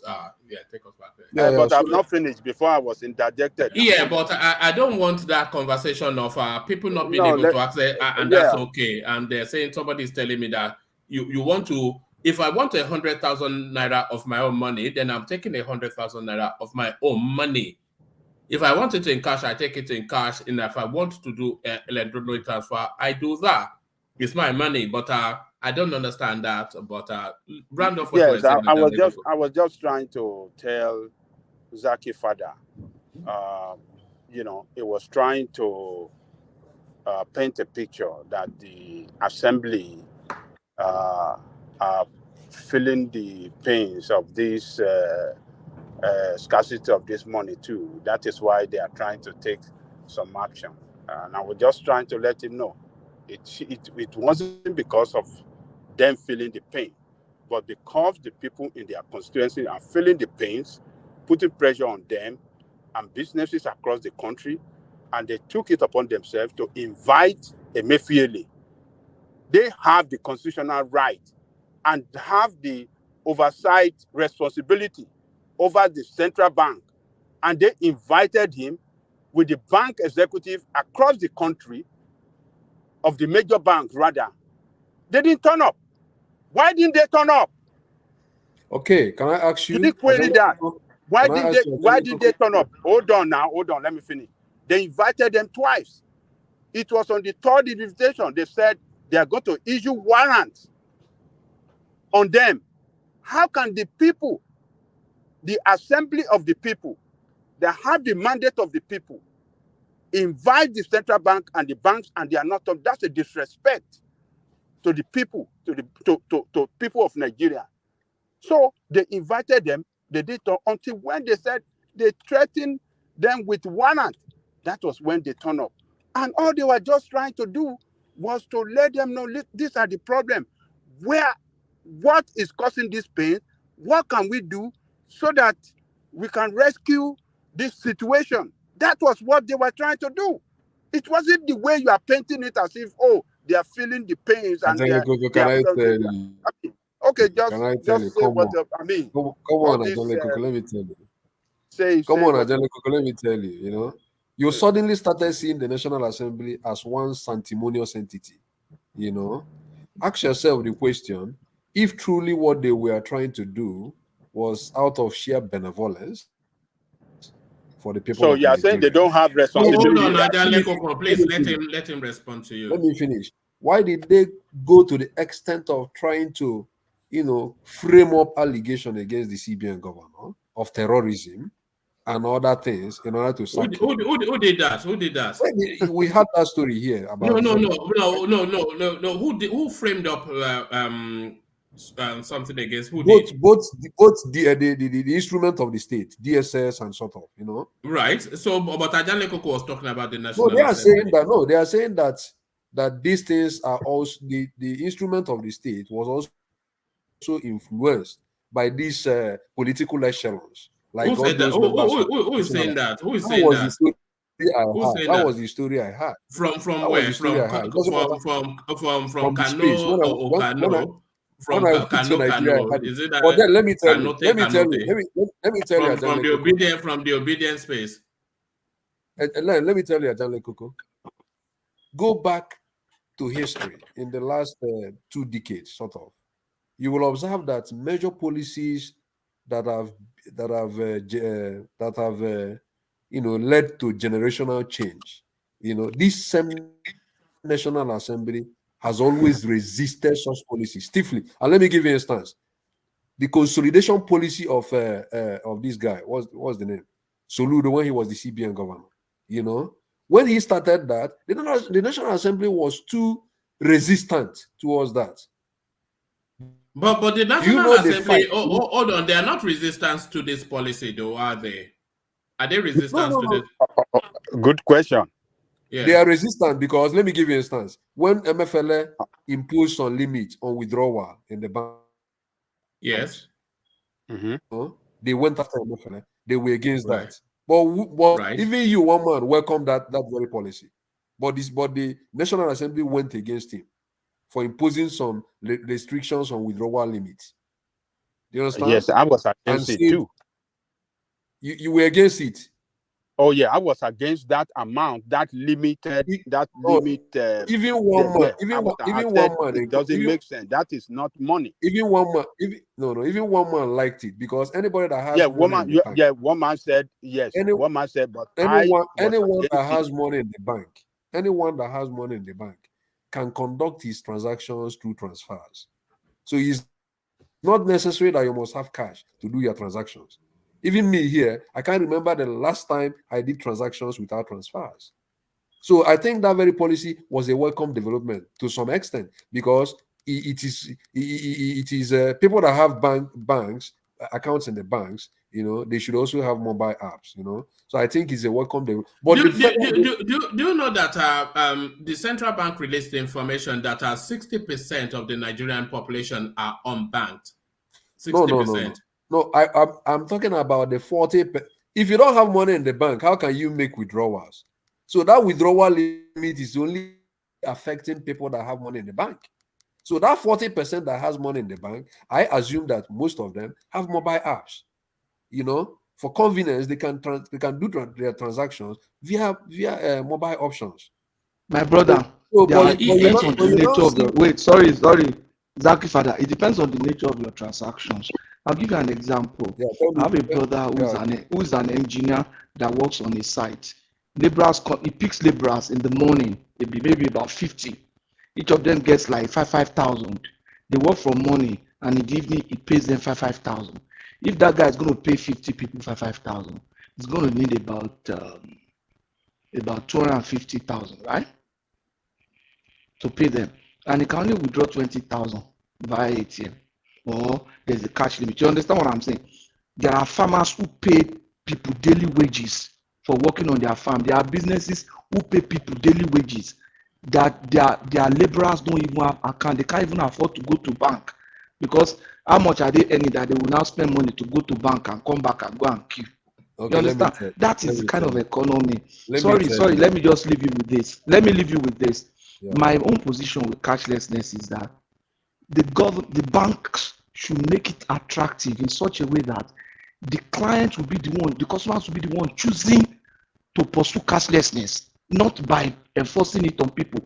When telecom came, people knew it was more convenient to call people on phone than going to the place yourself. So naturally, people will buy phone, no matter if despite the price. You understand? So they should incentivize in such a way that people will see that it is even safer, cheaper, easier than going to the bank, than carrying cash. That's how it can be sold. You understand? That's what banks are meant to do. Patrick, can I ask you a very simple question? Yeah. Is there any policy at all in the world that the government we like formulate that will not affect some people? That will not affect some people. Yeah. No. It's the significance of the impact now is what's exactly. If the cost, there are policies. There is hardly a policy that will not affect people, because policies are built to effect change or to around people. Exactly. But the point is that you have to weigh the benefits of the policy and the cost. Look at, okay, we want to catch people who are stealing money. Look at how much we are spending to catch them. Look at the cost to an average woman, old woman on the farm, because we want to catch a thief. The woman who innocently is doing his work, and is, even if you catch the thief, it's not still going to benefit her. You understand? It's not going to benefit her. That woman is paying a price for that. You understand? Some people, they can't. That woman, look at, I saw a video of a woman who just decided to go naked in the bank. We all saw it. You understand? Yeah. That woman must have been. It was a woman. There was a woman wearing some pink underwear like that. Exactly. And another person died on the queue today. Yes. Maybe in all these hired people. And the one that died, the one that died, is he hired too? In short, it's a hired people. In short, woman, I think you should just move. No, it's the callousness of it. This is the obedience. Because they want to be. Even I'm acting like one man now. I'm acting like one man. they don't. So all these hired I feel people. that they should. The commercial bank, the banks are there to do business and grow their business. I'll give you a good example. Do you know, before now, this internet banking thing, banks were just paying lip service to it until GT decided to deploy so much infrastructure in internet banking. Then everybody started running and started pursuing internet banking. If you were in Nigeria at that time, we all agree with me. GT was one driving it. Then the other banks started running and started trying to do something. GT has made it very, very attractive so that it is easier, if you are interested, to do business on their platform. So these banks should do that. When people see that it is easier, then they will abandon cash. Who wants to be going through the stress of carrying cash and everything? But it's not by fiat. It's not by forcing people. Let me rest and let me quickly add something to what you just said. See, when you hear that 60% of Nigerians are unbanked, we should understand why they are unbanked. Now, we talk of this market women that we go to the farm and buy their own or their own food or whatever food stuff they go buy there. Now, you are in one bush inside Ekiti or inside Ibadan there, where all those services are not there. So people will have to carry cash to that place. Now, what do you think will happen with this? Can we call that of Nigeria demonetization or redesigning of currency? What will happen? So these people will no longer have money to go to those places. Well, so what happened to the farmers? Now, what happened to the industry that build around all those stuff? So invariably, what you are creating ads, not only hardship, you are making people lose their job. You are making people not to be able to sell their product and realize values to even sponsor some other things. So you are crippling the economy. So see, let us just look beyond the politics. I know Saki Father was telling me about India. See, that India, I repeat, it did not really achieve the purpose they wanted to achieve. So what's the population of the unbanked in India now? For example, did it improve significantly to the bank? I don't think so. So if you have the proof, just show me. So Do you know? the thing is, I don't know who is speaking. Do you know the funny thing is the rural areas have this money. Oh. That's the funny thing. They already packed all this money and went to the rural area and exchanged it for them and exchanged all their old so naira. who should I So they believe? Should have I all believe this money. Saki Oh. Father? Should I believe Saki Father that said the That's commercial banks are not releasing the money? Or should that's I the believe intel I'm you hearing. All right, let's hear from Ekene, who joins us for the first time. Ekene, good to meet you. What are you making of the conversation, Ekene? Hello, everyone. Yeah, good to meet Are you you. hearing me? Yes. Yeah, good to meet everyone. My name is Ekene. I'm speaking from Nigeria. So I've been following your program, but I just want to say something as a fellow Nigerians. So the situation is in the country is not what everyone should be politicizing or something. So it's supposed to be a concern to every citizens of this country. So what I'm saying as a Nigerian, I stay in Nigeria, I stay in Alaba, I do business in Alaba. So this policy that this federal government has introduced in our system, it's not just that. The thing may be affecting somehow everybody, even we also felt the heat up till now in the market.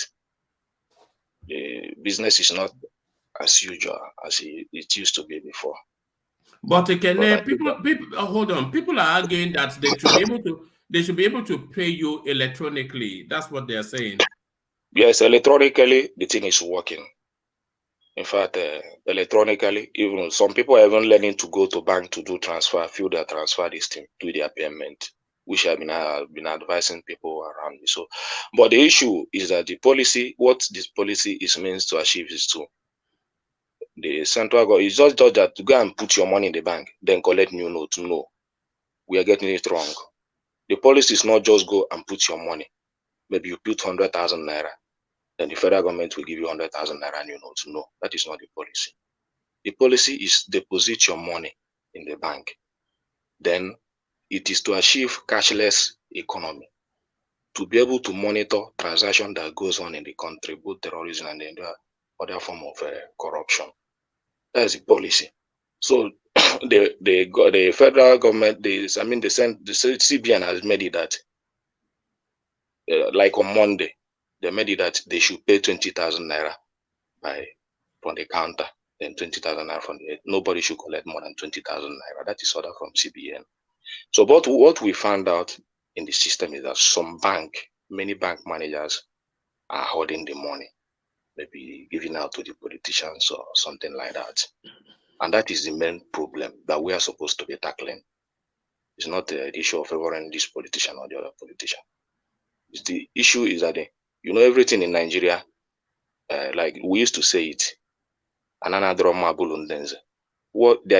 are some people that this policy will favor, especially the bank managers, not minding the pain of the common men on the street or the masses.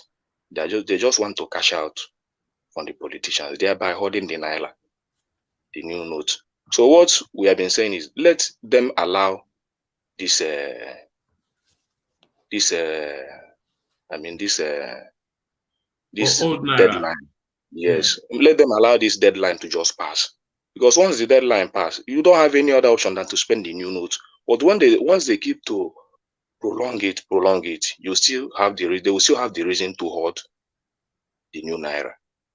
So that's been the argument since. So is it your sentiment, Kenneth, that they should stick with the 10th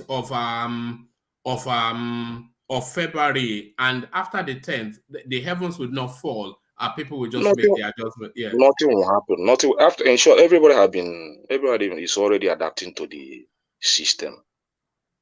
Many people is already adapting to the system. The issue is that just allow the deadline to just pass.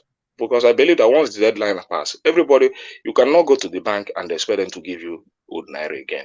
Once you go, that's why the new Naira, the old note is gone. Once you go to the bank, then what comes in that you must receive the new note. And at that time, the amount being stipulated by CBN to be given out, then they can easily give it out.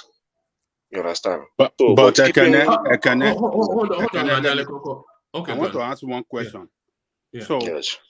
Why are they not giving people the new note? The common people. Why? The problem is from the bank managers.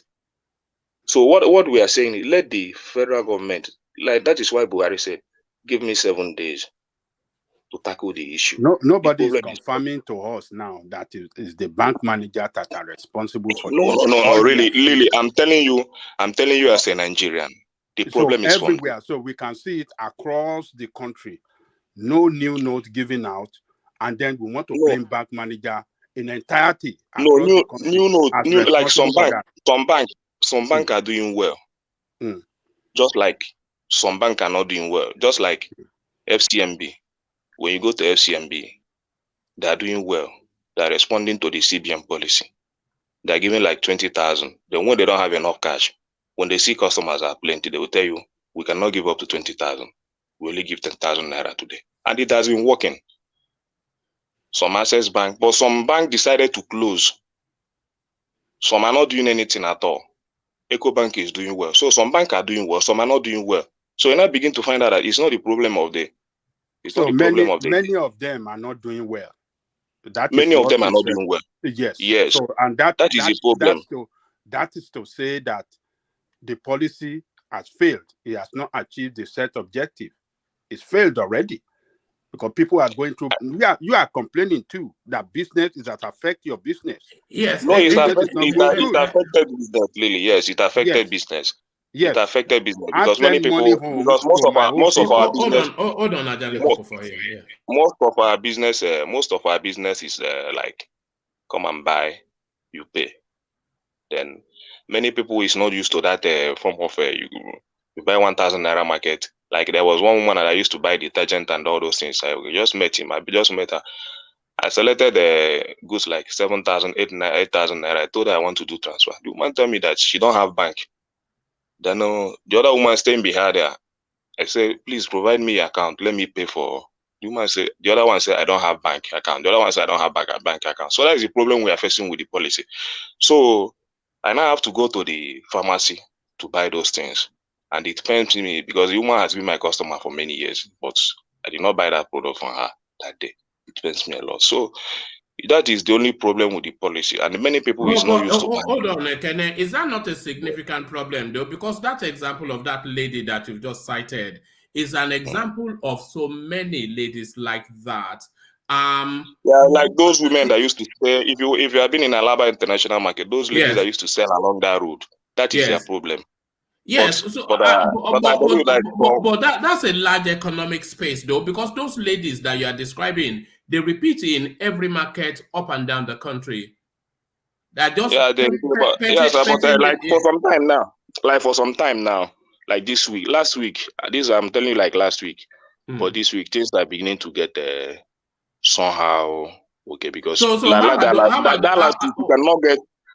week you cannot get any penny from any bank.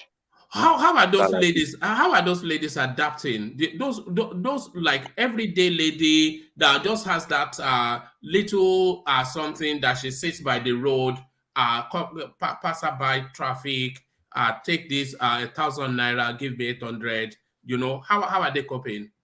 Everything is coming to normal now because now you can access like 5,000, 10,000 naira from the bank. So the new note is almost in circulation, but just that you cannot get, maybe you cannot, if you want 100,000 naira, you might not get it, but you can get something. So okay, the thing is, why would somebody need 100,000 naira? Why would somebody need 100,000 naira? I don't know why somebody will need, like somebody like me, I don't need 100,000 naira. I don't even need 20,000. What I need just to buy those small stuff.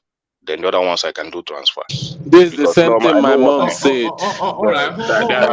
There are some things. There are some things that I can buy.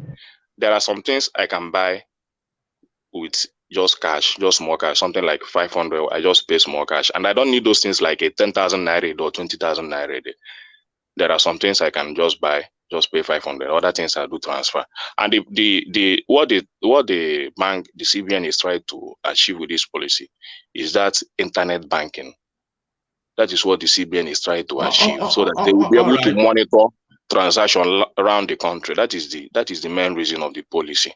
All right. It's not targeted at anybody. All right. No, well, it is somewhat. They said it was targeted at vote buying. But they may say like that, but they may say like that, but somebody that we don't believe in that vote, whether they say vote buy, because people say vote buying can be in many forms, whether in cash or in item. Also, we believe that it happens around the country. All right. That is not our concern. Okay, hold on. Let me ask you a question. You are talking about bank transfer. Is there a cost to that transfer? No, the transfer is sometimes the network will be bad. Sometimes they do. So our banking system. Yeah. Are you? So let me just ask the question and then just respond to it. If you want to transfer money, does your bank charge you for that transfer? Is there a cost to it? You will be charged like 15 naira or 25 naira, something like that. That is a cost for that. Okay. Okay. So that's an issue one. But the second question I was going to ask you, you said you trade in Alaba market. How has this policy impacted on your trade? And if you are able to give us a percentage in terms of the impact, how has it impacted on your trade? Most of our, like somebody like me, we do web bill. We don't normally based on cash trade or something like that. But the people is really impacting are the people where web, like people you web bill goods to Port Harcourt, any other part of the country, because those people are the retailers. So once the business is not moving for them, definitely it's not moving for us in Alaba. You understand? Whilst we don't really need cash. Because somebody like me, even without the policy, I always use transfer. All right, and in terms of not moving for you, can you add a percentage to that? Have you noticed? Can you add a percentage to the drop in trade as a result of this cash policy? No, the trade has dropped very low. It's very low. So we're just the issue in the country now. Just everybody just let the election just come and pass. Let know what next for the country. That is the situation in the country now. Let this election just come and pass. Let's not just know what next for the country. But for now, nothing is moving in the nation. Just take it like that. All right. You said the elections should just come and pass. Are you of a lot of people are apprehensive that the election might not even come, never mind pass. People anticipate that they are likely to postpone it. Do you share those thoughts? Yeah, that's a plan on ground. That's a fact. They want to postpone the election, but many people are coming up to speak against it. So we're just hoping. The INEC is saying that they will not postpone many people, but we are optimistic the election will go. But I don't know.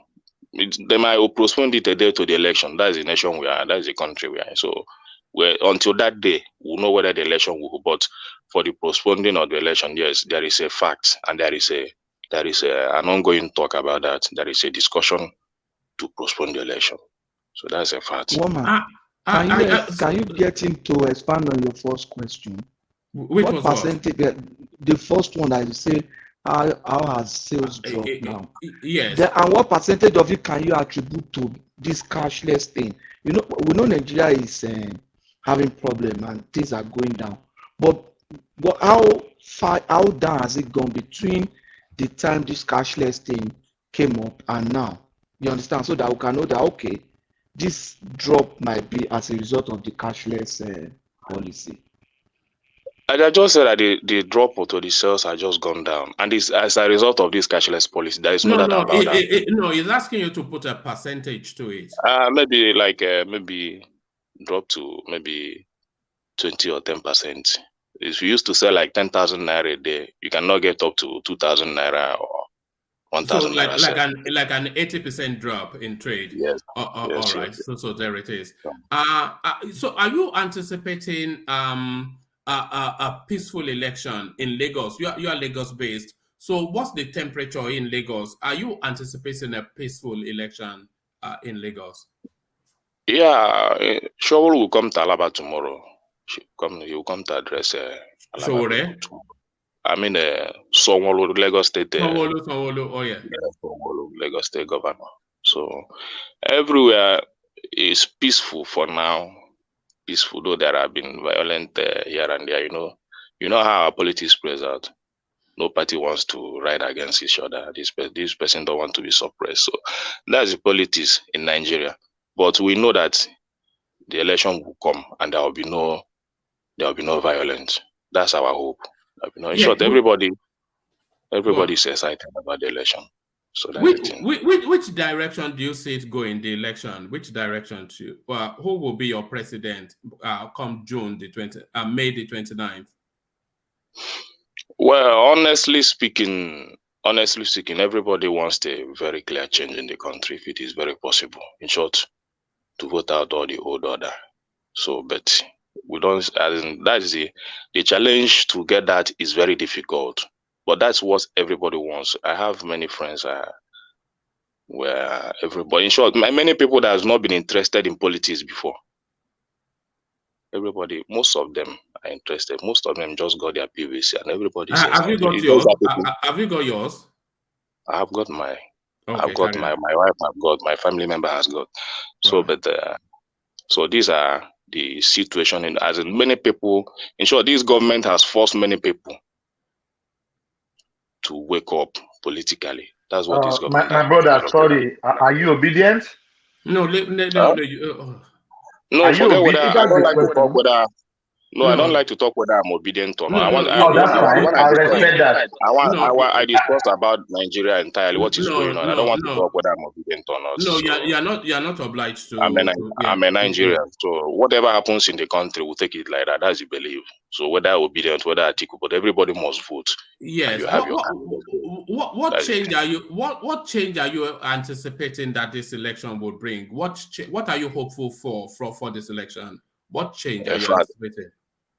What I'm anticipating is just we need a new country. We need to live better as Nigerians. Because I love Nigerians. I love this country so much that I don't want people coming to divide us or something like that. But I need a better country because in terms of business, Nigeria is the only place you can do business and survive.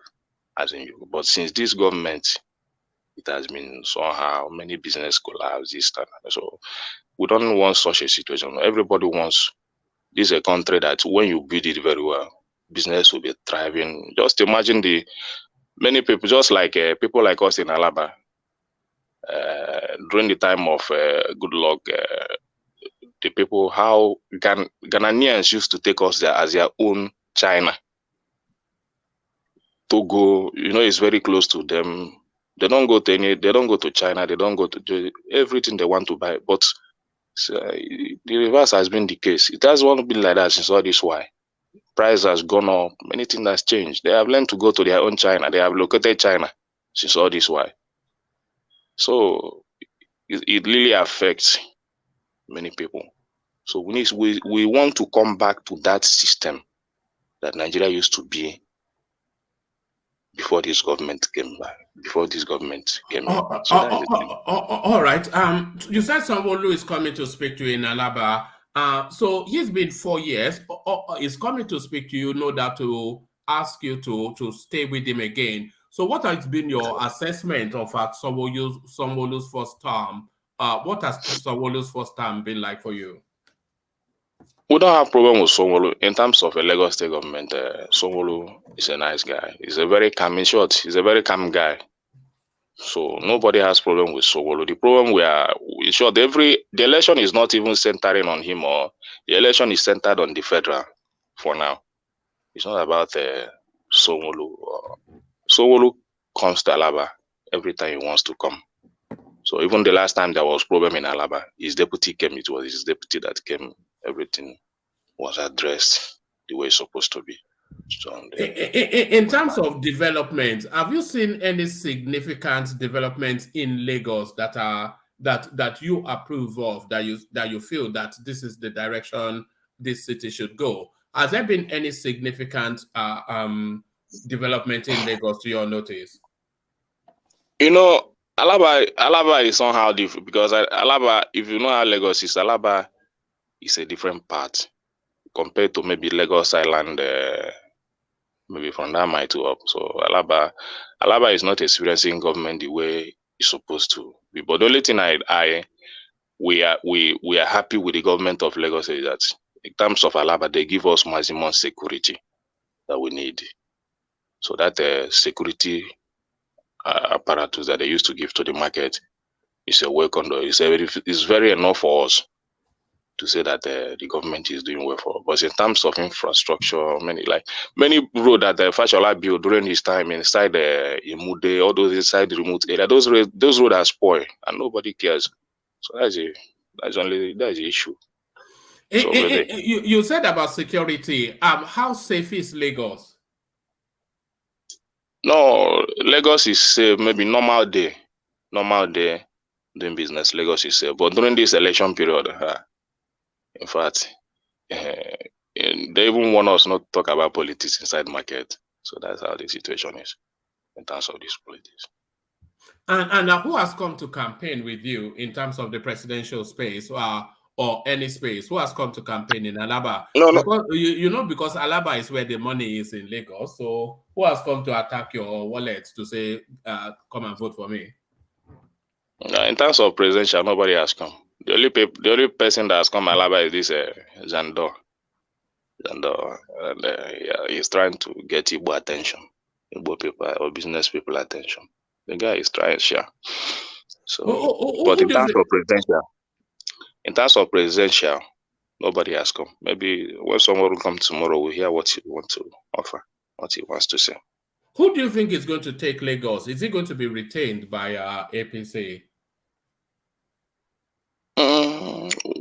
With the way things are going, that Jandor, people are saying, even some Yoruba people are even supporting that Jandor. Many people are supporting him because they feel the guy is just acting like Agboro. So they want somebody that can match Sanwo-Olu in that space. So that is it. But I don't see it happening. I still Sanwo-Olu retaining Lagos. You said you work in Alaba, but where do you live? I still live in Alaba. Oh God! So you don't even know. If I wanted to ask you about Ikeja, you wouldn't know or anything. I used to go around now. All those ways. Somebody that stays like I go any day I want. If I have any business to go or if I want to visit my friend in Ikeja, I go and visit them now. So, but the only thing is that I base in Alaba and my house is close to the market. That's the thing. All right. In terms of, let's say, for instance, somebody comes from abroad and is he able to drive around freely in Nigeria, let's say at 3 a.m. in the morning? In Lagos, rather. In Lagos. In Lagos. No. No, you cannot try that here. You cannot try it. Just before 12 midnight. Lagos used to be before you can stay in Lagos outside 1 o'clock, but now once it's 12, you don't see anybody outside. It's not because of Lagos. It's the situation of the country. So you don't expect Lagosians because of maybe you believe that security is in Lagos, you begin to risk your life. Everybody knows in this country that once it's midnight, you need to go inside the house. So that is the situation in the country. All right. Does anyone else have a question for Ekene? I have one man. Yeah, go I want on. to push him back. You are our About accidental that, guest, according to Rudolph. yeah, accidental guest, yes, Accidental guest. yeah. Don't push About me so the that I will not follow. no, don't fall, my brother. About the driving, I disagree with you because I drove 3 a.m., 2 a.m. throughout my stay in Lagos, almost 3 weeks. So I don't know, maybe you are talking of now, or I was there in December and I was safe. No, So I maybe don't know. if you are You are maybe if in you say Lekki now. yes, that's what I want to Lekki is say this time. another If you are in part. Lekki, yes, if you If are you're in in Lekki, you mainland, can indicate trust me, that. No, brother. I was in Yeah. Okpebi now. I was in So Okpebi. that I went to Ajah. I went everywhere in Lagos. I was in Shaga. I was in Ojota. I was everywhere. So and I was safe. I drove middle of the night.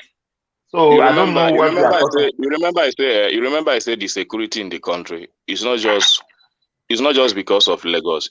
As in we that live in Lagos, people are very conscious. You understand? Once it's midnight, you need to go back home. So that's what I'm trying to explain. Some people go to club, they stay till midnight, maybe inside the first tag, anywhere inside Lagos. They can go, maybe they have their personal security, something like that. But I'm just maybe and that Christmas period is very different like now. You understand? So I'm talking about security generally in the country. Everybody, in short, it's a warning to everybody. Even in the market itself, the chairman of the market will warn you. Once it's midnight, go back home. You understand? So that is the thing. All right, brilliant. Any other questions for Ekene? One man, I think maybe the platform should ask him what the feeling is in Lagos about presidential. I think he answered states, so maybe he should give us the presidential feeling. All right. So yeah, go on, Ekene. The presidential is the thing is heating up. That in short, that presidential is the main focus. It's not even the state. It's not that presidential is the main election that everybody is looking up to. Everybody is just ready for that day. So we're just hoping for a peaceful election. So that's the thing. And the narrative is that this government has really done us very bad. The government is not a common man government. This is a rich man government, people that can survive. You understand? So it's just to change the narrative. In short, the situation is nobody wants APC, even if it is another party. But in terms of APC, nobody wants them. That is the situation. That is the situation on the ground. So which party do you prefer? Since you said we should not go for APC, so which party? Any party. In fact, there was a discussion that there was this discussion yesterday. Maybe if you watch channels yesterday, all the small party, they were trying to align. They were trying to align with either Labour or PDP. So, but their initiative is that they don't want APC to come back to government. That is their initiative. You watch somebody like SDP presidential candidate. He said that anything that will make APC lose this election, whether he wins or not, is something that will give him joy. So that is the narrative, because people are really suffering. But Lagos State is an APC stronghold, though. Yeah, Lagos is a APC stronghold. Nobody is doubting that. Lagos is APC stronghold, and nobody. I have friends. I have many friends, both Yoruba, Igbo, and Hausa. So we know how we communicate. You understand? It's an APC state. So, but in terms of presidential, nobody is considering whether it's APC state or not. Whether it's not. What we need is just a better country for everyone, even for you people self. It's just a better country. So that's the thing. Somebody like me, I don't want to travel. I don't want to live abroad. I want to live in Nigeria. No, nothing is about it. I think we all do. If you ask everybody here, they probably want to live in Nigeria too. We're all jealous of you. But any other questions for Ekene? Hello? Ekene, I you have don't try. question. You I don't have try. question, No, please. no, He no. can bow. Let me No, say I have something. question. I'll take a bow. Let me talk. Let me talk now, please. Which presidential candidates do you see in Nigeria and Lagos at large that is making road that people are talking they want to vote for? If you don't mind, thank you. Okay, in Lagos State, let me just be specific. Lagos State is between Tinubu, as in APC and Labour, in terms of presidential. Nobody's talking about PDP mainly here in Lagos. It's about Labour or APC. In terms of Lagos, you understand? So, but I don't know another place, other places. But in terms of Lagos, you see that the contention is between APC and Labour. That's it. That's the situation. Oh, all right. Somebody else wanted to ask him something. This guy is very smart. No. I just wanted to recommend. He's a very truthful person. Huh? He's a very truthful person, and I recommend him for his honesty and his objectiveness. Thank you very much, my brother. You try. But the Ikene is very smart. I want to push him hard, but I don't think one man wants me to do that. No. You can't. The one thing is, nobody is obliged to commit themselves in a way that they choose not to. So Ikene only shares with us what he chooses, as everybody what he chooses to share with us. But I think, and I know one man I asked earlier on, and I respect him. Him. I said, "Are you obedient?" He said, "Those who," and I don't say anything because I respect everybody's opinion. Your personal is what I'm getting Go from on, Ekene, what I'm getting from Ekene is that he's more Nigerian than anything else. He just wants. That is the thing. That is my thing. I can see. Yes, I can see. Yes, I can see that you are very right. Yeah. Let me ask you my own question. Unlike people like Saki Fada, who are just obedient. Okay, let me ask you my own question. Can I ask you?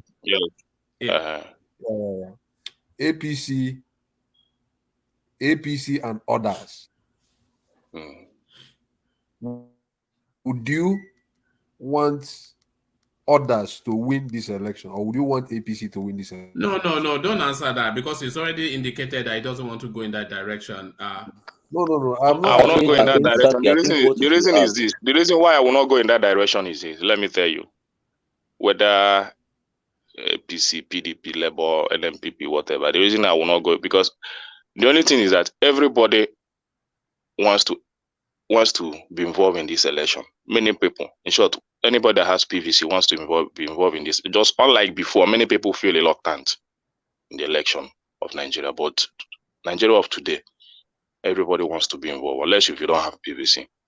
So the reason why I will not go to tell you whether I want APC or anything is that anything can happen in Nigeria. There might be manipulation, there might be change of results, there might be many things. In short, in fact, many people just well, okay, let us do this thing just this time. Let's know the outcome. Do you understand? Let's just know the outcome. It's not that Labour might win, they might announce APC. PDP might win, they might announce a Labour. Just something like, as in this country, nothing, you cannot just say this is the so that's why I say I don't want to talk about whether I'm supporting this person. It's my own personal opinion. But the only thing is this: everybody wants a change in this country. That's the thing. Can I ask a question? Yeah, go on. Okay, I just want to ask on behalf of Des and the other guy. I'm struggling to know the name of. I think is that Thomas also. I think they want to ask a question, but they're wondering how to phrase it, not to ask. So I think what you guys are trying to do is, so I'm going to ask you. This is not your opinion. This is not who you prefer or anything like that. So I'm removing you from the picture. Now play the role of a play the role of an observer, like you are just the all-looking eye. You are not even part of the election. So considering Lagos State, you say you have friends, Yoruba, Hausa, Efik, whatever. You say you have a lot of friends from different whatever in Lagos. So make a prediction according to the temperature in Lagos around you. That you say the election is between APC and Labour. So make a prediction.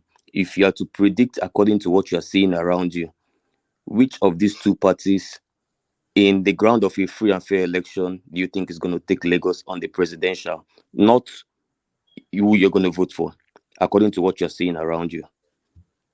Okay, let me just say this. According to what my good friend, a Yoruba guy, is my customer. I used to come to my shop every Friday. In short, he's an APC member. He's one of the top officials in the APC. He's one of the campaigners. He's one of the organizers. He's one of the, in short, he's a very top official also. But we have been friends for years. You understand? So we discuss politics very well.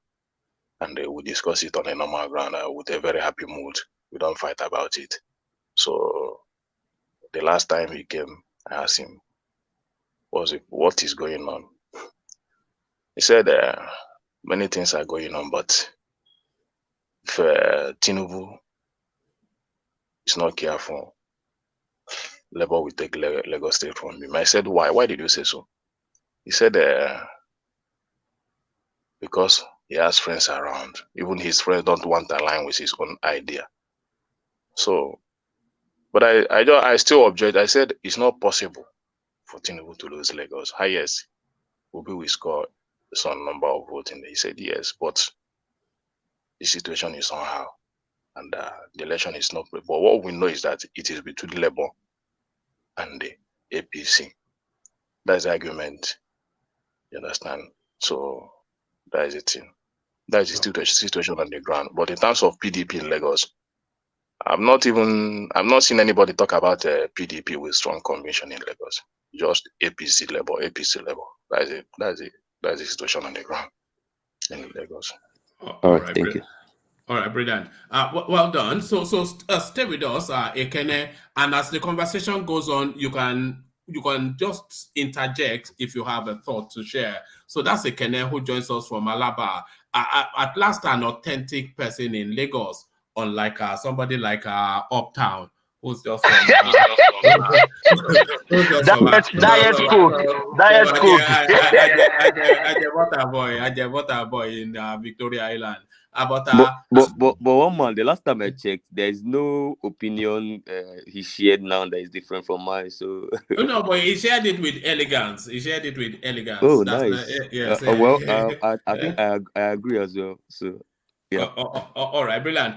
Let me acknowledge the super chats that have been coming in. It's really Ayo who somewhat out of sympathy for the super chat space. I suspect is noticing because it just seems to be streaming through. It says it is awesome that the obedience have all channeled their inner lie. Mohammed Buhari would be proud. So yes, quite curious now that the biggest champion of Buhari suddenly the obedience space who think they are going to profit from the backlash against the Naira policy, but I think the word neophyte was used once upon a time. It says it goes on. The obedience are ready to sacrifice enough people on the altar of Obi. The end justifies the means. So this is the brutality of politics that we're hearing now. Even senior voices like Saki Fada is ready to to chop off heads for Peter Obi. This is what we're hearing. Ayo continues with the super chart. It says this is a microcosm of what their government should it materialize would look like. Let them eat cake. Yes, a plague on all their houses. This is what the obedience are telling us. A plague on all your houses. However many people hemorrhage, let them hemorrhage. So long as Pete Obi is the president. So that is Ayo who comes to the rescue of the super chat space. And I thought I saw a blue sign, and then Rotimi David just does a sticker. So yeah. So thank you all for that. So thank you all for that. So so to you then, Saki Father, carry on with your thoughts. The Supreme Court space and the double stance of both the northern governors and the Buhari administration. Well, I will summarize by saying that if this policy is going to curb vote buying, for instance, it is inflicting a temporary pain to many people. But if the policy is actually going to affect vote buying and it is not done, it is not like designed or executed now, and politicians go ahead to buy votes because the policy is not there, when they buy votes, at the end of the day, the result of the election will also affect a lot of people. So we have to weigh these two options. They are both evils. Any policy that permits politicians to buy Nigerian voters, is going to affect the generality of the masses at the end of the day. And any policy that prevents buying of votes is going to also inflict temporary pain. It is left for us to weigh the two options and make informed judgments on that very basis. That's my stand. All right, thank you. Briefly on the El Rufai space, who is asking the people of Kaduna State to ignore the Naira swap and carry on spending the old note. As soon as Tinubu becomes president, they are going to sort them out. So what are you then making of that irresponsible utterance by the little man from Kaduna State? Well, that is, as at the time he made the utterance, he's quite irresponsible. He's being assertive, and I think El Rufai is fast becoming one of his political career is fast coming to an end. Maybe from the angle of perception. Right now, the Southern Kaduna people are not happy with him. There was, this guy, what's the name? Njanja Media. I think 2 days ago, I was sharing that thought with Uptown. 2 days ago, Njanja Media had his platform, and two people came to that very platform, and one guy from Southern Kaduna, and he was lamenting, and he said a lot of things, and when I was watching him, I was shedding tears. I could not control tears, So I think El Rufai is really fast going into his political capital, If care is not taken, it's going down day by day, So let him keep misinforming people and so on and so forth. But as at this time, the Supreme Court has taken a stand. Who are we to question the Supreme Court? We have to follow what they say, But at the end of the day, any impacts necessitated by this decision will affect the people. So we pray it is going to come out positive. So that's my point, and that's my stand. All right, brilliant. Thank you, Saki. So thank you, Saki. I think so. All right. So thank you, Saki. So let's take the conversation from you and on to, let's take it to Des. So Des, you're up next. Are you ready to go, Des? Yeah. All right, brilliant. So from where Saki left, the El Rufai then space, inviting that the Kaduna indigents to continue spending the old Naira notes. And just as soon as Tinubu takes over on May the 29th, he will see them all right. Irresponsible politics, would you say? No, I mean, it's not only irresponsible. Do you even get any exercise? All I hear you is like either sitting in your truck or eating burger. You're eating burger again. I'm eating plantain porridge with a snail. Do you go to the gym? Do you go to the gym? I actually have dumbbells, and I do work out a lot. Have you seen me? I've seen you. That's why I'm asking. That's why I'm asking. I'm actually huge in person. Yes, around the belly area. No, not around the belly. All right, carry on. Yeah. So It's not only irresponsible. I say it's more like it should be more like uh what will I call it? He should be arrested for making that statement because the statement he made is against the constitution. I would say it's even against the constitution because this is not he's not House of Rep, passing bill or whatever. He's basically making a statement against the country itself. That's the statement he made. And if someone wants to take it up with him, he could be actually tried in the court for that statement because he's basically trying to cause an anarchy in the country. You get? So I think he's trying to, cause something in the country that he himself is gonna regret in the future. I mean, that's not a smart move. You're saying is either he's a genius or the latter actually is stupid. What he did was just stupid. And I recommend that he should actually be taken to court for making that statement because he made a statement against the country itself. One man. Oh, all right, brilliant. And to the Supreme Court stance, putting or the deadline somewhat in abeyance, an additional 5 days for decisions to be made. What are you making of that? Vis-a-vis the argument that they don't have the jurisdiction. So that back and forth, your thoughts? This is how they will do it. Before you know it, one man, they go say the old money is now, you can now spend it till after election. Nigeria, they just the wine us. Now they just the wine us, they use us, they play. But anyway, I think it's on the 15th, right? Yes. Yeah, that's about in a few days. 6 days. Is it 6 days? 8 days from now. Yeah, I mean 8 days from now we get to. I thought I heard about something that they adjourned to the 14th. Is it the same thing? No, what they've said is they got No, an this policy may be up to 17th though. It may be up to 17th, I think, maybe the deadline. Yeah. That term will not work. The expected date is 17th of this month. So yes. and that is the reason. That's the reason why I was. That's the reason I think maybe Buhari told them to give them 7 days to call them back. So maybe probably to give them that extra 7 days that MFLE added on top after giving them 10 days extra.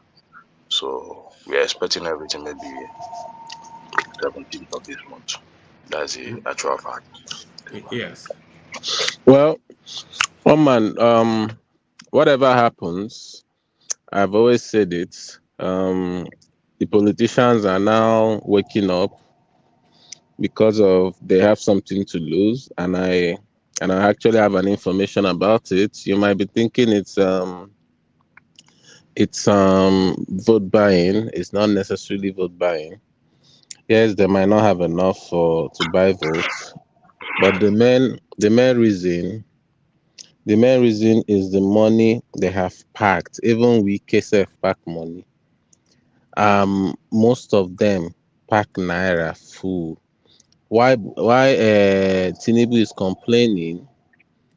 Him pack money, him pack naira full. Like I'm telling you this because I know them pack naira and they don't want to. Do you know? Can you imagine me just watching billions of naira go to waste? I mean, They you're not cannot take using their it. money. None of them can take their money to the bank. That is Yes, the you actual can't take fact. it to So the bank. everybody, nobody can take all of them cannot take their money to the bank. That is the thing. So So they just want a way to they use might it on be election. rich, yes, but the bulk of their money, let's say at least 50% of their money, their wealth is outside monetary. Like they're just looking at it, trying to vanish. So And me, that is the that is the position of the CBN governor. He said that 80% of the money that's supposed to be in circulation is outside the banking system, which is very bad for the economy. He made that, and everybody understood that fact when he made Yeah, I mean, with the news, I think they said, how many billions is still outside? 500 billion or whatever. Is it in my pocket? 900 billion. Is it in my pocket? It's still outside. Is it whose pocket is it in? That's the question we have to ask. 900 billion is not small money, one man. No, whose pocket do you think it's in? Of course, it's the politicians. Why must we hide about it? It's in the hands of the politician, a normal businessman. This guy. I want to tell you, no businessman. No Has money outside. businessman. Up till now, no businessman has money out of banking system now. No I'm telling business. you That for the one, I fact. told you this before. There is no No person in his businessman right has. sense. The only thing is just to withdraw money and do normal. But for returning of the money, I don't think any businessman Nobody. have money. In fact, there's any businessman that has 1 million naira cash now. We just leave it, close his shop, and start a POS business. I'm telling because you, everybody's looking for cash. All right, let Ajale Koko come in. Ajale Koko wants to come in. How many people are running business like you in Alaba compared to those that doesn't run business, that run petty, day by day, hustle to make money, cash money. Okay, one man. I'm sorry, to Ajali Koko. But I want to tell you, there is something I experienced. There is something I experienced yesterday. Somebody that was selling Ogo. I went to buy vegetable. Do we think this? The woman just to give me change. I want to tell you, all the money that woman have there is old money. All the money that she was just wrapping it with. I mean, it's new money. The woman already has the new money, as in all the money that is in the hand of that woman. That I was just even so myself. I want to tell you, even myself. Although I'm not used to cash like that, but I've not seen this money up to 10,000 naira. I'm telling you that for free. But she won't give you as change. She won't give you those new money as change. She gave me because that's the only money she have. Okay. That's the only money she have, and it's an elderly. So, but just as somebody like you, I'm not concerned about the policies. I'm not even bothered because even before the policy, it has always been a transfer. It's just a little money to just take your little need. All right, continue with your thoughts, Uptown. But do we think Ekene sounds a little bit like Saki Father? Yeah, kind of. Yes, kind of. Yeah, carry on, Ekene. Carry on, Uptown. I mean, B&B Uptown, which one? Oh no, sorry, you, Des. I beg your pardon. Carry on, Des. Okay.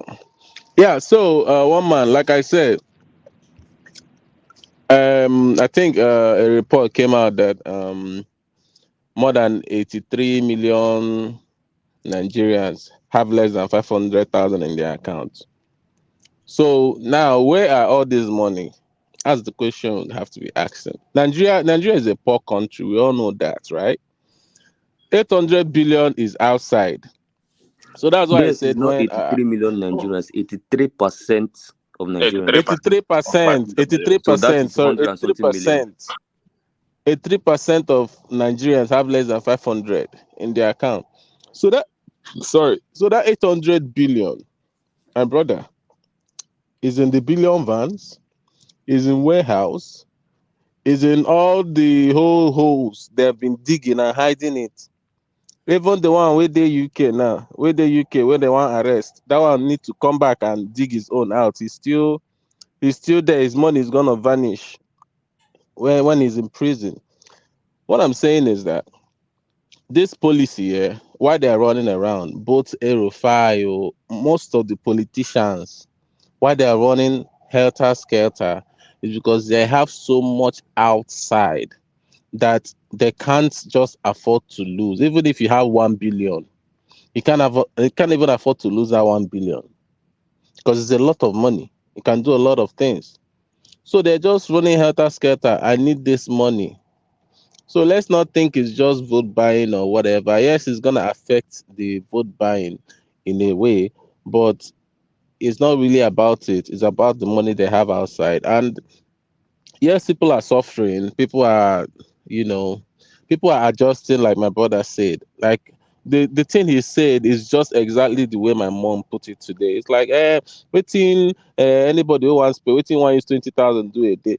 That's exactly how my mom said it. Like, it's I want to buy with 20,000 a day, you know?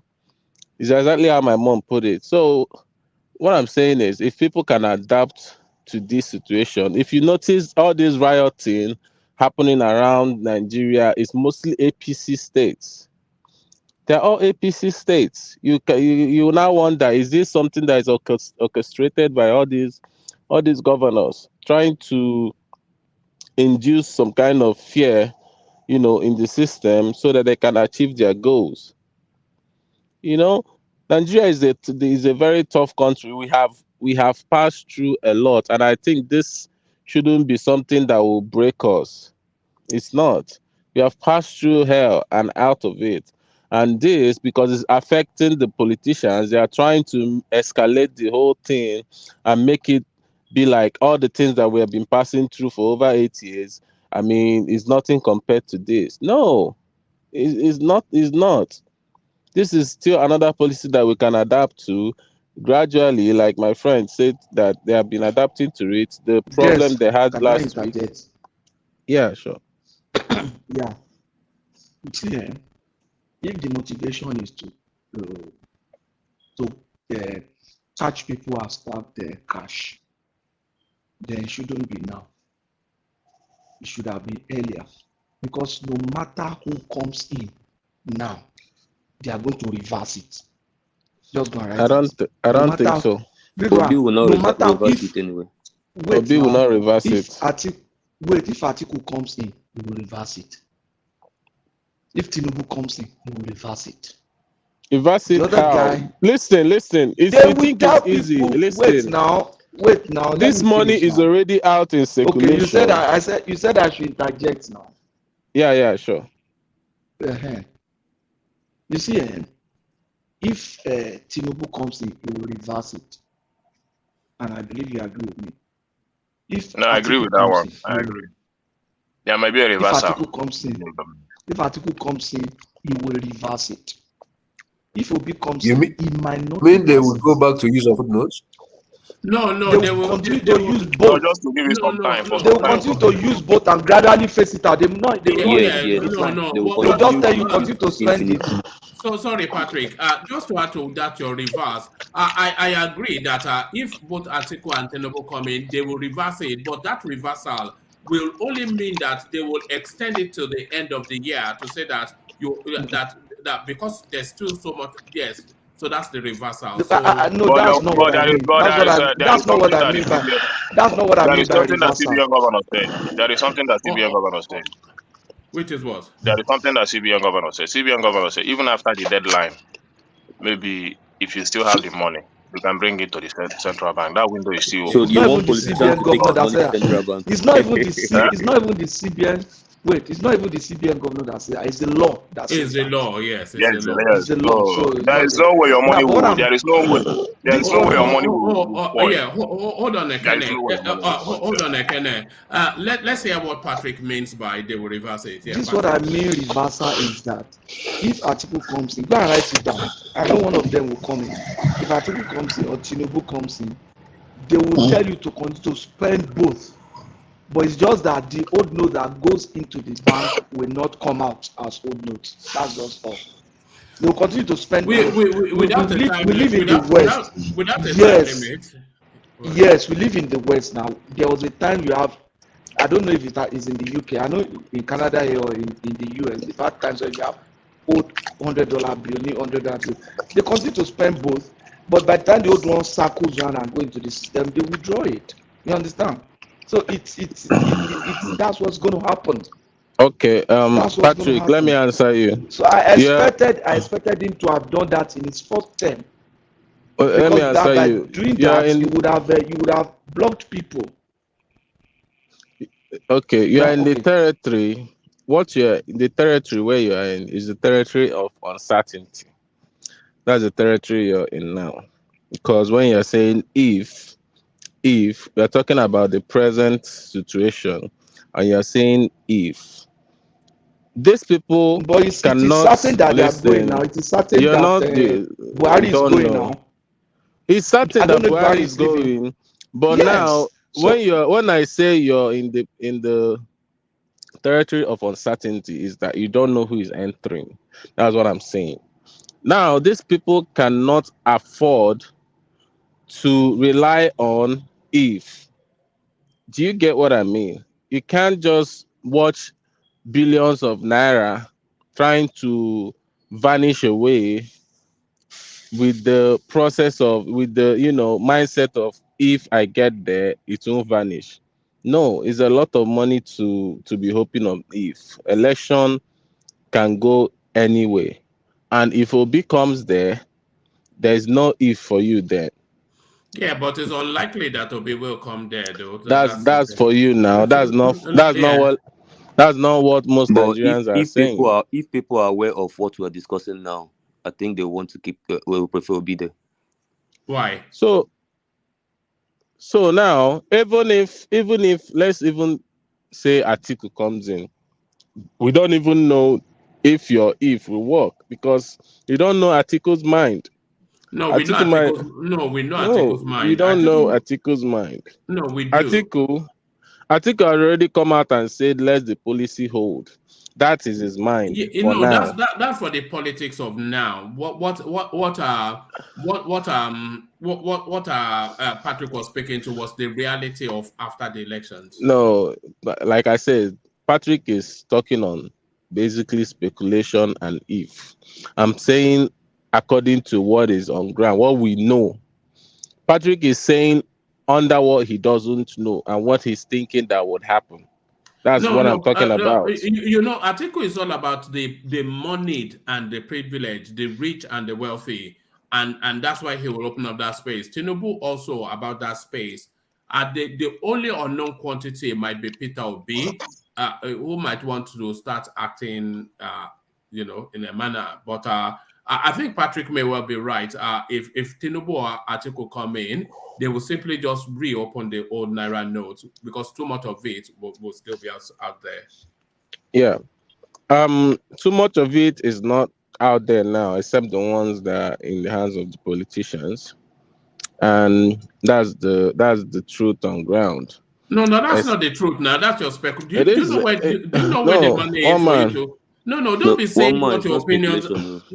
It's not speculation. If I see anybody that will give me 20,000 now, the person will be my body. No, I don't. You know how we are fixated on facts. Yeah, you can't say which politician who is holding it.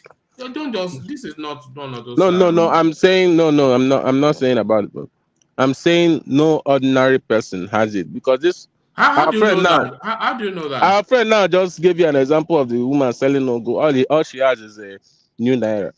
So let's get it straight. We are talking about what we know, right? If you have 200,000, if you have 200,000, what about the drug dealers, the drug dealers, the bandits, the armed robbers, and now let them have it now. That one is illicit fund now. Illicit fund. That one is illicit fund now. Yeah, but what I'm saying to you is that you cannot say that it's the ones in the hands of the politicians. What about the man? We're talking about the politician drug dealer. They are all illicit fund. That's what you mean. Yes, that's what I'm talking about. One man, any money. What of farmers? I'm telling you that farmers don't even have the old money now. They already have in the urban areas. Sorry, in the rural areas. Even the northern governors are even helping their citizens more than the southern governors. I heard they're cheating us in the urban areas actually because some people. Even this governor Zulum of Medugri, something that the man just did something that I like very well. So the man went straight to the bank, threatening to take all their license if they. He said they will withdraw their. And they don't become effective in that stage. So that's what I expect all the governors to do in their state. You see, and money appeared immediately. Money appeared How now. will they withdraw their license? Hold on. Let me tell you what he said. He said he will withdraw their CFO. Yes. Okay. Yeah. And they complied. You see, the situation in the state now is very okay. Nobody is complaining in that state. They are very okay now with the situation. So that's why I expect other governors. Yeah, one man. See, this money, we already know the people holding it. Ajali Coco, leave all this, there's no money in circulation. There are so many videos out there that show that the banks are holding this money. If you want to watch the videos, go and watch them to show you that it's not So about why the are the money, it's banks not. holding it?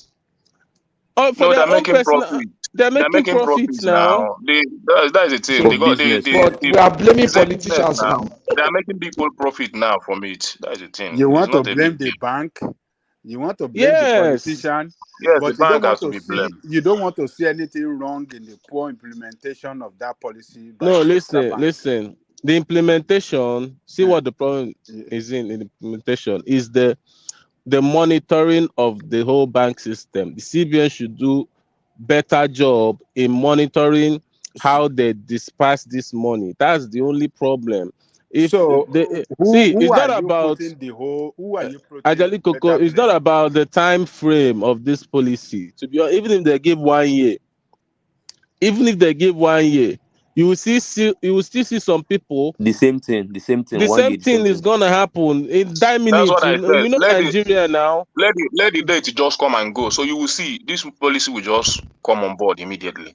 If they If they give say it's one 10, year, let it be 10. There is no Ajale policy sorry, Ajale that Oko. yes.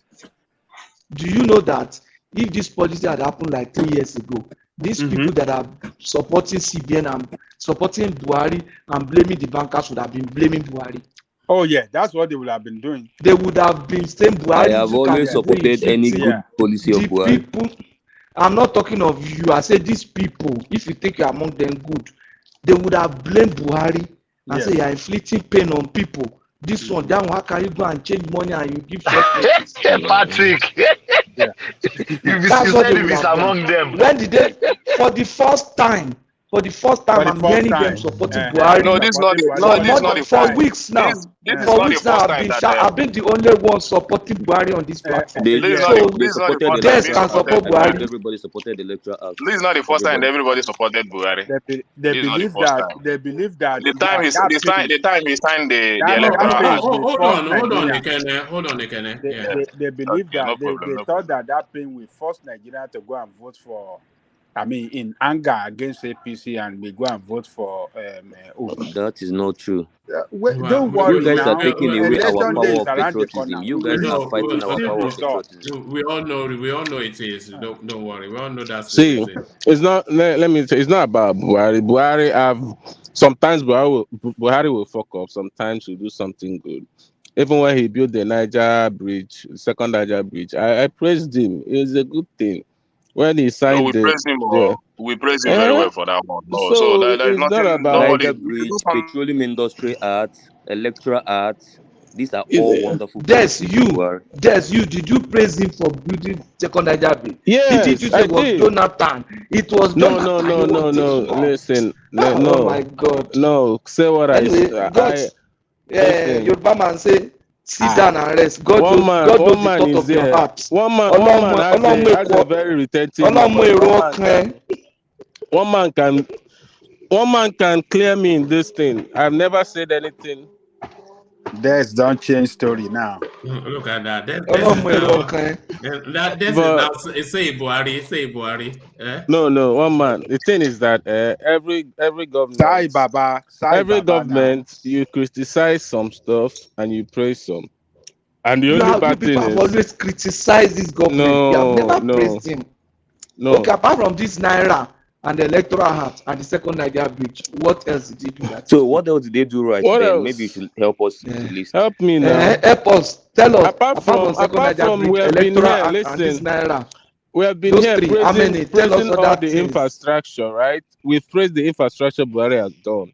But the point is there's so many bad things happening in his government that we can't just praise. We have to come and say, "Oh, this thing is bad." I mean, this 8 years we have suffered. It's just the truth. We don't have to praise your bad governance. No, not say we haven't praised him. If you do something good, we say, "Okay, you have done a lot of infrastructure, which is good." But it doesn't change the fact that 133 people are unemployed.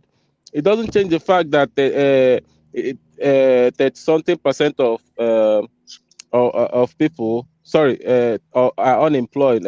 Over something% are underemployed and unemployed. It doesn't change the fact of the whole killings. There's so many bad things. So that's what I'm saying.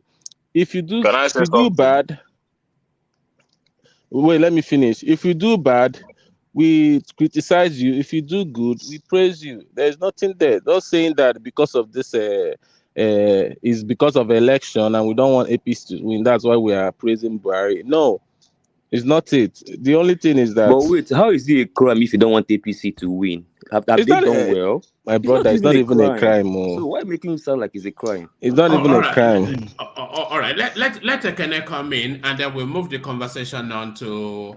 Let's move it. We'll move it to Ola, who hasn't spoken yet. Yeah. Ekene, you wanted to come in. One man, Okay, sorry. in terms of what I want to say, in terms of praising Buhari, we in Nigeria here, we have praised Buhari in many good things he has done. So unless somebody that judge, like there are some people that are sentimental in their thinking, but somebody like me, I'm not such person. So I want to tell you that the reason why people wants to vote is because of the Electoral Act, and everybody praised that policy very well. In fact, Buhari, even though the Senate that time they want to scuffle the stuff, but Buhari did it. So the what I understand in our political system is not even the cabals are too many in our political system. So if we can get somebody that have the political will to do away with all these cabals, this country will begin to get better for us. So that is the situation in our system. Buhari may be not good economically, but there are some steps he has taken, which I know as a Nigerian, that the many cabals has scuffled it against his government. You understand? So that is the political issue we're having in the country. The elite conspiracy, the cabals, they are too much. They are very too much. The background, the people that are. So Buhari himself, you might just think that we are discussing today, and I told somebody that I want to tell you that even many people around Buhari, the money they pack, Buhari they don't have it. The money Buhari don't have quarter of that money, but he's the president, and you cannot argue that fact.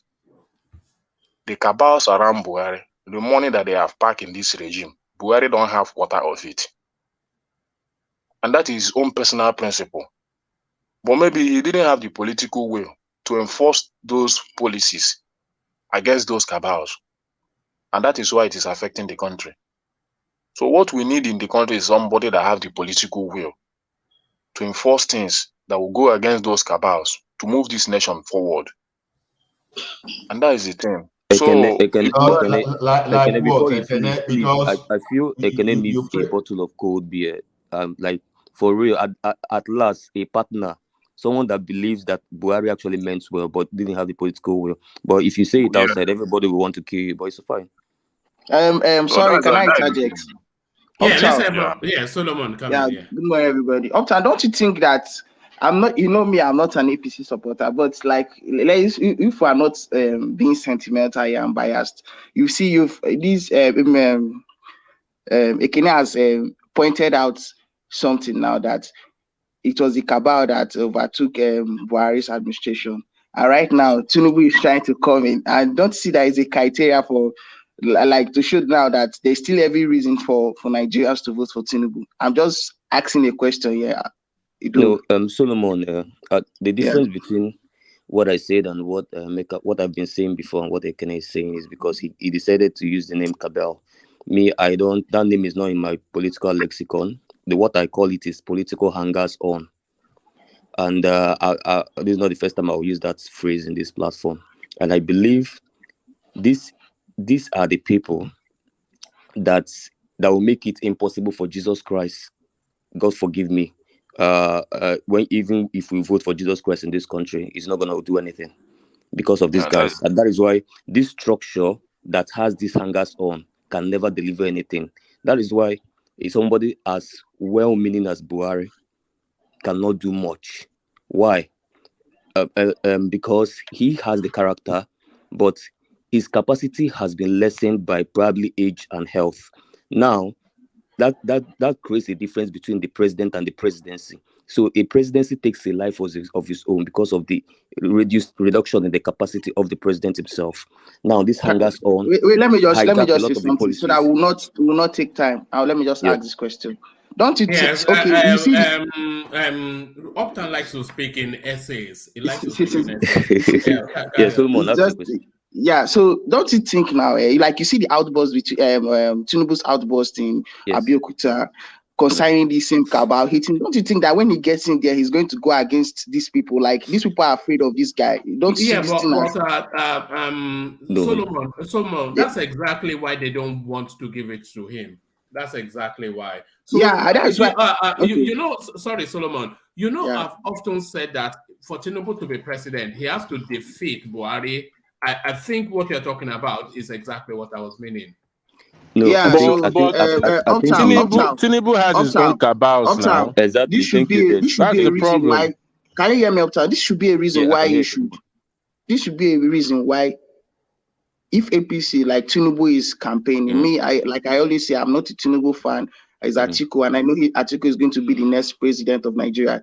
No matter, even let's just forget the whatever problem PDP is having, but Atiku is going to be the next president. So don't you think now, everybody, if Nigerians are not being biased, don't you see that this thing now between Tinubu and the way Tinubu is fighting back this cabal should be a reason why they should vote for him to show that this guy is outstanding. And you can't, no matter how he gets in there, he cannot be controlled. You know this. So I know it's a question I'm asking. Can I respond to you? Yeah. The where you're getting it wrong is what Tinubu is complaining. The people that is doing things that Tinubu is complaining against are not necessarily the cabal. Now, to him, they are cabals to him. That doesn't mean they're cabals to ordinary Nigerians. Now, if for some reason a Buhari does not want somebody like Tinubu to succeed him, for some reason, maybe because of the baggages and what have you, that does not necessarily make. That could be a cabal against Tinubu, but not necessarily cabal against Nigerians, because a cabal for you might not be a cabal for me. Now, the cabal I'm talking about is those, they're not just in the. I'm not talking about what FFK is saying, cabals in the Aso Rock. No, I'm talking about the cabals. You are being biased with your answer now. Don't worry. Listen. You are not trying to tell me that the cabal are not. They have people sabotaging Buhari's policies. Those are the people I'm talking about. The people sabotaging his policy. You're not trying to tell me that this cabal of 18, they have the Nigerian people at heart, the interest of Nigerian people at heart. No, that's not what I'm saying. Can I say something? I said Buhari. Yeah, you can go on, Ikini. Okay, just when you are talking about these cabals, like when you come to our system now, we have maybe you talk about Tinubu. Tinubu has his own cabal. It's for Nigerians to look and see whether his cabals will favor them. Atiku has his own cabals. It's for Nigerians to look whether his own cabals will favor them. Tinubu doesn't have a cabal. Tinubu has a team. He has a team. Your team is equally your. There are people that are working with you. Definitely, that's the people that you will favor. They buy your non-guards and the rest. So Obi has his own team. That's the people he will favor. Maybe if he eventually gets there. So that's the angle I'm coming with. So just look at it now. Something like this state police we are talking about. This thing has been in the house for God know how many, for how many years now. They cannot pass that law for security reasons, just to curb security in the nation. And this is what every Nigerian wants. This is what everybody living in Nigeria, that is what everybody wants in terms of security apparatus in the country. So, but they are just there frustrating the thing. So what the Nigeria is looking up to now is how to get out of those people's hand. I don't know if many people are seeing that way, but this has been my argument. How to get out of their hand. These cabals, and they will come there.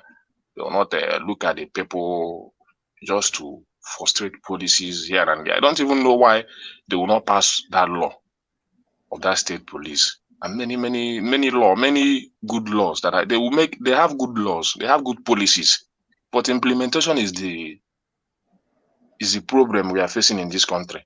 To implement a policy in this country has been a very difficult issue. Just that this Naira policy we are talking, if not that the CBN has a upper hand, or maybe Buhari CBN governor have the backing of Buhari. You Emefiele cannot do said it anything about last it. week. He said it last You week cannot that do anything about it. Let me ask you one okay, question. just finish. Okay, let me ask you one question. Now, when Yeah. you are saying Kaba, the members of the Kabas are the one frustrating the policy, the question is this: who brought those Kaba to that power? Who is responsible for those Kaba? So did those Kaba just surface from nowhere? No, they don't surface from any. It's just like when you are building up the election. As in, when you are building up election, you are building up to election. You already know your cabals. You already know people that work with you. That is the thing we are talking about. So if those people that work with you, and that is the argument about P2B, when you get to the if you eventually win, how are you going to conquer those things in order to implement your policy? You see, it's still a problem. The question is that why are you now isolating Buhari? The same Buhari that could not pass electoral reform bill, that could not sign in 20. That is. But when he eventually got it, everybody was praising him, because I can say that is a major policy he achieved in this. Yeah, it simply means that the head of that cabal themselves is Buhari. So excusing Buhari that cabals are frustrating him is not something that I wish to encourage, because it's like seeing the major, the person that is even creating a crisis, and we are trying to absorb all problems, and we are now pointing fingers at some other people. So to me, no, Buhari. The issue with Buhari, Buhari have problem for maybe 1 year, or maybe 100 days out of it. Buhari really have a very health challenge when he came to the government, and that is the major problem he have. So understand? Even if you are in the country, when Osibanjo left when Buhari left the country, Osibanjo took over the affairs of this nation. When Osibanjo took over the affairs of this nation, things begin to move well. Everybody begin to say, yeah, why this man is doing well, this man is doing well. But before we know it, since that day up till now, we never heard about anything about Osibanjo. So why did Buhari not support? So that's the problem of the country. If they've allowed Osibanjo to take, maybe that days that maybe Buhari is outside the country. If Osibanjo has managed that country, who did he allow Osibanjo to? Who did he allow Osibanjo to continue? Who? Definitely, people in the house, people like Lawan, people like many of them. Those people in the house, in short, those House of Assembly. Hold on, Ola. Hold on, Ekene. Hold on, Ekene and Ola. Ola, what Ekene is saying is that when Buhari came into power, the people that helped him into power, he was obliged to them. And then when he was very ill for a year plus, these were the people that ensured that his administration, that he still had an administration to come to. And those people are essentially the cabal. We're talking about Abba Kyari, Issa Fantua, Abubakar Malami, King Gigbe, all of those, the usual suspects that you know. So these are the cabal. So Buhari is so obliged to them that he cannot just will them away in the manner that you are suggesting. And when Osibanjo tried to have the semblance of a good government that stood in the way of their dollar looting, they just got rid of him because Buhari is so obliged to them now. And they know, and they also have a secret. So by the way, all that he went through, and so that was what Aisha Buhari was telling us, that the administration had been hijacked. Well, man, I got you quite right. This is where I'm going. Now, when we are saying those people that helped into power, I can't remember the role that Abba Kyari played in bringing Buhari into power. I can't remember the role that Malami played in bringing Buhari into power. So if anybody knows, they can please educate me on that. But Abubakar Malami has been Buhari's lawyer since CPC. Yeah, he has been Buhari's and for a long time pro bono. Maman Daura had been Buhari's financier for decades. Those guys did not have when capital. he was living in Penury. Those people never had any political capital to bring Buhari to power. That's just the point I'm saying. Now, I think what you wanted to say Aisha was said, people that has Buhari's Aisha trust. said, wait. Aisha said, those people that did not even participate in that particular in bringing Buhari into power actually hijack that power. So it simply means that we cannot say he has obligation to those people. Buhari is simply doing what he has planned to do. So we can't be excusing Buhari. It's just impossible. It's just his incompetence or whatever we want to call that thing. Now you see what your vice president did, and right under your nose, they started removing all those structures that made Osinbajo did all those stuff. You did not even see anything. You didn't even see anything. So it simply means that, see, what I'm saying is this: we can say, oh, some people are making Buhari inefficient. It is because Buhari decided to run it that way. He is not aware. He's not aware. What will he be aware of? Of course, he's aware. What will he be aware of? But threatening to take power away from him, you suddenly know that he's aware of everything. Look at this guy. Who is deceiving you? He has serious self-challenge. That's the issue. He's just incompetent. That is. I don't know what I will say about Buhari, but just that this is the only thing I observe in our government of today. That's the only thing I observe in the system.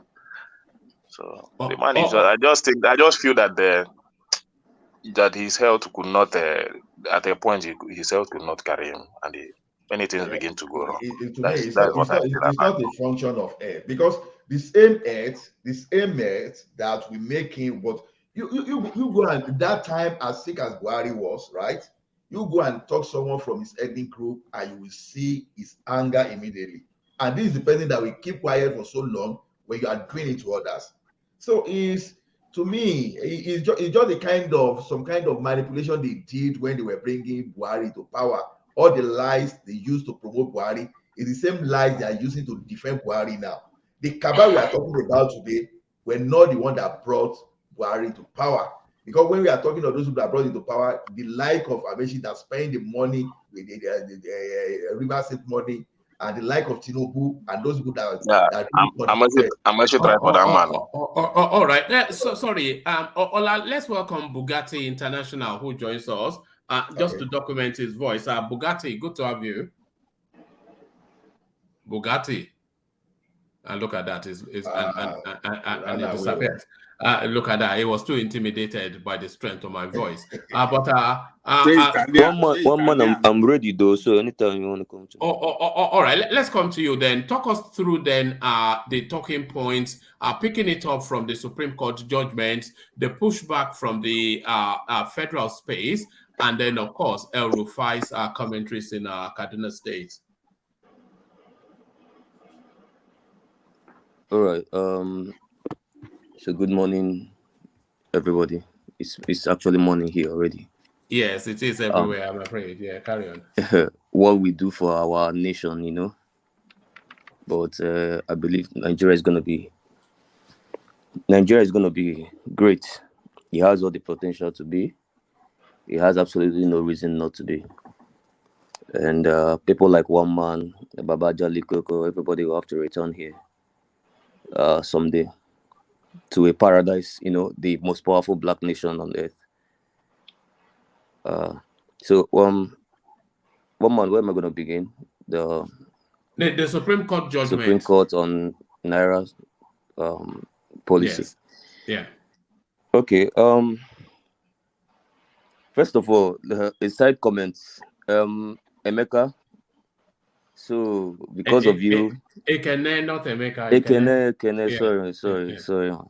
So because of you, One Man said, yeah, we shared the same opinion in Lagos, but then my own didn't come with elegance.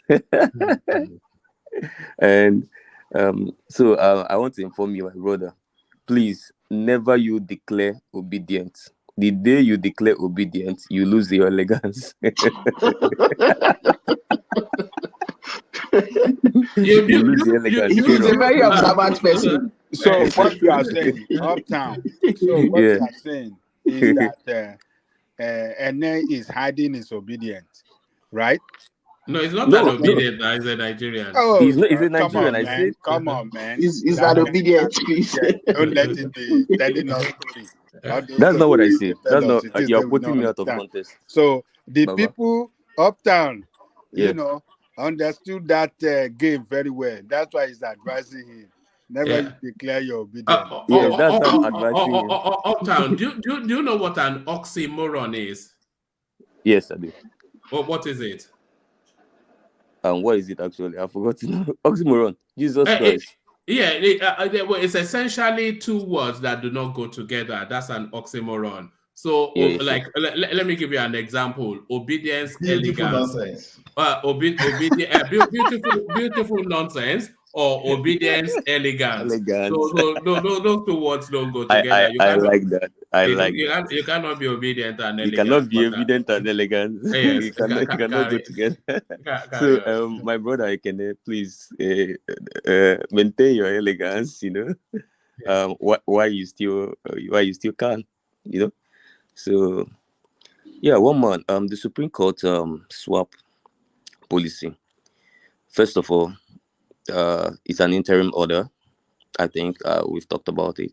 So it's not really a final order or anything. So it's just a way of the Supreme Court playing kind of a role of a social mobilizer.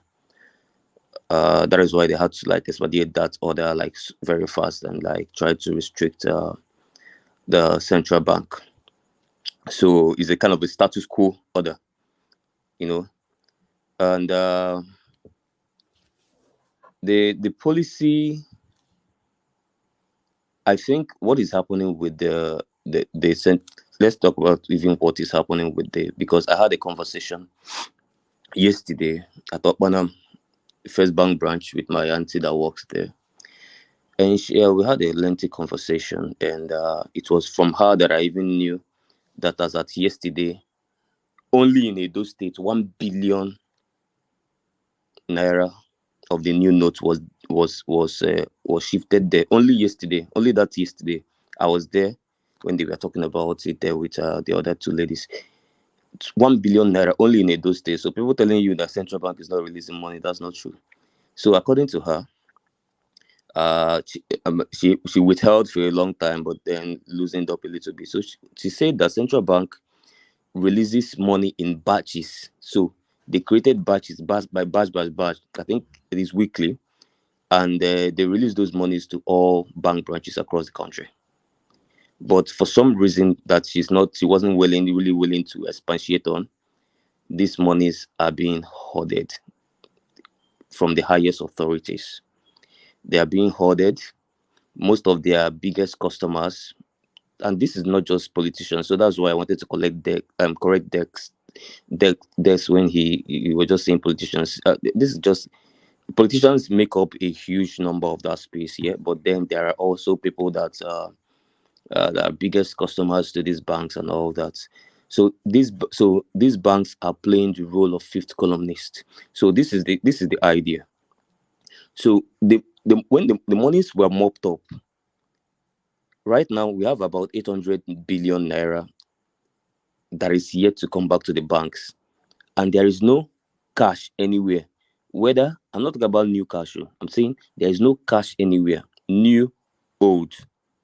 That means people thought that first deadline was going to really hold. So everybody, of course, except the people keeping illicit funds, every normal Nigerian, let me use the word normal, every normal Nigerian returned their cash to the bank because they really felt and believed that first deadline was sacrosanct. So everybody returned their cash except the guys keeping the illicit funds. And that is why if every Nigerian, at least let's not say 100%, let's say 98% had returned has returned their money to the banks, and the banks are yet to get back more than 800 billion naira. Please, where is the 800 billion naira? And that confirms what Emefiele was saying, that these monies were being hoarded. Now, what they're trying to do is that now Nigerians, you're done returning this money. We will start giving you your monies. But then, Emefiele, I think they have checked the banks. They know how much they're going to be releasing in batches. That will be just enough to serve Nigerians, legitimate Nigerians. And they are doing that. According to her, central bank is doing that and has been very efficient with that. But then these politicians haven't tried other things in the beginning of this whole money changing of currency. Things like maybe blackmailing Emefiele and all those things fell flat on their faces. Now the last option they are exploring now, which now seems to be working, is hijacking these banks. So hijacking these banks, we're not saying that there are some factors of hoarding for personal gains, even to the lowest level of POS vendors. POS vendors are big boys now. But then the bulk of that space that is causing the problem, the quagmire around the country, is that these politicians went through their connections in the banking system to hoard this money, so that because they know that if they come out and start protesting as politicians, that people will be like, oh, you guys are protesting because you cannot return your monies to the bank and you want this policy cancelled. So what they're doing now is protest by proxy. So the idea is cut out the money supplies from our connections, which are banking systems, and then make the lives of the people miserable and force them out to the streets to do protests on our behalf to the government to stop the policy, to cancel the policy. So that is why when you see them going to the courts, they don't sue the CBN to make sure they make the monies available. No, they sue for the policy to be extended indefinitely or even cancelled. Whereas if your interest really is for people, your people, because you are the superhero, right? So if your interest really is for your people to access this cash, I think what you should be attacking is the bottlenecks, the inefficiency in the money supply, not the policy itself. And inefficiency in money supply cannot be tackled by extending dates. If you extend the dates from now to December and the banks are still holding these monies, when it reaches to December, we'll still be exactly where we are today. So it's not about extending dates.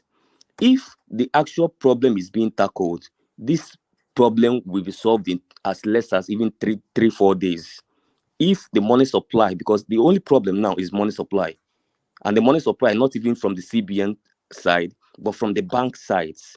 That is where the problem is. CBN is doing their job, even though I fault them as well, because I feel they dropped the ball at some point where they didn't put the necessary checkmating on these banks to make sure they do the right thing. You cannot automatically believe that these banks will automatically do the right thing just because you are CBN. So I think that is the point where CBN dropped the ball. Even though from what I've been hearing so far, even what I heard in the bank yesterday, they are sitting up. They are working hand in hand with EFCC and the ICPC, I believe, and they are running in on most of these banks. And like Ekene said, that's why Ekene, thank you so much for coming to the platform. I mean, you echoed a lot of what is going on. Like Ekene said, some banks are doing better than other banks. So there's these other banks that are really, really, really carrying the whole sabotage thing in their head, and some other banks are doing well, but are not super efficient because of the one or two factors of hoarding for personal interests, like POS and for the purpose of reselling. But that one is not really impacting a lot. But the other banks, which is actually on the majority side, it's a clear act of sabotage of the CBN policy so that they can drive people to the street to cause chaos and hold the government and the CBN at ransom to call off the policy. But guess what happened on Twitter some days ago? Immediately, they are whatever the sabotage they're doing in the back started taking effects on the people. Speed. Guess what? Oh? People that is saying Atiku is against this. Let me shock you. Go to Twitter.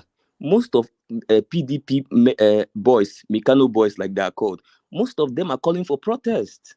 So Atiku is just making political statements. They were calling for protest. They even called for Occupy Nigeria around the country. But guess what people did? Other Nigerians, especially from the obedience space, they started calling for the boycott of that protest. They said nobody should join any protest. Nobody should join the protest these politicians are calling. They know what they are doing. And that protest was generally boycotted across the country. Nobody came out for the protest. So when they saw that Nigerians are way more informed, we don't give Nigerians a lot of credit on this platform. People saying that Nigerians don't know what is happening, it's not true. People saying that Tinubu should go and prepare a wonderful message of being the Batman of Gotham City of Nigeria, and then people are going to buy it. No, people are actually way informed than you people give them credit for. They know what is going on. They know what the policy is for. They know where the problem is. They know the problem is a mid sabotage from the banking systems. So that is why even the few people that came out to protest, they are protesting against the banks. That is why they're going to destroy bank facilities, not necessarily against CBN or Buhari's policy. And most of those protests, other ones sponsored, obviously. Every political analyst is saying it. Politicians, calm down. Stop sponsoring pockets of protest here and there. See, if really Nigerians are not aware of what's going on, this country would have been consumed with protest because the hardship was much. As at last week, it has dropped drastically this week. As at last week, if Nigerians were not aware of what was going on, they would have really gone out to the street across our country. But they were aware. Even in Abuja, as at day before yesterday, civil society groups, about 50-something of them, civil society groups, they protested in favor of CBN. They said, protect CBN at all costs, protect the monetary policy at all costs. These politicians are sabotaging it. There was a protest in Abuja the day before yesterday. Who is that? There's one man there. Oh, sorry, I temporarily stepped. Yeah. So sorry, I temporarily stepped away from my computer. So I think Enigmatic wanted to. I don't know. Yeah, did you want to come in, Enigmatic? Yeah, I just calling for you. I just want to ask if you are aware that Malamia has filed a counter lawsuit to challenge that Supreme Court judgment. Do you know that already? Yeah, no, we know that. That's part of the readouts that we read out at the start of the session. What he was saying was that because the lawsuit by the state governors was against a CBN policy rather than the federal government itself, that it should have been taken to the federal high court as a court of first instance, rather than directly to the Supreme Court, because of course it has to be between the state government and the federal government for it to be the Supreme Court as a first instance. Yeah. That's just an effort in it's an exercise in futility anyway, because that will amount to an abuse of judicial process basically. And had the governors actually approached the High Court, Amalami himself, being the AGF, could have gone to the appellate court. I mean, the appellate court basically to vacate, the order.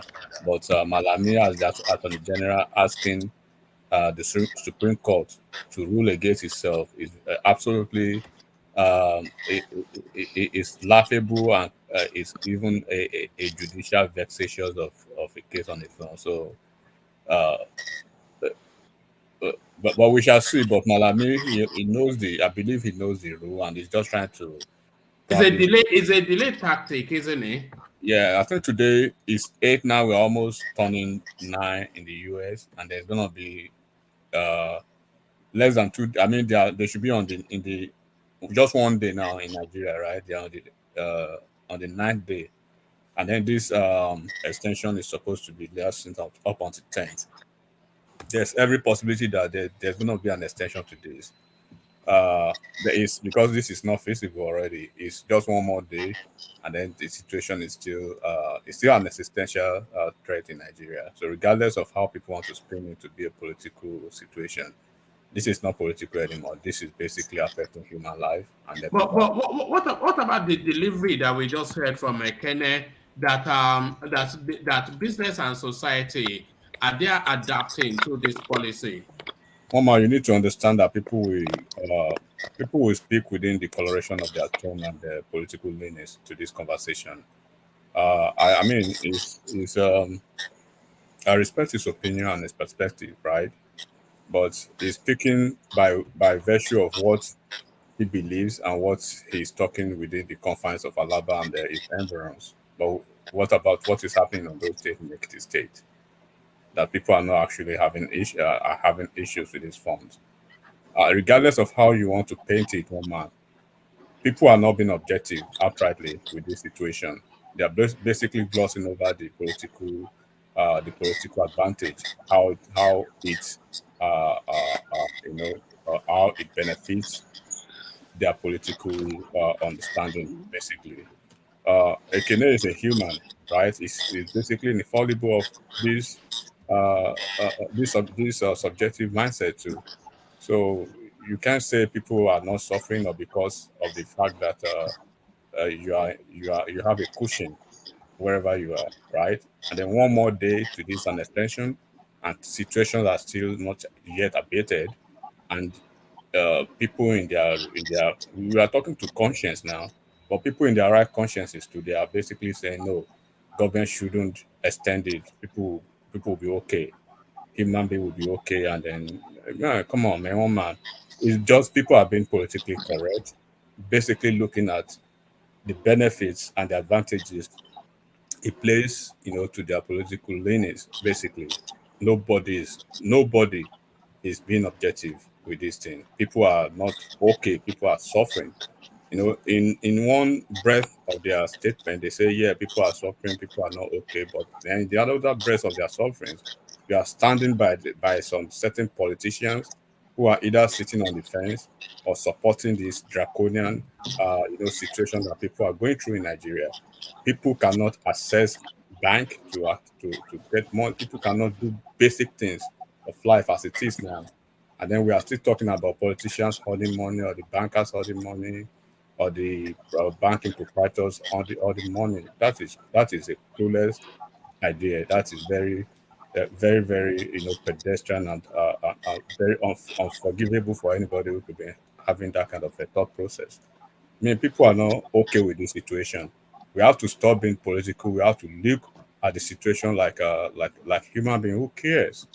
I mean, I was on the phone for almost 3 hours today. You know, people are suffering from this, one man. It's just one more day of this 10th day extension, and the situation is here to abate. And people are coming to the platform everywhere, all over the place, glossing over people's, bad situation. People's, this is very unconscionable for human being to feel so. Woman, woman. Sorry, That Magic. I never wanted to interject. I was waiting for my turn so that I will talk about this thing. You Yes, see, bro. like I don't know why. Anyway, what enigmatic just said now. See, this thing now, like people are coming to say that people can endure that. Somebody saying what is to withdraw 20,000, all this kind of thing. Well, man, people are really suffering from this thing. It's not just only in the urban area, but in the rural area. In the rural area, safe, that is even where the suffering is more, because the daily laborers there, they don't accept transfer. They need cash.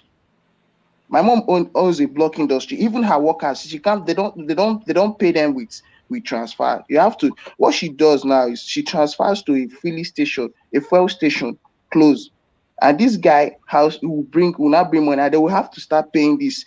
If these people, like 2 days ago, this fuel station ran out of product, they were waiting for them to supply it for them.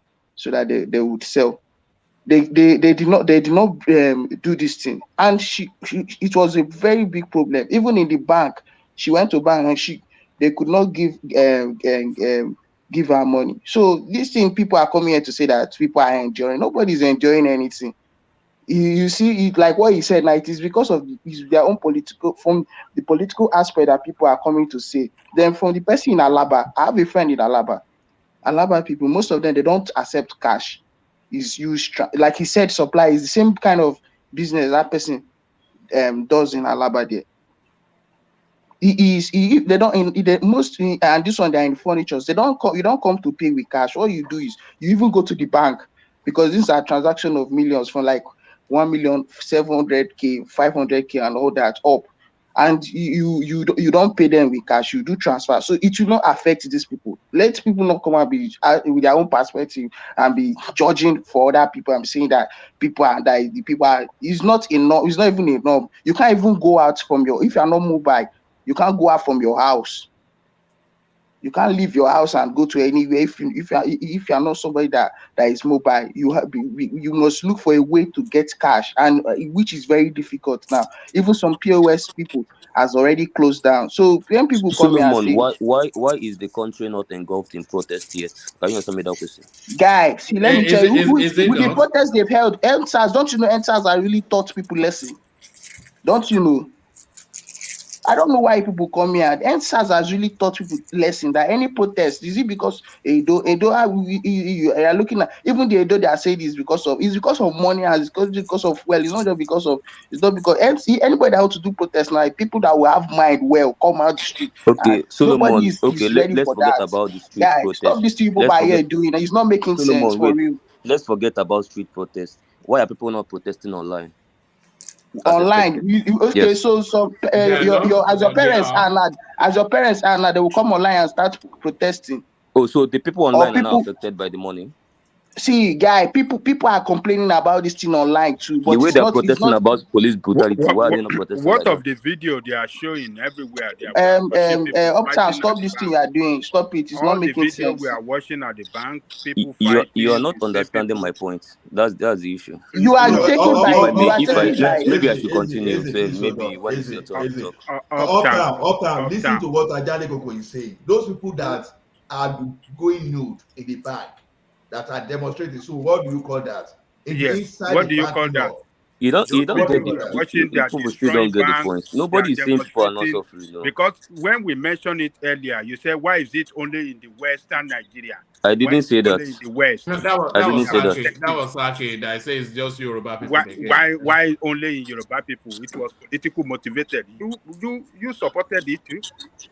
And I supported it. Really. what is this? Des say that too. Why is political motivated? Why is it only in the West? I, Don't I, worry. When you will see the one in I, the East start I next week, think Bess can answer then you that will. because I didn't say it, but I Yeah, can answer for the ones I said. so all this lie that you see, some people will come and lie. People are adapting to it. All this lie. When I It's a have very people, big lie. when I have Big people have one. sent me money to my parents for the past 2 weeks, they can't get that money out for her. And some people are lying here that are adapting to it. And Baba Jali Koko. I have a friend that have millions in the bank. He can't get 10,000 just to Baba buy Jali Koko, Uptown, okay. Uptown. Wait, Solomon, hold on. Let me ask about Baba Jali Koko. I've told you what is going on in the mind of Nigerians, but you didn't accept it. Tell me what is going on. You tell me what is going on in the mind of most Nigerians. Let me ask you a question, Uptown. Yeah. Why is it that it is mainly people sympathetic to Peter Obi that seem to be defending somebody? Even on this platform, we see it. Why is it that it is only people sympathetic to Peter Obi that seem to see the merit of this tight deadline? One man, have you been watching people commenting on this across radio stations and TV stations in the last 1 week? I'm talking about on this platform, which is a good enough barometer. Okay, if you're talking about this platform, it is clear why it looked like it's only people supporting Peter Obi that is doing this. Why? Because some people in this platform, I'm going to say it, I'm not going to hide my mouth. People that are sympathetic to a particular candidate that can't own up to it believe that this is a threat to their candidates. They can't own up to it, and we know. We believe this is a threat to their candidates, and this is going to make their candidate lose election. And that has that has shadowed their opinion. That has shadowed their opinion that they are refusing to know what is on ground. I was at the ATM stand today. I was there to get 5,000 naira, and I spent 3 hours. I went through the suffering. I went through two conversations. I heard what people are saying there. I know they are pained. I know they are suffering, but I also know that they have a mindset that we are suffering, but we are tying our belts. We are holding our breath because we believe that they calm down. Solomon, allow me, please. How But much did wait, you let me finish, please. Let me finish. did you intend to collect at the bank when they Only finally 5,000, no, my brother. Only 5,000. You went to the ATM only for 5,000 naira. How I can't get more than that. A multi-millionaire like you. That is the This is situation in Solomon. Nigeria. Solomon is explaining his own situation. He's It is that bad. and he's telling us about his mother that have a bricks industry that he cannot pay her workers. But we are saying the That is same how thing. businesses We all are over okay saying Nigeria the are same thing. suffering. This is Are we not affecting saying the the same thing? GDP. This will affect the will cause inflation again. We are saying the same thing. And your candidate is saying it is good for the economy. No. And he said Wait, he want to do man, from wait. consumption to production, but he's Wait, still wait. supporting a Baba, policy calm down. that is killing production. Baba, calm down, please. Calm down. Let me express myself. Uptown, what people are saying is an unnecessary crisis Yes. One man. created by the government unnecessarily. Yeah, before I say that, one man, listen. Let me clarify this because I heard you guys going back and forth about it. That your candidates say the Nigerians should suffer and they should die out of suffering and what have you. And I think that is a very wrong representation of what this man said and very, very unfair to him. And funny enough, I even wanted to interject and say, take off Peter Obi. One man, if you want me to send you up to 20 videos of different political analysts and economists on TV that share the same thing, that say the same thing Peter Obi said, I'm going to send it to you in the last 1 week. In fact, the only people who complain about this is APC, and people have said this in channels TV, Arise TV. Why is only APC people the ones?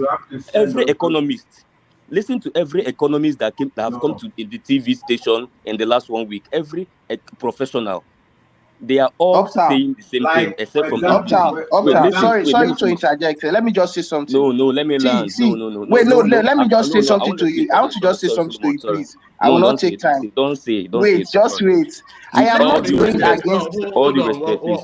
Don't. Let me land. Let him come in now. You know people like to interject, but make it brief. All right, come in because I know it's going to escalate again. If the policy, now, I come here. I don't come to I'm not coming to tackle the policy. What I'm coming to clear here is the fact that people are not having this as like for the fact that the CBN has released money and bankers are holding it, but people are experiencing the hardship in it and they are not seeing good in this thing. But you are coming to say that you are not using it because of maybe few people you've met that are in line with have the same point of view with you concerning it, that it's going against the politician, it's going against this vote buying of a thing. So that is what I'm against. This is not what people in Nigeria here are saying, or what it is. People are suffering from this process. They are not benefiting from it. I didn't push back on that. So that is just the point I'm trying to make. And let's don't come and making it like it's easy that people are already. Somebody came here and said it's already a norm now in Nigeria. It doesn't make sense. One man, Solomon, I didn't just agree with you. I told you that I suffered spending 3 hours to withdraw 5,000. Is that enjoyment?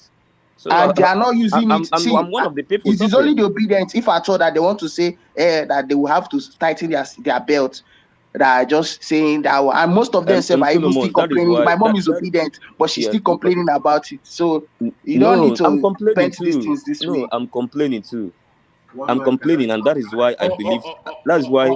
So let me continue. So I'm complaining too, and that is why I believe CBN dropped the ball at some point, and the faster they pick the ball, if you are treating me, if you're treating me of an ailment, God forbid, and for some reason you give me an injection that raised the symptoms of that ailment. Maybe I wasn't having headache before I started treatment, and headache added to it. I won't say, oh my God, headache has started. Just discontinue it completely. No, I would have to have some trust. If I know that this treatment is going to save me later, I will have to have some trust that even though it has been increased the symptoms, that this is eventually going to lead to the sickness going completely. So that is the point. Just like cutting off your head because you have headache. So now, people in Nigeria, most people, and again, we need to understand that when we talk about most people here, it's an aggregate. Other people will have other views. That is why even in this platform, I don't think the whole 10 people in this platform should have the same view. In fact, we would be stupid if everybody has the same view. So, but then this is my experiences in the last 1 week. This is my experiences, whether offline or online, whether I'm out there in the ATM queue or I'm buying something in the fast food or restaurant and you hear people, or whether I'm in the church, or whether I'm listening to some of my favorite TV stations and people are calling in and talking, or whether I'm listening to Wazobia Max and people are calling in for 3 hours and you're listening to what they're saying. Yes, they express their pain first of all. Most of them, other people, there are other people too that are not like that, but most of them express their pain. They start first of all by complaining bitterly and complaining bitterly, but at the end of the day, they're like, well, maybe this election, and that is almost like what Emeka said when he came here. They're like, well, make this election, make, if not, it will help. Make no wahala, make this Why are you election trying go. to But rename immediately this? this election stop, Why are you trying make to they stop rename this business. man Ekene? Ekene, not Ekene, Emeka, not Emeka. Ekene, Yeah. Ekene, don't worry, I'll get used. I'll get used to that. Sorry, man. So that is what Nigerians understand that is going on, and that is why you don't see. I mean, One, the, one the man, level of the let level me of hardship. let me come in real quick. One man, I think we should be careful how we just generalize or use generic word to say Nigerians, because while I tell you that I spoke with people in Kwara State today and in some parts of the north where we have some business partners, right? I think this thing has to do more sometime with some demographics too, right? I don't know where if people are actually living in the same Nigeria or the same. If we are hearing Nigerians, how we should be able to define those Nigerians and what where they actually belong, right? By So by by Nigerians, it means obedience, I think. okay, so that is defined. That we are really have to be those we have to be specific when we are saying Nigerians, because when you call people in Kwara State, they tell you there are sorry stories they're telling you about this situation and what they're going through. When you speak with people, right, in Kaduna State, in Kano State, and then we are saying Nigerians, these Nigerians, quote and unquote, should be defined, because now we have different species of Nigerians now, and we should basically categorize Nigerians and put those Nigerians where they belong. So Nigerians cannot be the Nigerians where we are seeing people suffering. You see elderly men, people, parents are home, they can't even receive money sent by their kids from abroad. Thank God I don't have that kind of issues. But when you have businesses and you have business partners across the nation in the north, and they are having the same problem, do you know, one man, there are some places in the north that um, they don't even have access to banks, especially those northerners who deals in fruits and some other businesses. They have we can't we I believe they've spoken about it a lot on this platform, and that is why we should be careful to use that Nigerian. So let's going forward, let that Nigerian be defined so we know what we're actually talking about. So we know the kind of Nigerians that we are focusing this conversation on, because Nigerians are different now. My brother, can I come? So Hold on. okay. Before you come in, let me show you an example of the sort of Nigeria that Enigmatic just mentioned there. I was watching this clip just earlier from a good friend of mine. We brought him here the other day, Big Wheels. So here, this place that you're looking at is Nigeria. Let me show you. So this is a vast swathe of that country that we call Nigeria. Tell me how the people that live here will ever get their naira changed. You know, you can play in the background as you speak, but because I've muted the voice. This is Nigeria. Who will change the money for these people? I don't know what I can't see their ATM machine or this one. No, I don't think I can't see a POS man either or woman. You know, no, this is what we're talking about. These are the people we're talking So about. one man, how did they return their cash to the bank in the first place? They traveled 10 kilometers to do so. No, we want to know Brother, now because my it's either brother, they returned or they didn't return. If they didn't return, they won't have a problem. I'm But if not they return, sure then that how these did they people return? even know that. I'm not sure they even know that the naira change is taking place. They are so Then they rural. are not. Then they are not suffering now. Then they have money. They still have their money with them. my brother, you say you are living in Victoria. You say you are in Victoria Island, because I mean, where we live, us can color or how we see it. Are you in Victoria Island? Right now, I'm not. Right now, I'm in But you I'm stay in in Victoria Asaba. Island. Eh? Right now, I'm in Asaba. I'm not in Lagos now. Okay. Anyway, Yeah. but you stay in Lekki or Victoria Island Yes, because I stay in Victoria Island. Lekki or Victoria Island. They said Victoria Island. I stayed in Victoria Island. Are you a son of Adenuga or Dangote? No. The Adenuga is his driver. Is in a higher percentage than that. Uptown is a rich man. Uptown stays in Lekki, not in Victoria Island. It says in VI now. He told us a while ago. He's a rich man. There's We are where Lagosian now. One man. Remember Davido's song "Go Bo." These people like Uptown that they One are talking man, about. one man. You are not a Lagosian. We are Lagosian. I know what I'm talking about. Uptown stays in Lekki, not Victoria Island. What I want to say, what did I even want to say? So, Uptown said headache symptom. If you take medicine and you have a headache, and then you don't stop it because the medicine is giving you headache. Actually, one of the basic if you're a drug company, if you are going to bring a drug to solve, even everybody can even remember during the time of the HIV was a lot in Nigeria back then. There was a Nigerian doctor that was going to bring an HIV drug, and Obasanjo didn't allow it or something. So Abalaka. something I don't remember. If you are going to give a drug to the public, His that is name is going to Dr. cause. Abalaka. I remember. I don't remember the name. If you are Yeah, going they to said it doesn't have what do you call it, scientific proof to show that yeah. it can cure this thing. They say he's a Whatever 419. They said it's a 419 man. No, I'm not even going to that. The plan I'm going. If you are going to give a drug, a medicine to the public, and it's going to cause other problems, especially significant problems, nobody in the world is going to approve that drug, right? You have to do your job good enough to make sure, even if there's going to be a little bit of side effect, it has to be. Even if you go to the hospital, they ask you first, do you have allergy? Nobody gives you a medicine to give you other problem.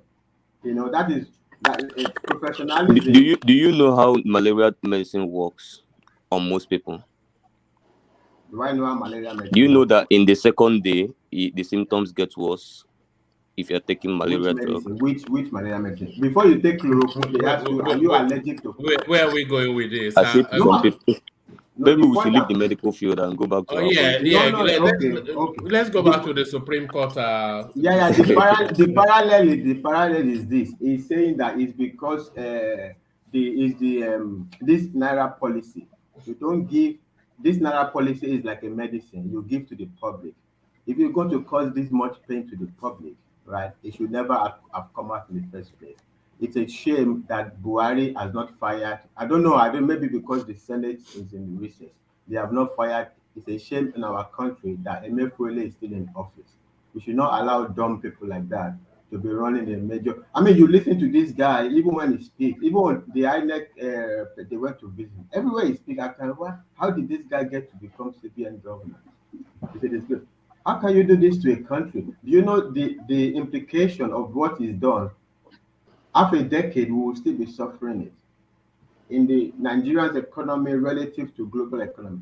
It's like we are like a joke, today. I mean, it's not even worth debating. Like even if you think if you even separate the suffering of the people, like if you want to debate, like for instance, every time they say India, India, India didn't do like they did here. India, before even they pass, even before even they start, they got authorization from the parliament.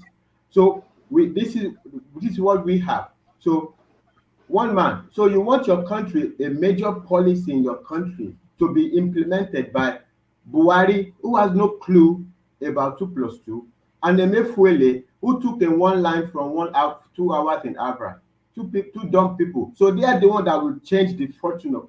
I mean, is this even a joke? It's not even worth debating. These two dumb people are not going to destroy our We need two country. dumb people. No, the economic Buhari, no, Buhari is economically dumb. It's not. I'm not trying to make. I'm not. It's not a denigration to Buhari. Buhari. If you talk about military, how many times everybody even think I'm defending Buhari? I can't judge Buhari, for instance, now by economy. Like they say, oh, the country is bad, the economy is bad. I don't particularly like to blame Buhari because how much do you blame somebody for what they don't actually know, right? But if you don't know that much, and you take a guy, Emefiele, who I don't anyway. So you take both of you, nobody knew about it. The Ministry of Finance don't know about it. Nobody knew about it. Parliament, everybody, it came out like a chop. Two of you people like this cannot destroy our country. That country don't belong to Emefiele. The Naira, our money, don't belong to Emefiele, right? Because he's a CBN governor, even there is a law that even gave him the power. He's even violating that law. That's why they call him to the House of Representatives the other day. Hey, the law that even gave you the power to even be able to open your mouth and say our money is not going to be legal tender. The provision that you are going against the law. You are not an emperor. If you're going to be emperor over me, I mean, you have to be at least a little bit more intelligent than Emefiele. You're not going to destroy our country because some guy Emefiele. I don't even understand what the debate. All right, thank you, Fatai. All right. Round up that space. Mm, Uptown, and then give us a very brief commentary on the mm. goings on between Sheun Kuti and the P Square space. If you're aware of what's going on there. Okay, yeah, that one should be brief. So, as I was saying, so that's it for me. Anybody that does not like it can go and conduct their own field work.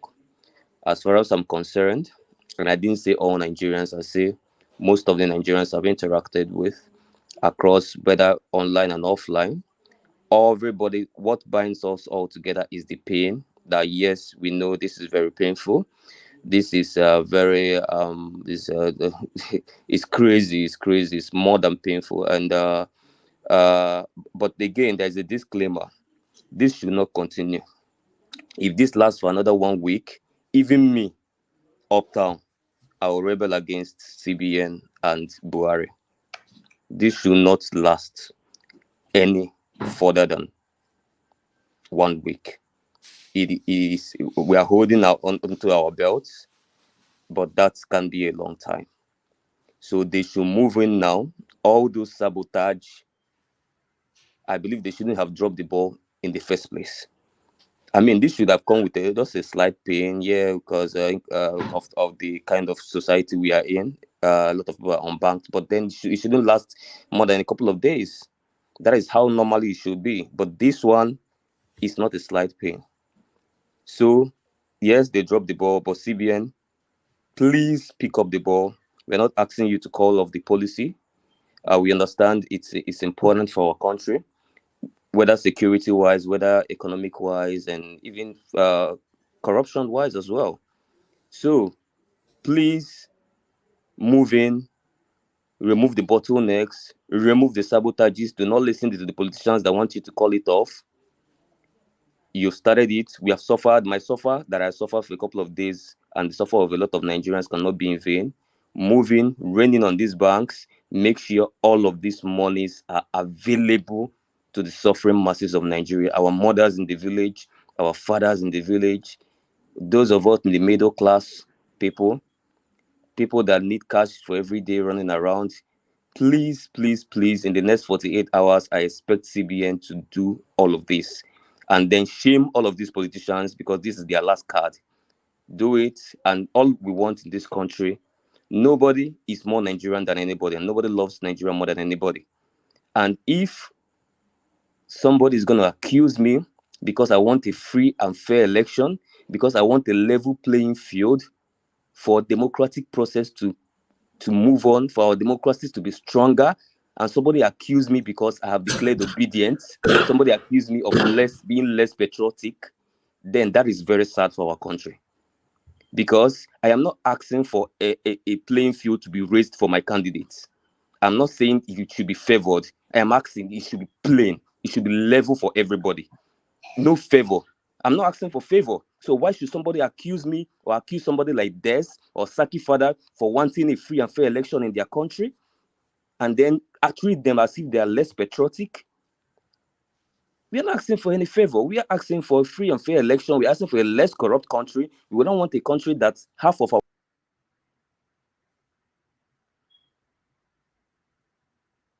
Sorry, you dropped. Are you back?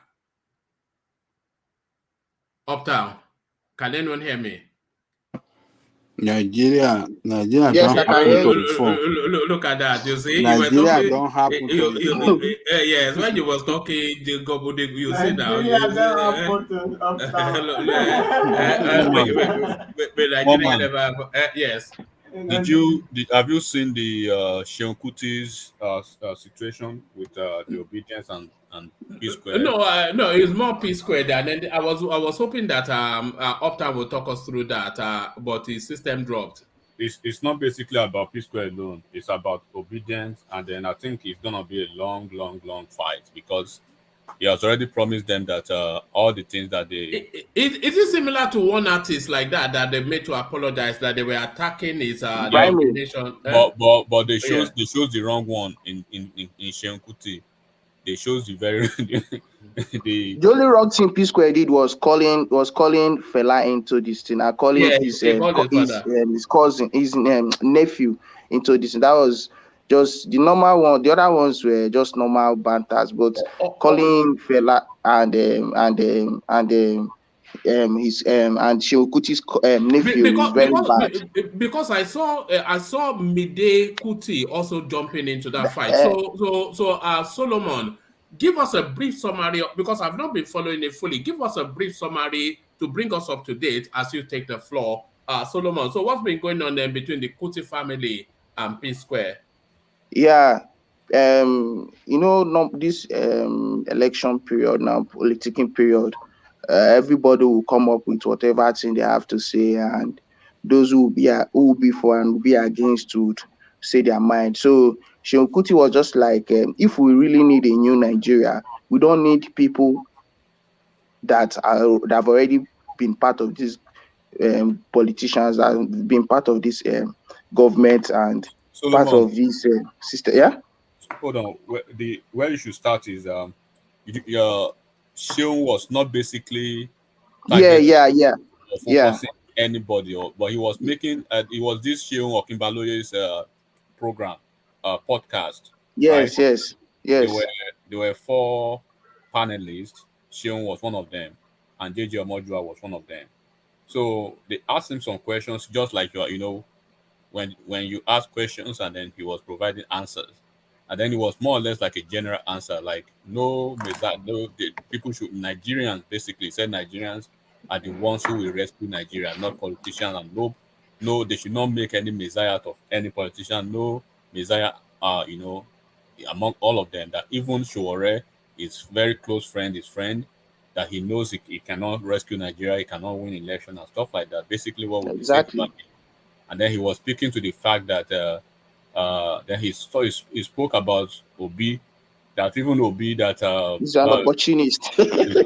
really lie. So stuff like that, and then normally typical of the obedience space and then the P Square brothers, because they've been jumping on everybody trying to silence the voice. So they within, I think, the second day or within 24 hours. Enigmatic. He said something like, during the NSAS movement, the only celebrities that were down with this movement was this guy, Faust and Macaroni. Macaroni. So he said that apart from these two guys, that they were just the celebrities that haven't tried, but the rest are just coming in to just. Then I think he mentioned P Square that there is a way he mentioned them though that got that guy that got Mr. P involved and all that. Them themselves they took it off from there, and they involved this guy, his father and his nephew. And the thing there is that what the guy was saying, there were sense inside. There are sense inside the thing the guy was saying, like, and it's true. If we, like I even used to say it, if we really want a new Nigeria, we don't want somebody who has been part of this government and somebody that has contested or that has ever been part. We just need somebody, a neutral person. And the Nigerian people would like, the way most people, we have to agree with this thing and come together. And so that was what the guy was actually saying. Then this old banter just came up, and when his cousin came in was where he said, I think he said, how will there's somehow he threw the jab to P Square and said, how would they come in that when he and his brother, look at that, people that want to do liberation movement, people that when their family had issues, they were coming out online disgracing themselves and talking down against their family, against each other. Are they the kind of people that would liberate, that would champion the movement for liberation? Then that was how. Then P Square and I replied him and said that the sky is very wide enough for every bird to fly, and that look at Bonner, look at all this kind of thing. And the guy that look at his own cousin, his own family member, Imade Kuti, that the guy is doing well and all that.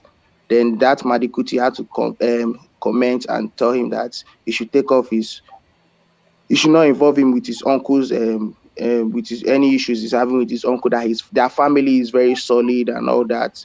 And that guy really tried in defending their family there, and it was a good thing that he did. Then I read P Square Okoye saying something about Sheun's father, that if they remove the Kuti's name from him, it's nobody. Yeah. Then P Square told him that his father was not known, Okoye was not known, but he made his father's name known, that him, Shehu Kuti, should remove his father's, that without his father's name he would not be anything, that he lives in his trenches. That is him, Shehu Kuti is living in trenches. You see these guys, that he lives in the palace and all that. So P Square, so then now this guy now told him that he got a Grammy nomination, and it's true. Shehu Kuti has gotten a Grammy nomination before, but P Square has never gotten one before, even with the whole thing, with the whole popularities their music has gotten, and how well known their music has been. They've never gotten any Grammy nomination. And Grammy is the highest award in the musical line, in the music industry. So the P Square did not try in trying to do that financial stuff So and all that. is it a man on man fight, or have the obedience jumped in?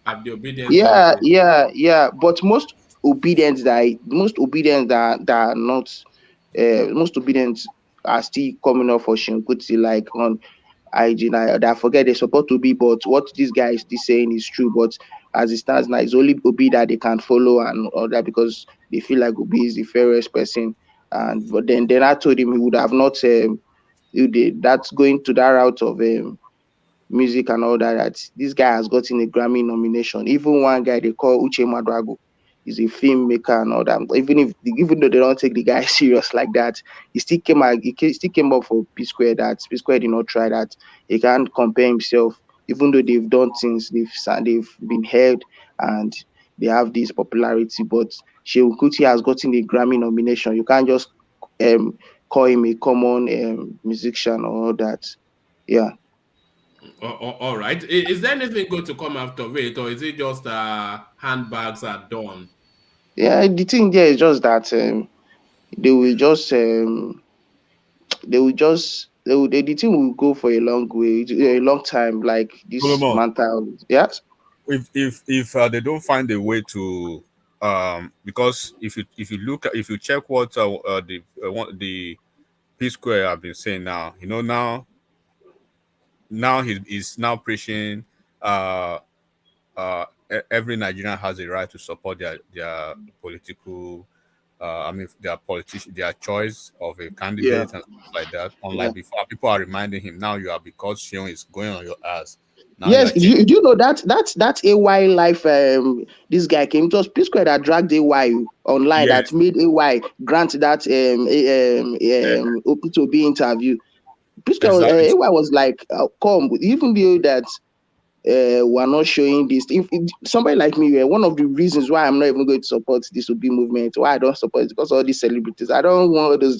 Some of them are just there chasing clout with it and all that. No, OY already had his channel. He's about to launch it when that Twitter was spilled that No, it rubbish. was P Square that dragged him more. He No, told him he he should was don't worry. already Yeah, I planning it. They wait. already sent out. They already sent out Twitter and all that regarding that. But he's always posting all the candidates, but he never really specified on Obi, and that was the reason why he was dragging him, and he gave it to him straight up. He already planning doing that. It's just that he was doing it on a low key. The biggest problem that those guys actually did was actually going for, because this guy, he released another stuff this evening that he went so hard on Peter Obi and that Pandora whatever, and he was telling all of them that for the fact that a lot of us don't want to speak about him doesn't mean we don't know what is happening, that we are all Nigerians, that Even sorry, enigmatic. There yeah. was even a space he said that in 2020, the Labour Congress as a group called him, not the party that they want to, because this guy is a very, I know Shehu Kuti is a honest guy. Let's give it to him. He's a very, very honest guy, in the sense that he's not somebody, like, he has never been part of any political stuff, apart My from, he brother, said he don't campaigned call for anybody Tinubu. honest. Don't call No, wait, anybody honest. wait, let me just say what I want to say. He said apart from that, he has campaigned for Tinubu those days, but when he saw that these guys are not really in line with what they say and what they tell the people that they want to do, that they turn out to be dubious and not straightforward people, that they are selfish people, he had to stop anything politics and all that. That he had to stop. So he was saying that this So that makes him honest.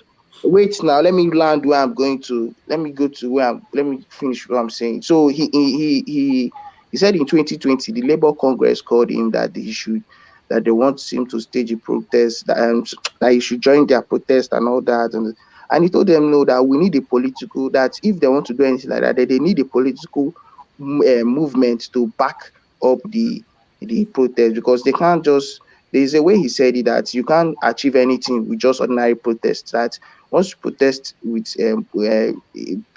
people and you still use political movement, it's going to result to something better. You can achieve your goal and your aim. So even he talked about this Tanko. It was even here I knew that about this Tanko guy, this people, that the guy even called him for all these things and all that, and certain things the guy told him, and he knew that this movement is just nothing. This is disobedience movement. So why I say the guy is honest, he don't fear anybody. He comes out and he say his mind. He's not a two-way or a two-side person that will come out and say, yeah, okay, no. He talks straight. That is why I call him an honest person. He's a He human Woman, being. He can always he lie. campaigned for woman, Tinubu in '99, not 2000, and woman, Yeah, Yeah, 99, not 2000. Yeah.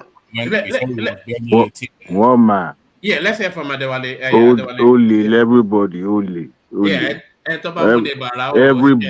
Everybody na thief. An average Nigerian is a thief in waiting. Everybody na thief. You know, everybody. I said that once, and they except told me. Shoreo Njali. I beg your Except pardon, Baba Jolly Coco. I beg your pardon. If you yes. don't change, the society will change you. Except Everybody. except I was trying Shoreo. to caution my brother, saying this person is saying honest, this one is honest, not honest. Everybody not chief is giving you his own version. Let somebody come out and refute that version of his that he put in the public domain. Every single one. An average Nigerian is a thief in waiting. Every single one. And we're true reflection of the leader that Except we choose. Adewale, is that not a disaster for the except people from country? my town. Everybody can come out online or to the public and try to pontificate how close they are to Jesus Christ or Muhammad and say this is they are this, they are that. You know, Yoruba will say, "Ntafin pade gun, lafin pade ogun." The same people that will abuse you, the people that will kowtow to you behind the curtain and begging for crumbs. You see all these people parading around and say this person is bad, this person is good. We are witnessing what makes Nigeria Nigeria. In one on the corner of your mouth, you are bad mouthing the Mayfield. On the other side, you are saying, "Oh, thank God for this policy and all that." If you want to build a house, do you build house during the rainy season? You build your house during summer when it's not raining. Do you give out your money blindly to people in Nigeria without you being there to supervise your project? No, you don't. The CBN give money to the bank unsupervised. Èèyàn ló wà ń di òròkòrò tó fi ń ké. People are behind in the counter in the bank to dispense the money, not machine. Even the directive to the CBN says it has to go through ATM. But who will put the money in the ATM? Is it alien? Is it machine? It's people. It's who we are, Nigerian. My brother, we are not even sure about that story. They So I'm say just saying, let's go by what is put in the public domain. no. Human being, is not even if you listen to the people on TV trying to pontificate themselves as the last born of Jesus Christ, they are all thieves. Thieves. Put them in the position of authority and see Except how everything Showore. will play out. Baba Jani could go But, except but Showore. Adewale, what about? Don't I think we have a savior and messiah somewhere. That is the mentality. Showore, his name is That is the Showore. mentality we have. Put that Showoren in that position and let's watch him transform into who he really is. Yeah, Power but is power is I corrupt. think I think Power I is agree with corrupt. Adewale. See, Adewale, I think I agree with you. You know, You- that's the more reason I emphasize on competence rather than this false honesty, false integrity. we never So celebrate competence. that's it. People just want to because someone may be an honest man and you lack competence. So you can okay, for example, see the false competence, the false honesty around Buhari. See where he has led Nigeria to today. You see, even the fact that you are honest sometimes, that something honest integrity, your integrity may be as a result of your incompetence. So that maybe you don't know how to create something out of nothing, and people will see you as honest. And meanwhile, the problem is you are not competent, you are not creative. So some people are creative and they are rogue, they are thieves, but I was it's I only was it's I was online. I was on a debate online with some group of people, and I was trying to sample an opinion. How many of them came through visa lottery? Maybe out of 8 of us, only one person says, "Oh, I came through the visa lottery." That means you apply, you went through the process, legal way. The rest in that group, guess what happened? They got a visa, overstayed, and they decided to change the Ẹ̀gbọ́n status. ẹ sọ Yorùbá o, ẹ má jáṣà àwọn I, bàbá. No, Adewale, no, so no, mo no. understand nǹkan tí Adewale ń sọ. Shebi, Shebi, we want to tell ourselves the truth. We want to say, "Oh, this person But I understand what you are this saying group now. is I this understand. group is not that." No, Abibeko. they Now, even know they know. Then no, imagine, don't I'm worry trying to yourself. bring out. No, I'm not going to go into details, but I'm trying to bring how things are. We said, "Oh, we want a level playing field. We want to go through the process. You don't want anybody, but yet here you are. You jumped the rope. You went behind. You jumped the rope. You didn't go through the process." One for border kọjá.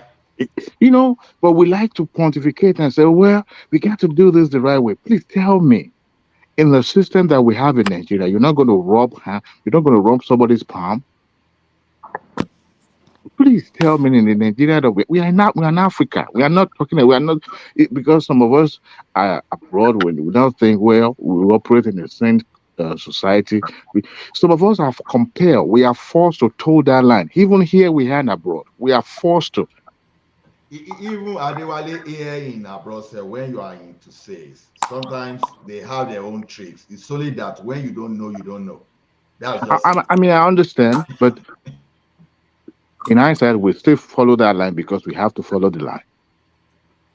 Right now, in Nigeria, that we have, I'm trying to put the Emefiele and his debacle fit into that picture. The act that enact your job functions give you the power, the power to do what you've done, and you have 365 days.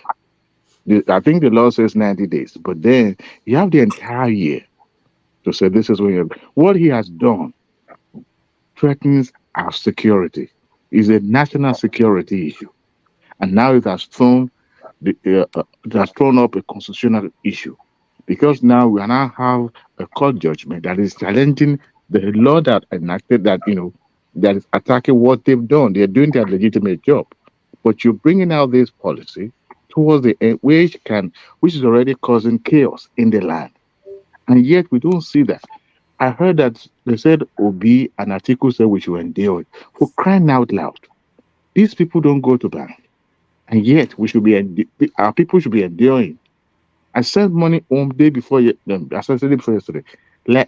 This last week, up to this moment, they've not been able to receive that money. Adewale, this is what we have been saying. As we have been lamenting These here, folks some already people are have the saying money that in their warehouse for the everything is election. going There's well. no playing field for anybody. People are just waiting to collect money to do whatever they want to do. I don't want nobody pushing to me and say, well, you need to be, They are not understanding because when we try to speak to this, they basically think, oh, they are focused. And when we speak to this, right, sometimes people think probably some people have been derisive or probably we just been too pedantic the way we speak about it. Like three people will be here, or a lot, for some people will be here, and they want to rationalize reason why Nigerians should suffer because of politicians, because you think it's gonna favor a politician against another politician. Who cares about politicians? At the end of the day, these politicians are solid. my They are brother, solid. They are Tinubu was already spending that new note even before it was released to Tinubu. circulation. Do you know what is happening now? They're already moving money now, bro. What In are we large, talking about? I they are forwarded. moving money already. A I, wa- lot in I was billions. reading. I was Okowa, reading. Okowa, they just approved another 20 billion What are we talking about? for You Okowa see all again. this. You see all these billions of billions of naira being donated by including Tinubu's. Those money donated are not for donation. They are for campaign. You hear somebody say, "I've donated," Tinubu donated, I think 300 million. Was it on this week or last week? Yeah, That's a campaign money. in Casina. They're My going to brother, claim their my money. brother, I don't even understand why this argument has lasted so long that the politician need to buy vote. Why? What are I we mean, talking about? it's not even worth discussing for 2 days. I mean, 2 weeks we are discussing the reason is because of I watched with politician will disdain buy vote anytime they want to buy vote. CBN visiting. Sorry, let Fatai come in. Fatai, Oh, okay. yes, sir. Yeah, I was saying like I don't know why the argument lasted for this long about because Tinubu wants to buy vote, that is why he wants the policy. I mean, they say you can work and chew gum at the same time. Even if you assume that Tinubu wants to buy vote, okay. So people are suffering. So you can work and chew gum at the same time. Every politician, what favors you and favors society is the point. You cannot even divorce I mean, divorce. Is it devoid or divorce, whatever? Divorce a politician interest from the society interest. So we want both of them to meet. We want society interest to meet with politician interest. That's what we want. You can't say politicians should not have an interest at all. Of course, they should have do they coincide? Even this obedience, are they telling me that it is not even if they want the opposite of what Tinubu is saying, is it not because for his own political win? for its own political advantage? Is it because of any love for anybody? Even if they say, oh, we should endure it. Why is he saying you should endure it? Because if they believe it will favor them. So it doesn't matter. Also, but the point is that's okay to endure it. Is it good for our society? No. So obedience wants something that is not good for our society because it favors them. But they don't want Tinubu to want something that is good for our society because it favors Tinubu. Because they don't know. I like more, but they don't What know is this anything. oxymoron going on? And by the way, Are also you even using this my words? Are you using my words? Which one is oxymoron again? I know You have maybe to it's pay. your thank you one man for birthing that word. Thank you. Look at that. What was that One one you man, dropped the other day? one Paripaso. man, Look at that. one man. Yes. Can you hear me? Yes, I can. Yeah, I wanted to say something. You see, that's even they say they introducing this policy because a large percentage of Nigerians are unbanked. Now, let's assume that 20% of that percentage decided to respond and want to be banked. Do we have the infrastructure to handle that rush now? The banks that they Zero. say, oh, we Thank want you. people to Zero. come. My brother, If this is those argument people, we were if having. 20% of the unbanked people decide, okay, we want bank today, can they handle that? Mr. Patrick, Mr. Patrick, Yeah. I think they said the extension is on up until the 10th, right? Today, now Mm. we are less than 30 minutes, right, in the US to get to the 9th of this of the following day. Already they are. I think they just They are this 10 in policy, Nigeria. the extension is just lasting for is just having a 1 day lifeline now. So and No, they've then been extended. The Supreme Court has extended it no, for another Baba, no, I just want to speak to that, to what, and then a little that by around the oldest one among them will even come here will be, what are you We're speaking just slowly again? and Eh? quietly. I, I I heard the comment that people were attacking El Rufai, that he made comment in Hausa about what was going on. This is like there's a Yoruba word for this. You try to navigate, but you don't want to be stained. You don't want your clothes to, because no matter how you're trying to deal with the situation, it's still going to come back to hit you because it's happening in your house. APC is the one in government. And then they make policy that is targeting themselves. So the people that I know that is going to bear that pain the more, trying to navigate, and that is the reason why that Rufai is trying to say, you know what, please, this thing is not going to work. However, my people continue. But the thing is, I don't know why they will be attacking El Rufai. These three governors that took they said it's only No, APC. because he's advocating an illegality. That's But, why. for crying out loud, the PDP members, because it seems PDP people are the one that will benefit the more with this policy. Yes, the guidelines said 90 days, but you know, Nigeria is a big geographical land. Not just that, there's no way you can distribute. Is it 3 billion naira within 90 days? It's not possible. In an economy where you mop up trillions of naira, money doesn't trickle down that way. It doesn't. It takes time. It takes almost more than 2 3 years before money can circulate, and you need it to circulate across every economic sector so that when it fits or work on, it will balance. Then the economy will be able to thrive. But when you now create artificial scarcity of this cash, now it slows down the wheel of the economy, and you don't want that.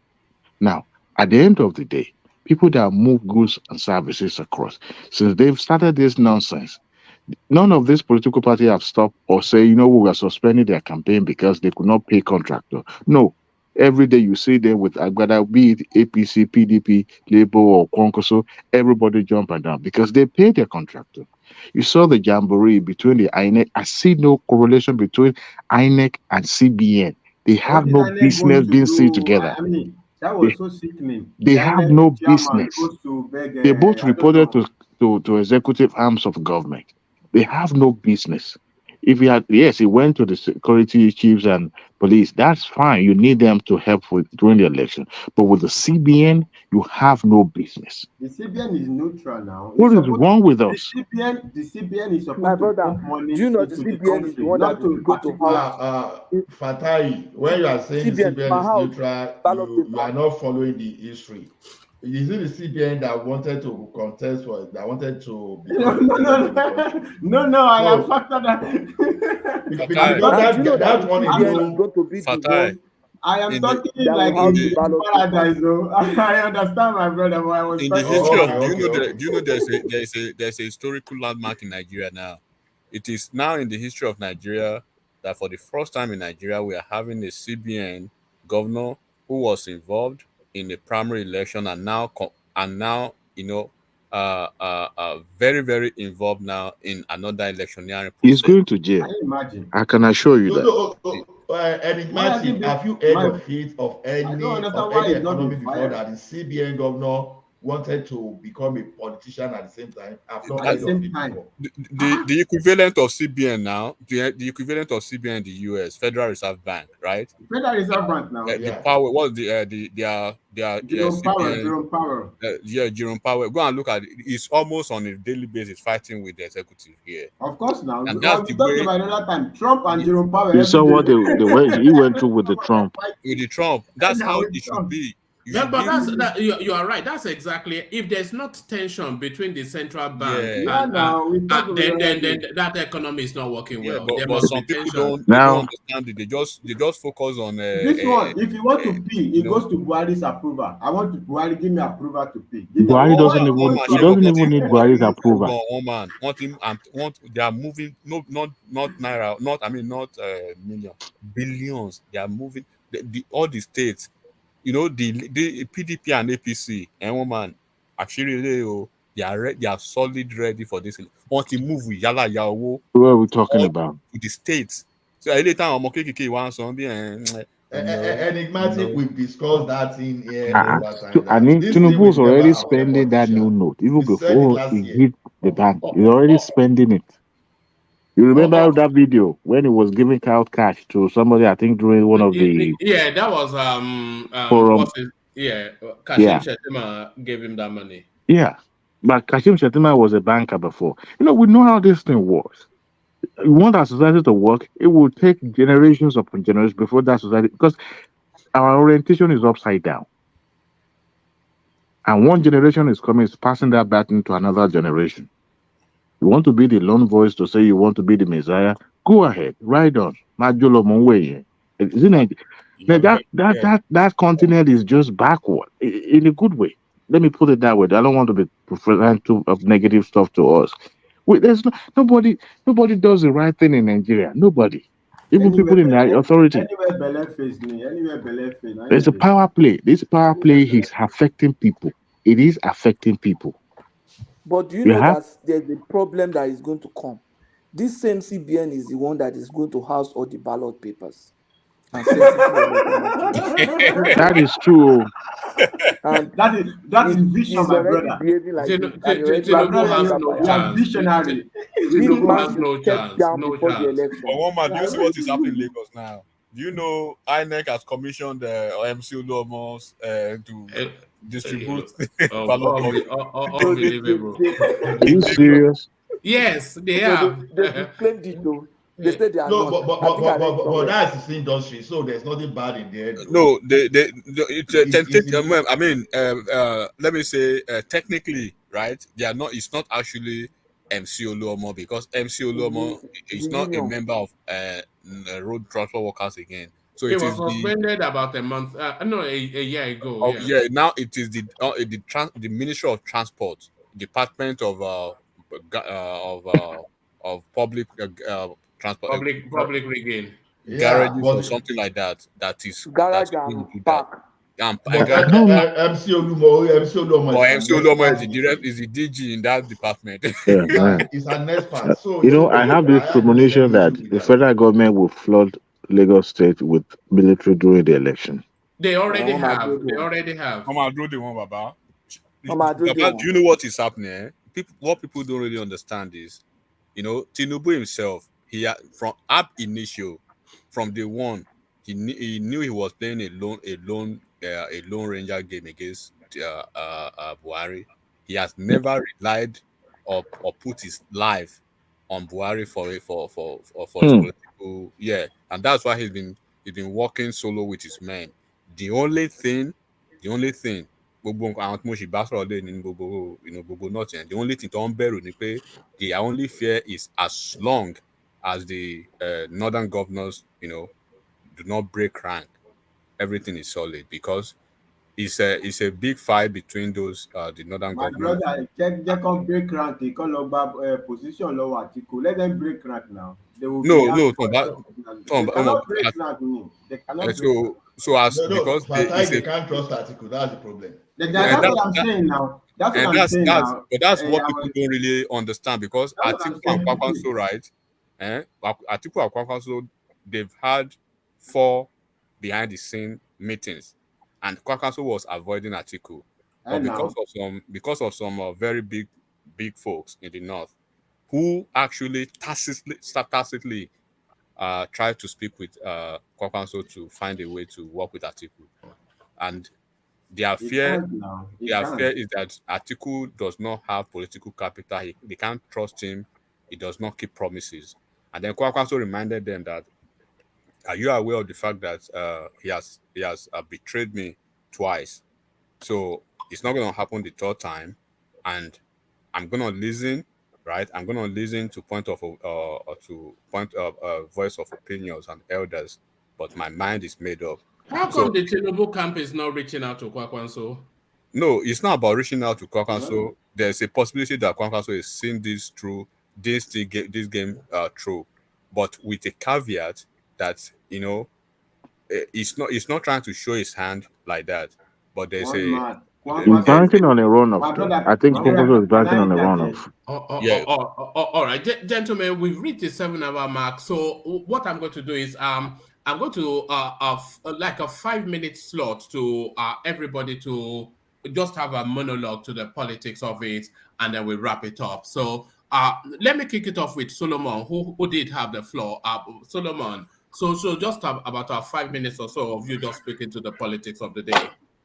Yeah, yeah.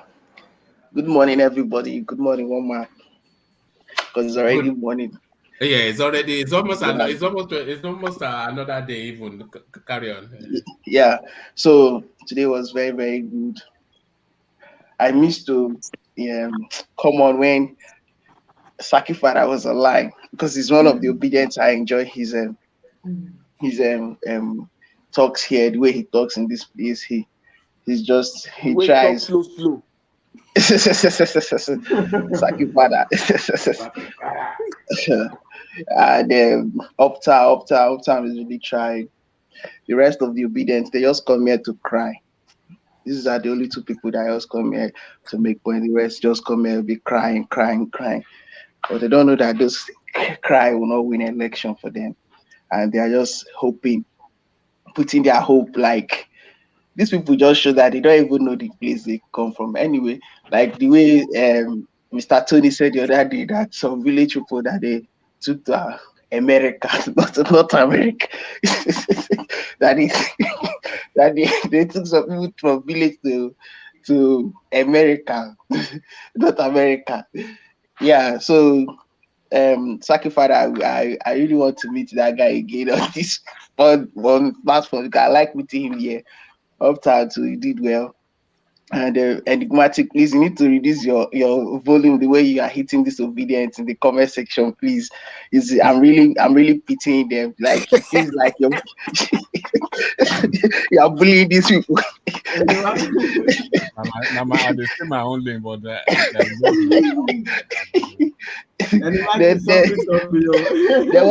they make this person they look like a tribalistic call. But funny enough, I know if you go any except now platform will be like a person like Saki Father they run. It's not because I know him, but because of the way he is. And he as an Igbo person like me, except the kind of platform he runs that I can go and go on live, but go on be one of the panelists there. But aside from that, if I just notice because here, let me tell you, here, even though one man is a Yoruba man, but at least I don't know for me, but he gives me the ground to play. Like he gives me the ground to play, and he's a very good one. But you see, like in other platforms, they will just be if you are not, they'll be bullying you. I'm like apart from it's just me and Alexander Kashe that articulated here, but we get our ground and so but the rest, if not other platforms, they go on bully you. You want the but then no worry. Then I'm not supposed to pass information here, but I have to pass it, please. If you have people in South is do anything you have to do for them now because there will be lockdown from the 23rd. If you like joke with this this info I'm giving you, but it's something that is very meaningful for real. I will make provisions from the 23rd Where of to go this lock month. them down there? Is it Simon? Is it Simon? Simon Nepal. One man, it's not a joke. It's not a joke, for real. To be honest with you, it's Or you not a know, joke. Solomon, they are still Yeah, punishing their parents too, who are not trying to. They are saying they are not sending money home because they are not voting obedient. that one is not. That one is They cut now. They are not spending money on your brain because of Obi. is stupidity. Mm. It's stupidity. So they You want should to stab your anybody father because of and religion. Some people are anybody mad. doing that person don't if that person don't know That him person a or herself. bastard. Sorry. Na real No, one. no, no, Na real no, don't, BST. Be. no, don't use So it. so one man, I really appreciate this platform. I think I'm meeting all of you, everybody in this platform and learning, and I can't wait for this era to just this political era to just fade off and go out and we go back to here is mostly history. You know what we used to talk about? We used to talk about Ifa and divinity Yeah, and all history. this. Like, yeah, Yeah, I like to you hear know. of Awolowo's kind of politics, my Yeah. Azikiwe, Ojuku, all these guys, as in these guys, their politics are interesting ones. In fact, just for the benefit of anybody that knows an Ifa priest, I want to bring one on post. A proper Ifa priest, though not some dancer. Even some white guys in Cuba and Brazil, I saw them doing incantation like this, reciting this Ifa, wherever, and I was like, So you one man you like Orunmila Wewe? No, not like that. Of course, now I'm a Yoruba man He's now. a Yes, babalawo. yes. I want a baba. I You want are to a bring a Baba. babalawo on in after the politics. Yes, white babalawo. man, you'll be speaking in it, Babalau. Don't worry. We'll find a way. We'll find a I will send you a way. copy of Holy Odu. Holy Odu. Have you heard about that one? No. It's like the Bible of the Ifa people. They call it the way you call your Bible, Holy Bible. They call it Odu Mimo, Holy Odu, Odu Ifa.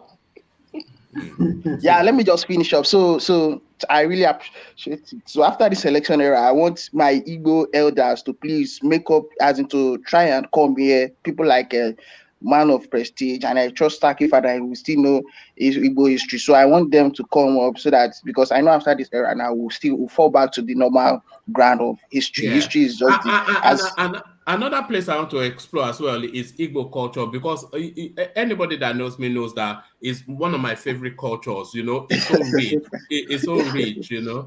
Especially the flute that there's something behind. I want to know what's behind that flute. It's a sort of messaging because we have talking drums in Yoruba land. So I want to yeah. know how all of those things. We will explore them after the election. Yeah. So I want our elders in Igbo land to please come on the platform so that we'll talk history and leave this politics of it in and talk. I still want us to talk about Ojukus and And Awolowo. another thing that I want to explore. We started exploring it, but we didn't get beyond it before politics came in.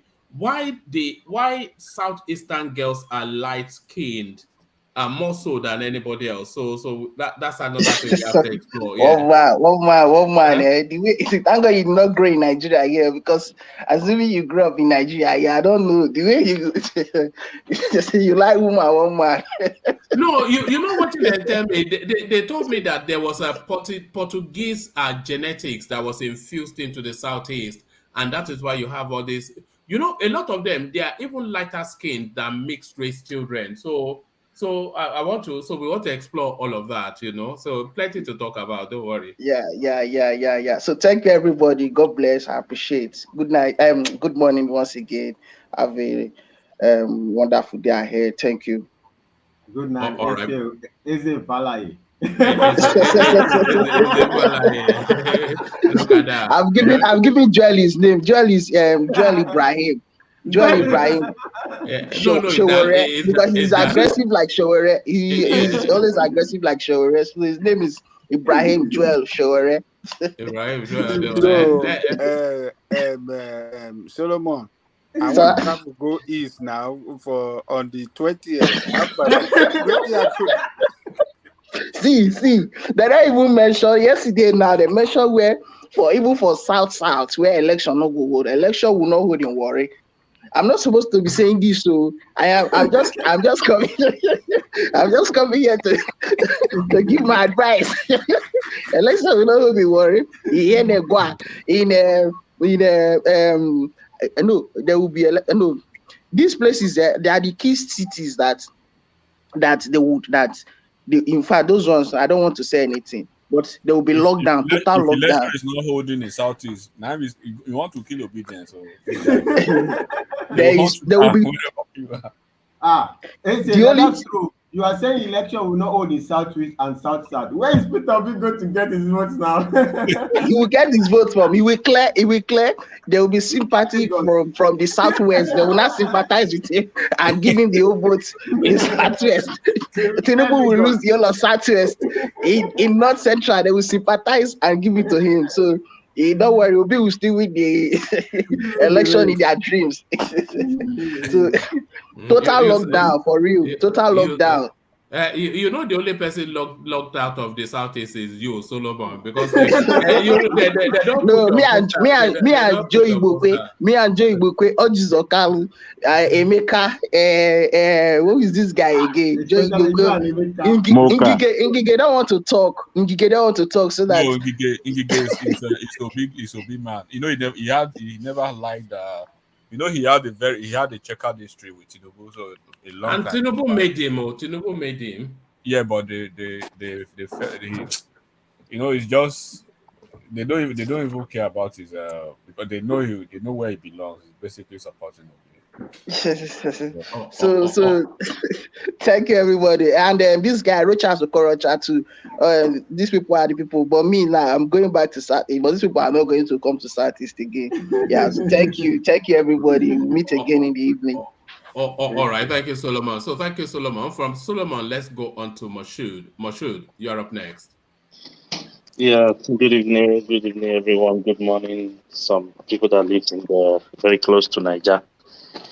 So yeah, I've been listening for a while. Then I have to go somewhere. Then I came back.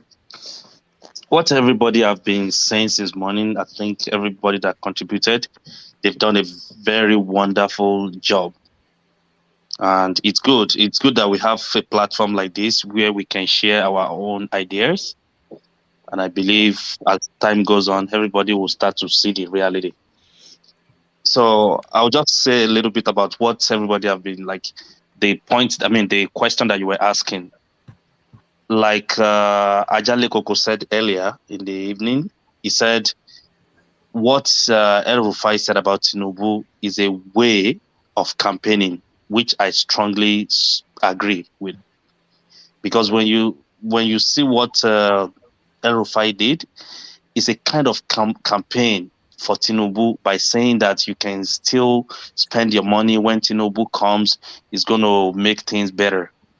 So I believe some people would think about that and be like, okay, why will I be struggling myself when I can still hold on to the money that I have?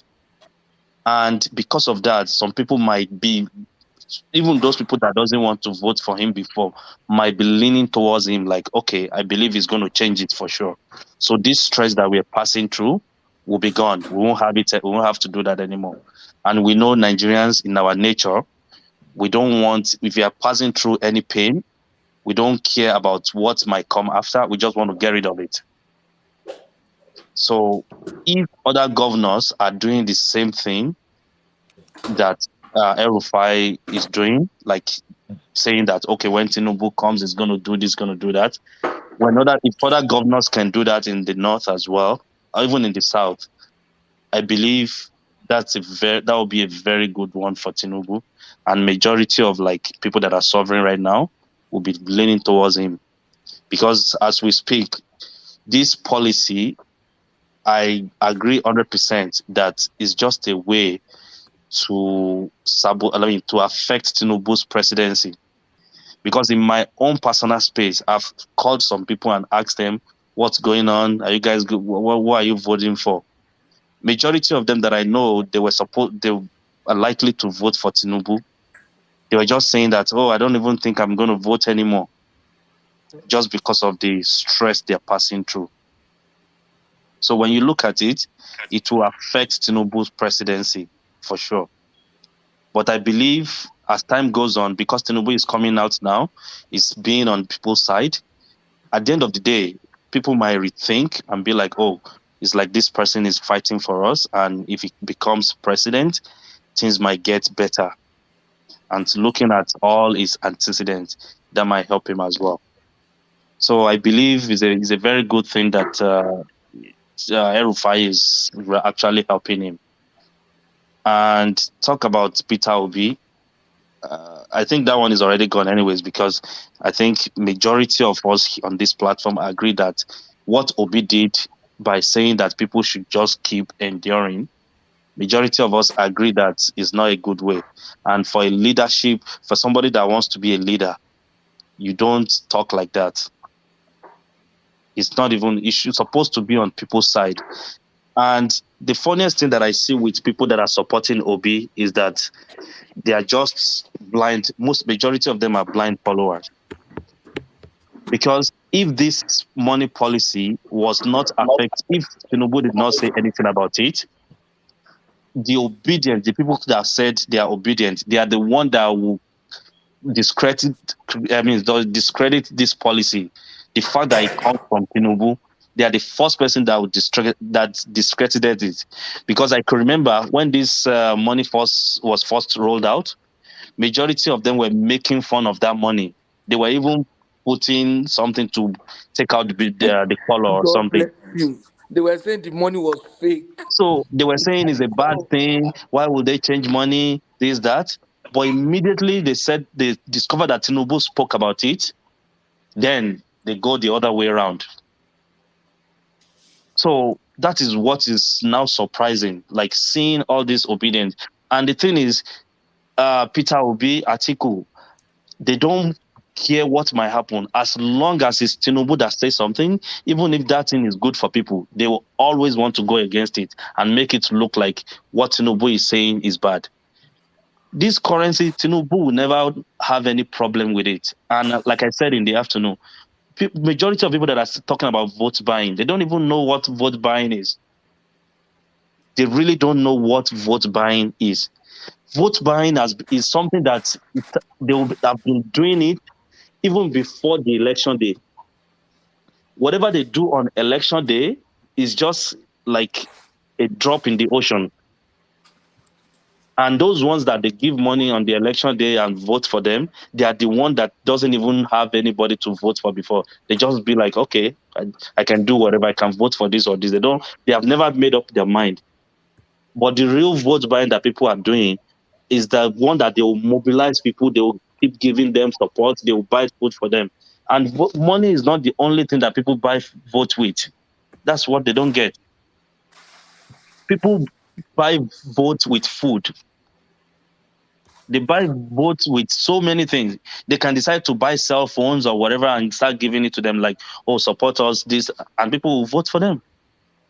So the issue of money for vote buying is just a targeted approach and is a bad policy. So like myself, I have a lot of experience in like election and all those. But I know vote buying, all these reasons that they're given about, oh, this policy is because of vote buying, 100%, it's not true. It's not true. So I think that's my little contribution, so that that person can contribute, and then everybody can go and sleep. Oh, all right, thank you, Mashud. So thank you, Mashud. So that was Mashud. So thank you, Mashud. So from Mashud, let's go on to Adewale. Adewale, you're up next. A 5-minute monologue. Wale. Oh, all right, I think we've lost Adewale. So let's go on from Adewale then to Enigmatic. Enigmatic, you're up next. Okay. Well. Enigmatic on D. Enigmatic on D. Bàbá kí ló ṣẹlẹ̀?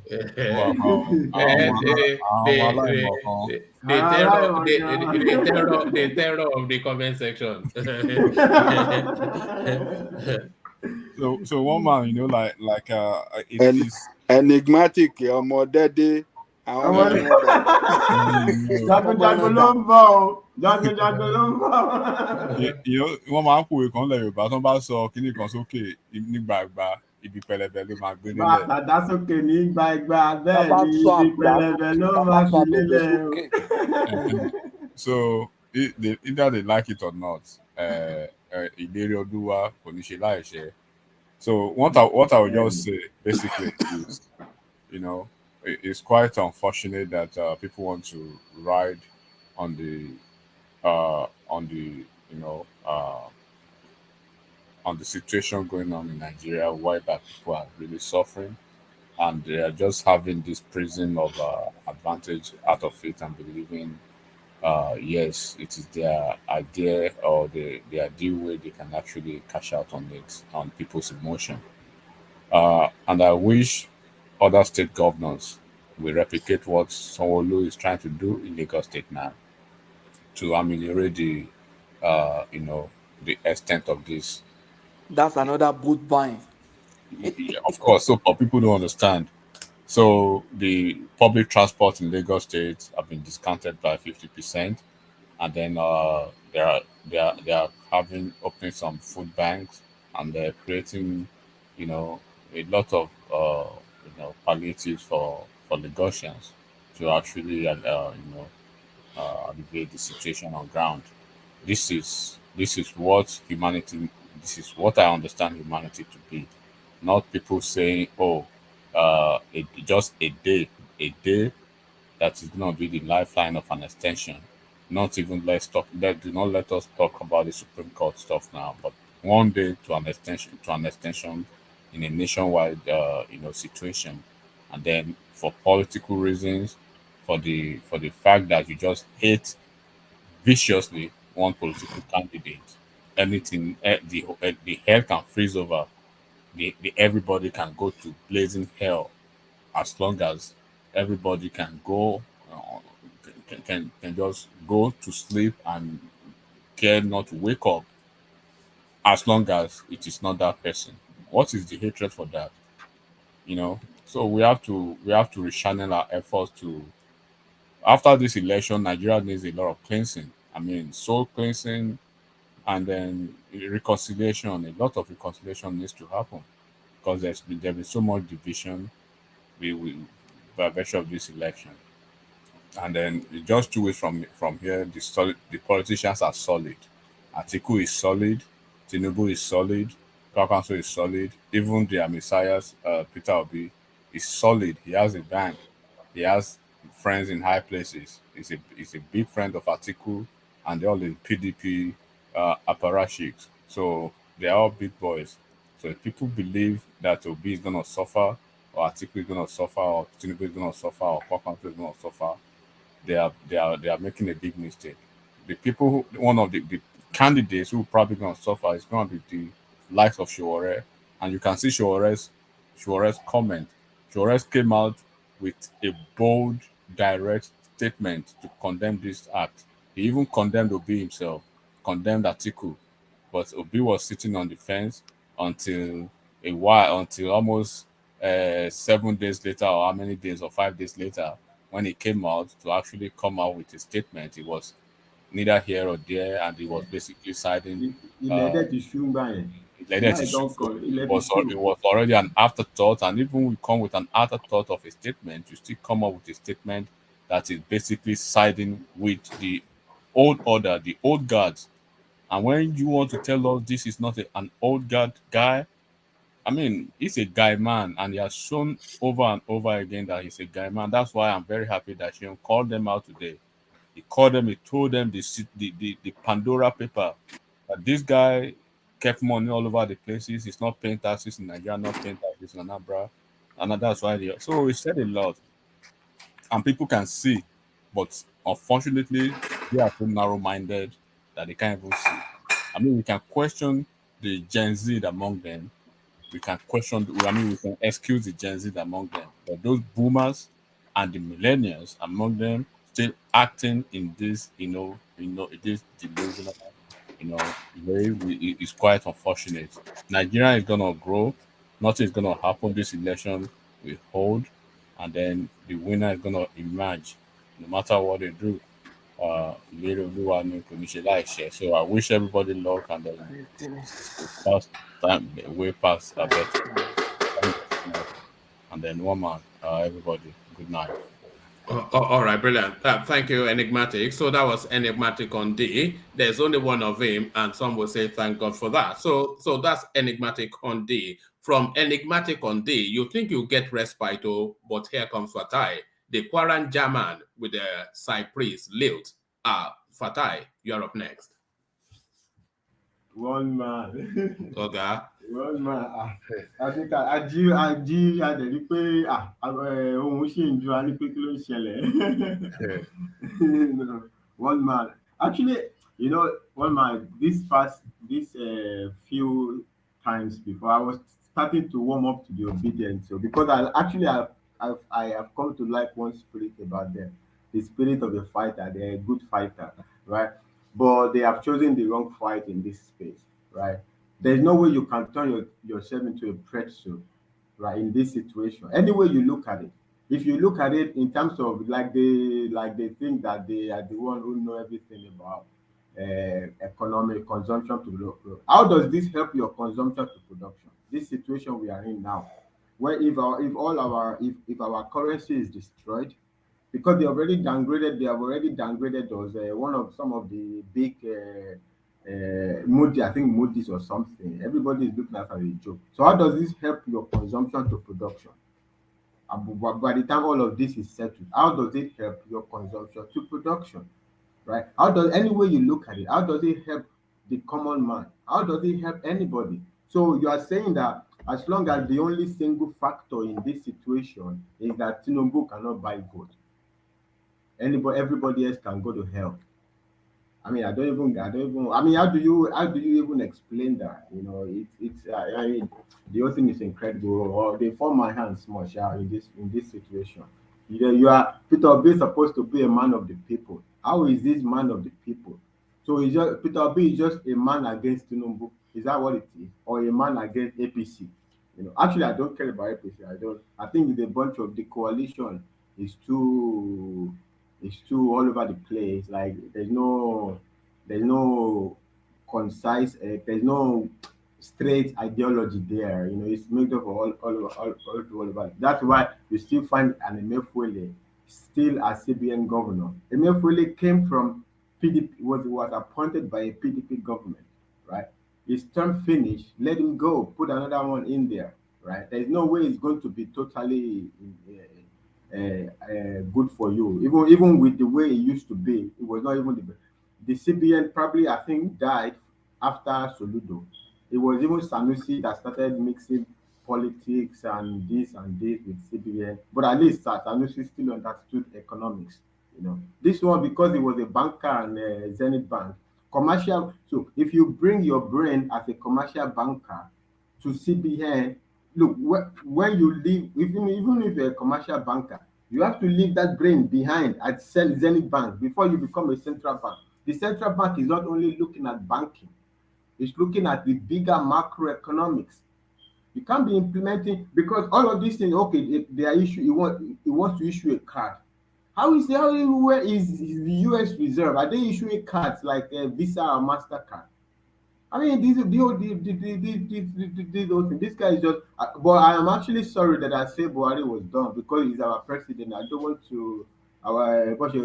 as the trainers, we should respect our elders. The position of the presidency is an important position. So I meant to say, like, we have two people. Both of them are not sound economic in terms of economics, and both of them, they want to change our country. If you want to change our country, at least you have to at least show that you are the best brain we can produce. And because literally they did not go to the parliament. They did, even their own executive ministry of finance, the minister of finance was so furious when they started this whole thing. Nobody knows. Every time they talk about India, hey, India, the parliament approved what they were doing. And even in India, they changed currency. It's not just they didn't pour ink. It's just because we want to pour ink on a paper. Therefore, everybody must go to hell just because we want to pour ink. What? I mean, the whole thing just doesn't even make any sense at all. But thank God, the Supreme Court at least is going to step in a little bit, because at least it looks like the government don't have a Malami don't have a case. It's just say, oh, the Supreme Court don't have jurisdiction. That even if that is the best of it. I mean, there's something. I mean, even enigmatic was still here. Will say there's something they say in law that if you have the law with you, you pound the law. If you don't have the law, you pound the facts. If you don't have facts and law, you pound the table. Now they are pounding the table. The government, I think, they are going to win the case or something like that. You know. Yeah, well, I hope our country, but Buhari should fire. I mean, I don't know what is the procedure to fire. They should. I mean, it's very simple to have to even put a little bit of confidence in the CBS. They should just fire him and let him go. It's done enough. I mean, you can't do this much. I mean, how much damage do you have to do to lose your job? I mean, if you can be this awful and you still have a job, I mean, that is a very good, it's a very good, it's a very good position to be in. You know, I don't think in many private sector, if you did this much damage that is done to CBN, to Zenith Bank, they would have fired him long ago. They would have fired him long ago. The guy should just go. It's enough. Let him fire. If we fire him, somebody because all this argument whether they should extend, they shouldn't extend, it will be going back and forth. You know, let the Emefiele just go. Let us have fresh water. Come to Kaja to Wodo. Okay, let so that everybody let's fire him. You know. Anyway, Mama, I don't know. I didn't really know what were the topics for today. All right. Join us earlier tomorrow, and then we will so we can hear more from you. So thank you, Fatai. Thank you. So that's Fatai, our German friend. So from Germany, let's go to Japan. War Peace, are you still there? Yeah, one man, I'm here. All right, brilliant. So yes, we're wrapping up War Peace. Yeah, one man. What will I say again? When I spoke, you said Jacob said I was not factual. I don't know what is factual in Nigeria. If there's anything factual to compare with Nigeria, I can use that word. You know, we are here. Supreme Court is giving Lawan that did not participate in election a mandate. We are here. We are blaming Emefiele, blame Buratai, say Malami is a dumb. Yet Buhari is not at fault. There's Kabal in Aso Rock fighting APC against APC. Yet Buhari is not involved. Should fire Emefiele? No. Good. He come up with bad policy, and we saw Buhari on TV saying that policy must stand. He give the green light. Yet we are firing. We are blaming Emefiele. Well, like I said before, government is the reflection of the people that they govern. We black people, we are clever, but sometimes we church change ourselves by that cleverness. You know, this election is not about tribe or race again. It's about region and the power, the power that how Jericho said the power that be. You know, people that want to retain this power by all means, and the people that want to take it by all means. It's between south and north, and there's clearly a big danger. But if anybody is saying, "Oh, little man, hold on," if anybody is saying, like this guy, let me quickly talk about this guy, the Shehu Kuti guy. It made a lot of sense. Obi is just a a media president, and he's opportunist. And I don't see why people are saying different. But again, you understand, of a certain region, they will take offense that he's talking about their man because it's their turn to rule. That's one. Atiku not supposed to be there, but the Kaba in the north feel the power must remain in the north, so they are bringing him. That's two. Tinubu is coming to become president, forgetting he brought this dumbest president upon us. He said it in Ogun. It was that Tinubu, Buhari came crying. I said, I will make you a president. Yet, we are separating Tinubu, we won't give him praises that his outburst is not saving Nigeria right now. And even up to the extent, the short mouth from Kaduna is even saying, keep using your Naira.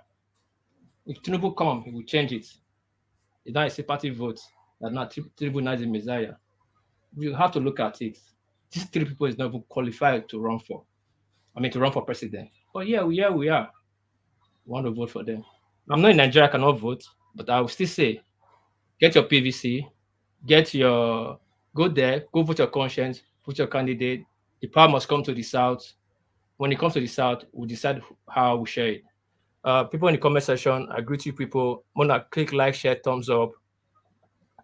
Mona, buy coffee for one man, Mona, forget. You there about my own. Now, be like I go be. One man, I have much to say. This is little I can say for today. Me, want go find dollar buy right now. Dollar 6 for Japan.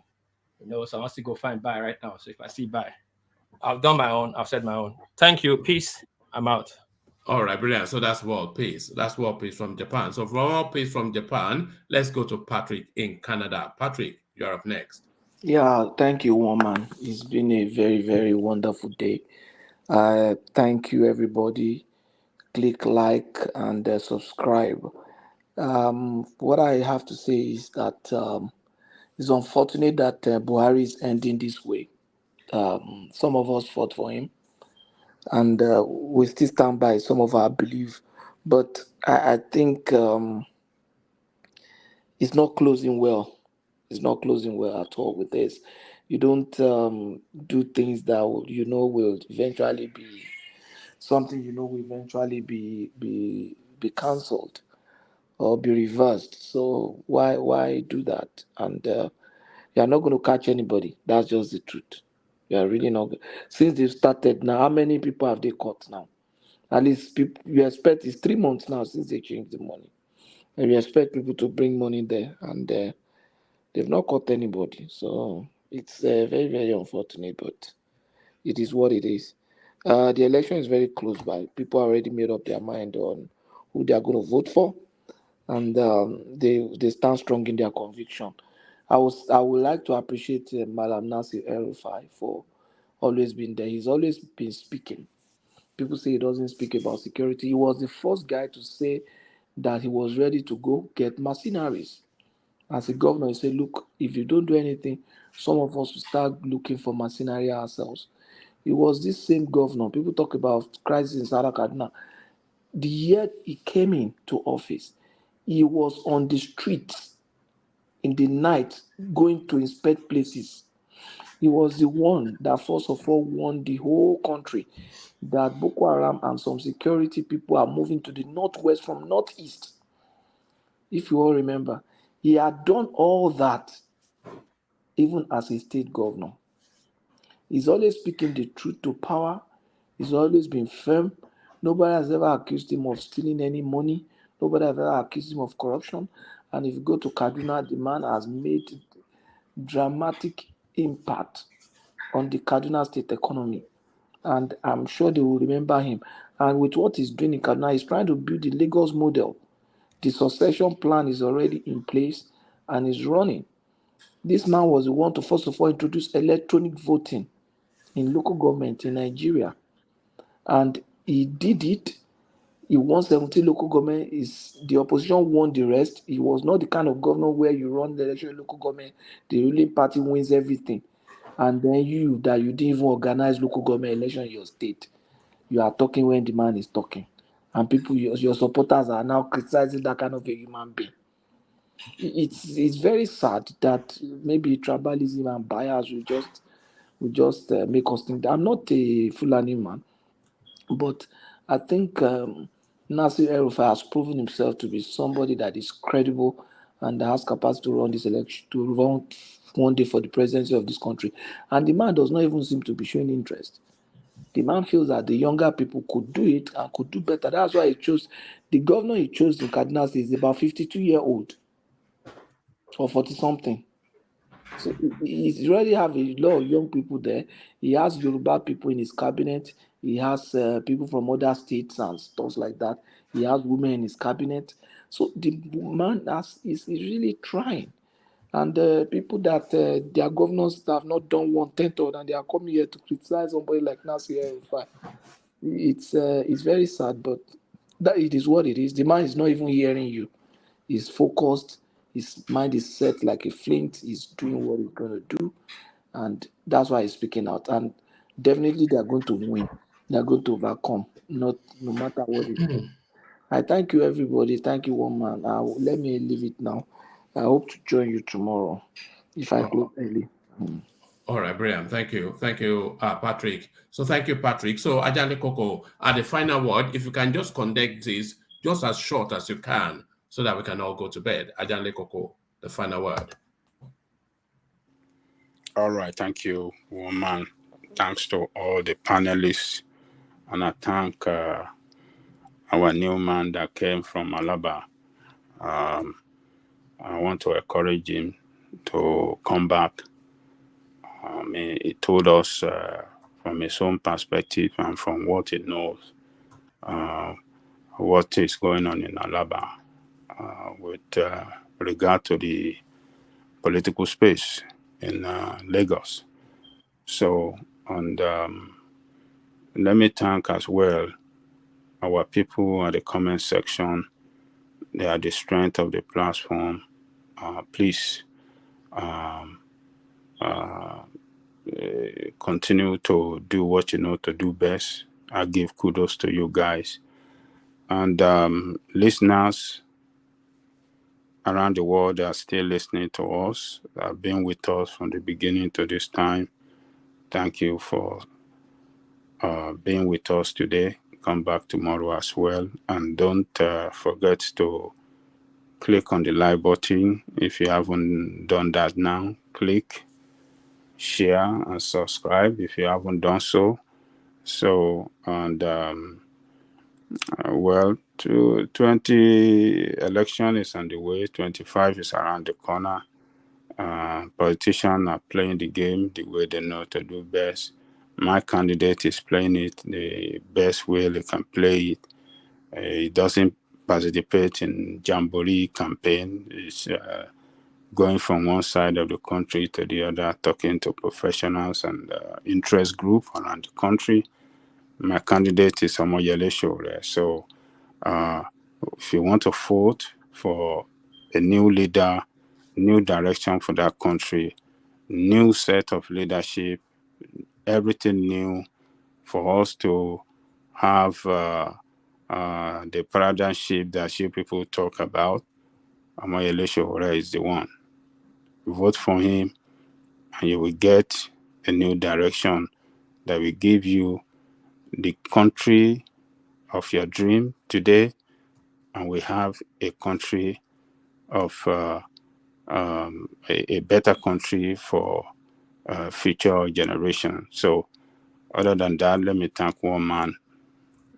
Many hours today, 7 hours, 40 minutes, almost 8 hours a day job. Thank you, one man, for good job. Looking forward to seeing you again tomorrow by the grace of God. So good morning to you in Britain. Good night to our friends in Canada. Good night to our friends in America. Good morning to, good afternoon to our friend in Japan, and good afternoon to our friend in Australia. So see you guys tomorrow. Thank you, one man. See you tomorrow. All right, brilliant. Thank you, Ajale Koko. So thank you, Ajale Koko. So that was Ajale Koko, and that has been the session. So thank you to one and all, to the super chats, which is mainly Ayo, and the coffee buying, which is mainly Ayo. So the super chat, Kulata, Rotimi, Olu David, and then Ayo, of course, and then of course the coffee Ayo mainly as well. So you can hear from the tone of my voice that just about ready for my bed. So let me go do exactly that. I'll see you again tomorrow when we do it all over again. It never stops. Let's just let's highlight and there he is right there. So that's Ayo right there. So thank you, Ayo. So let's reconvene again tomorrow when we do it all over again. So I'll leave it here. Carry conversation on within the comment section, but here I say peace.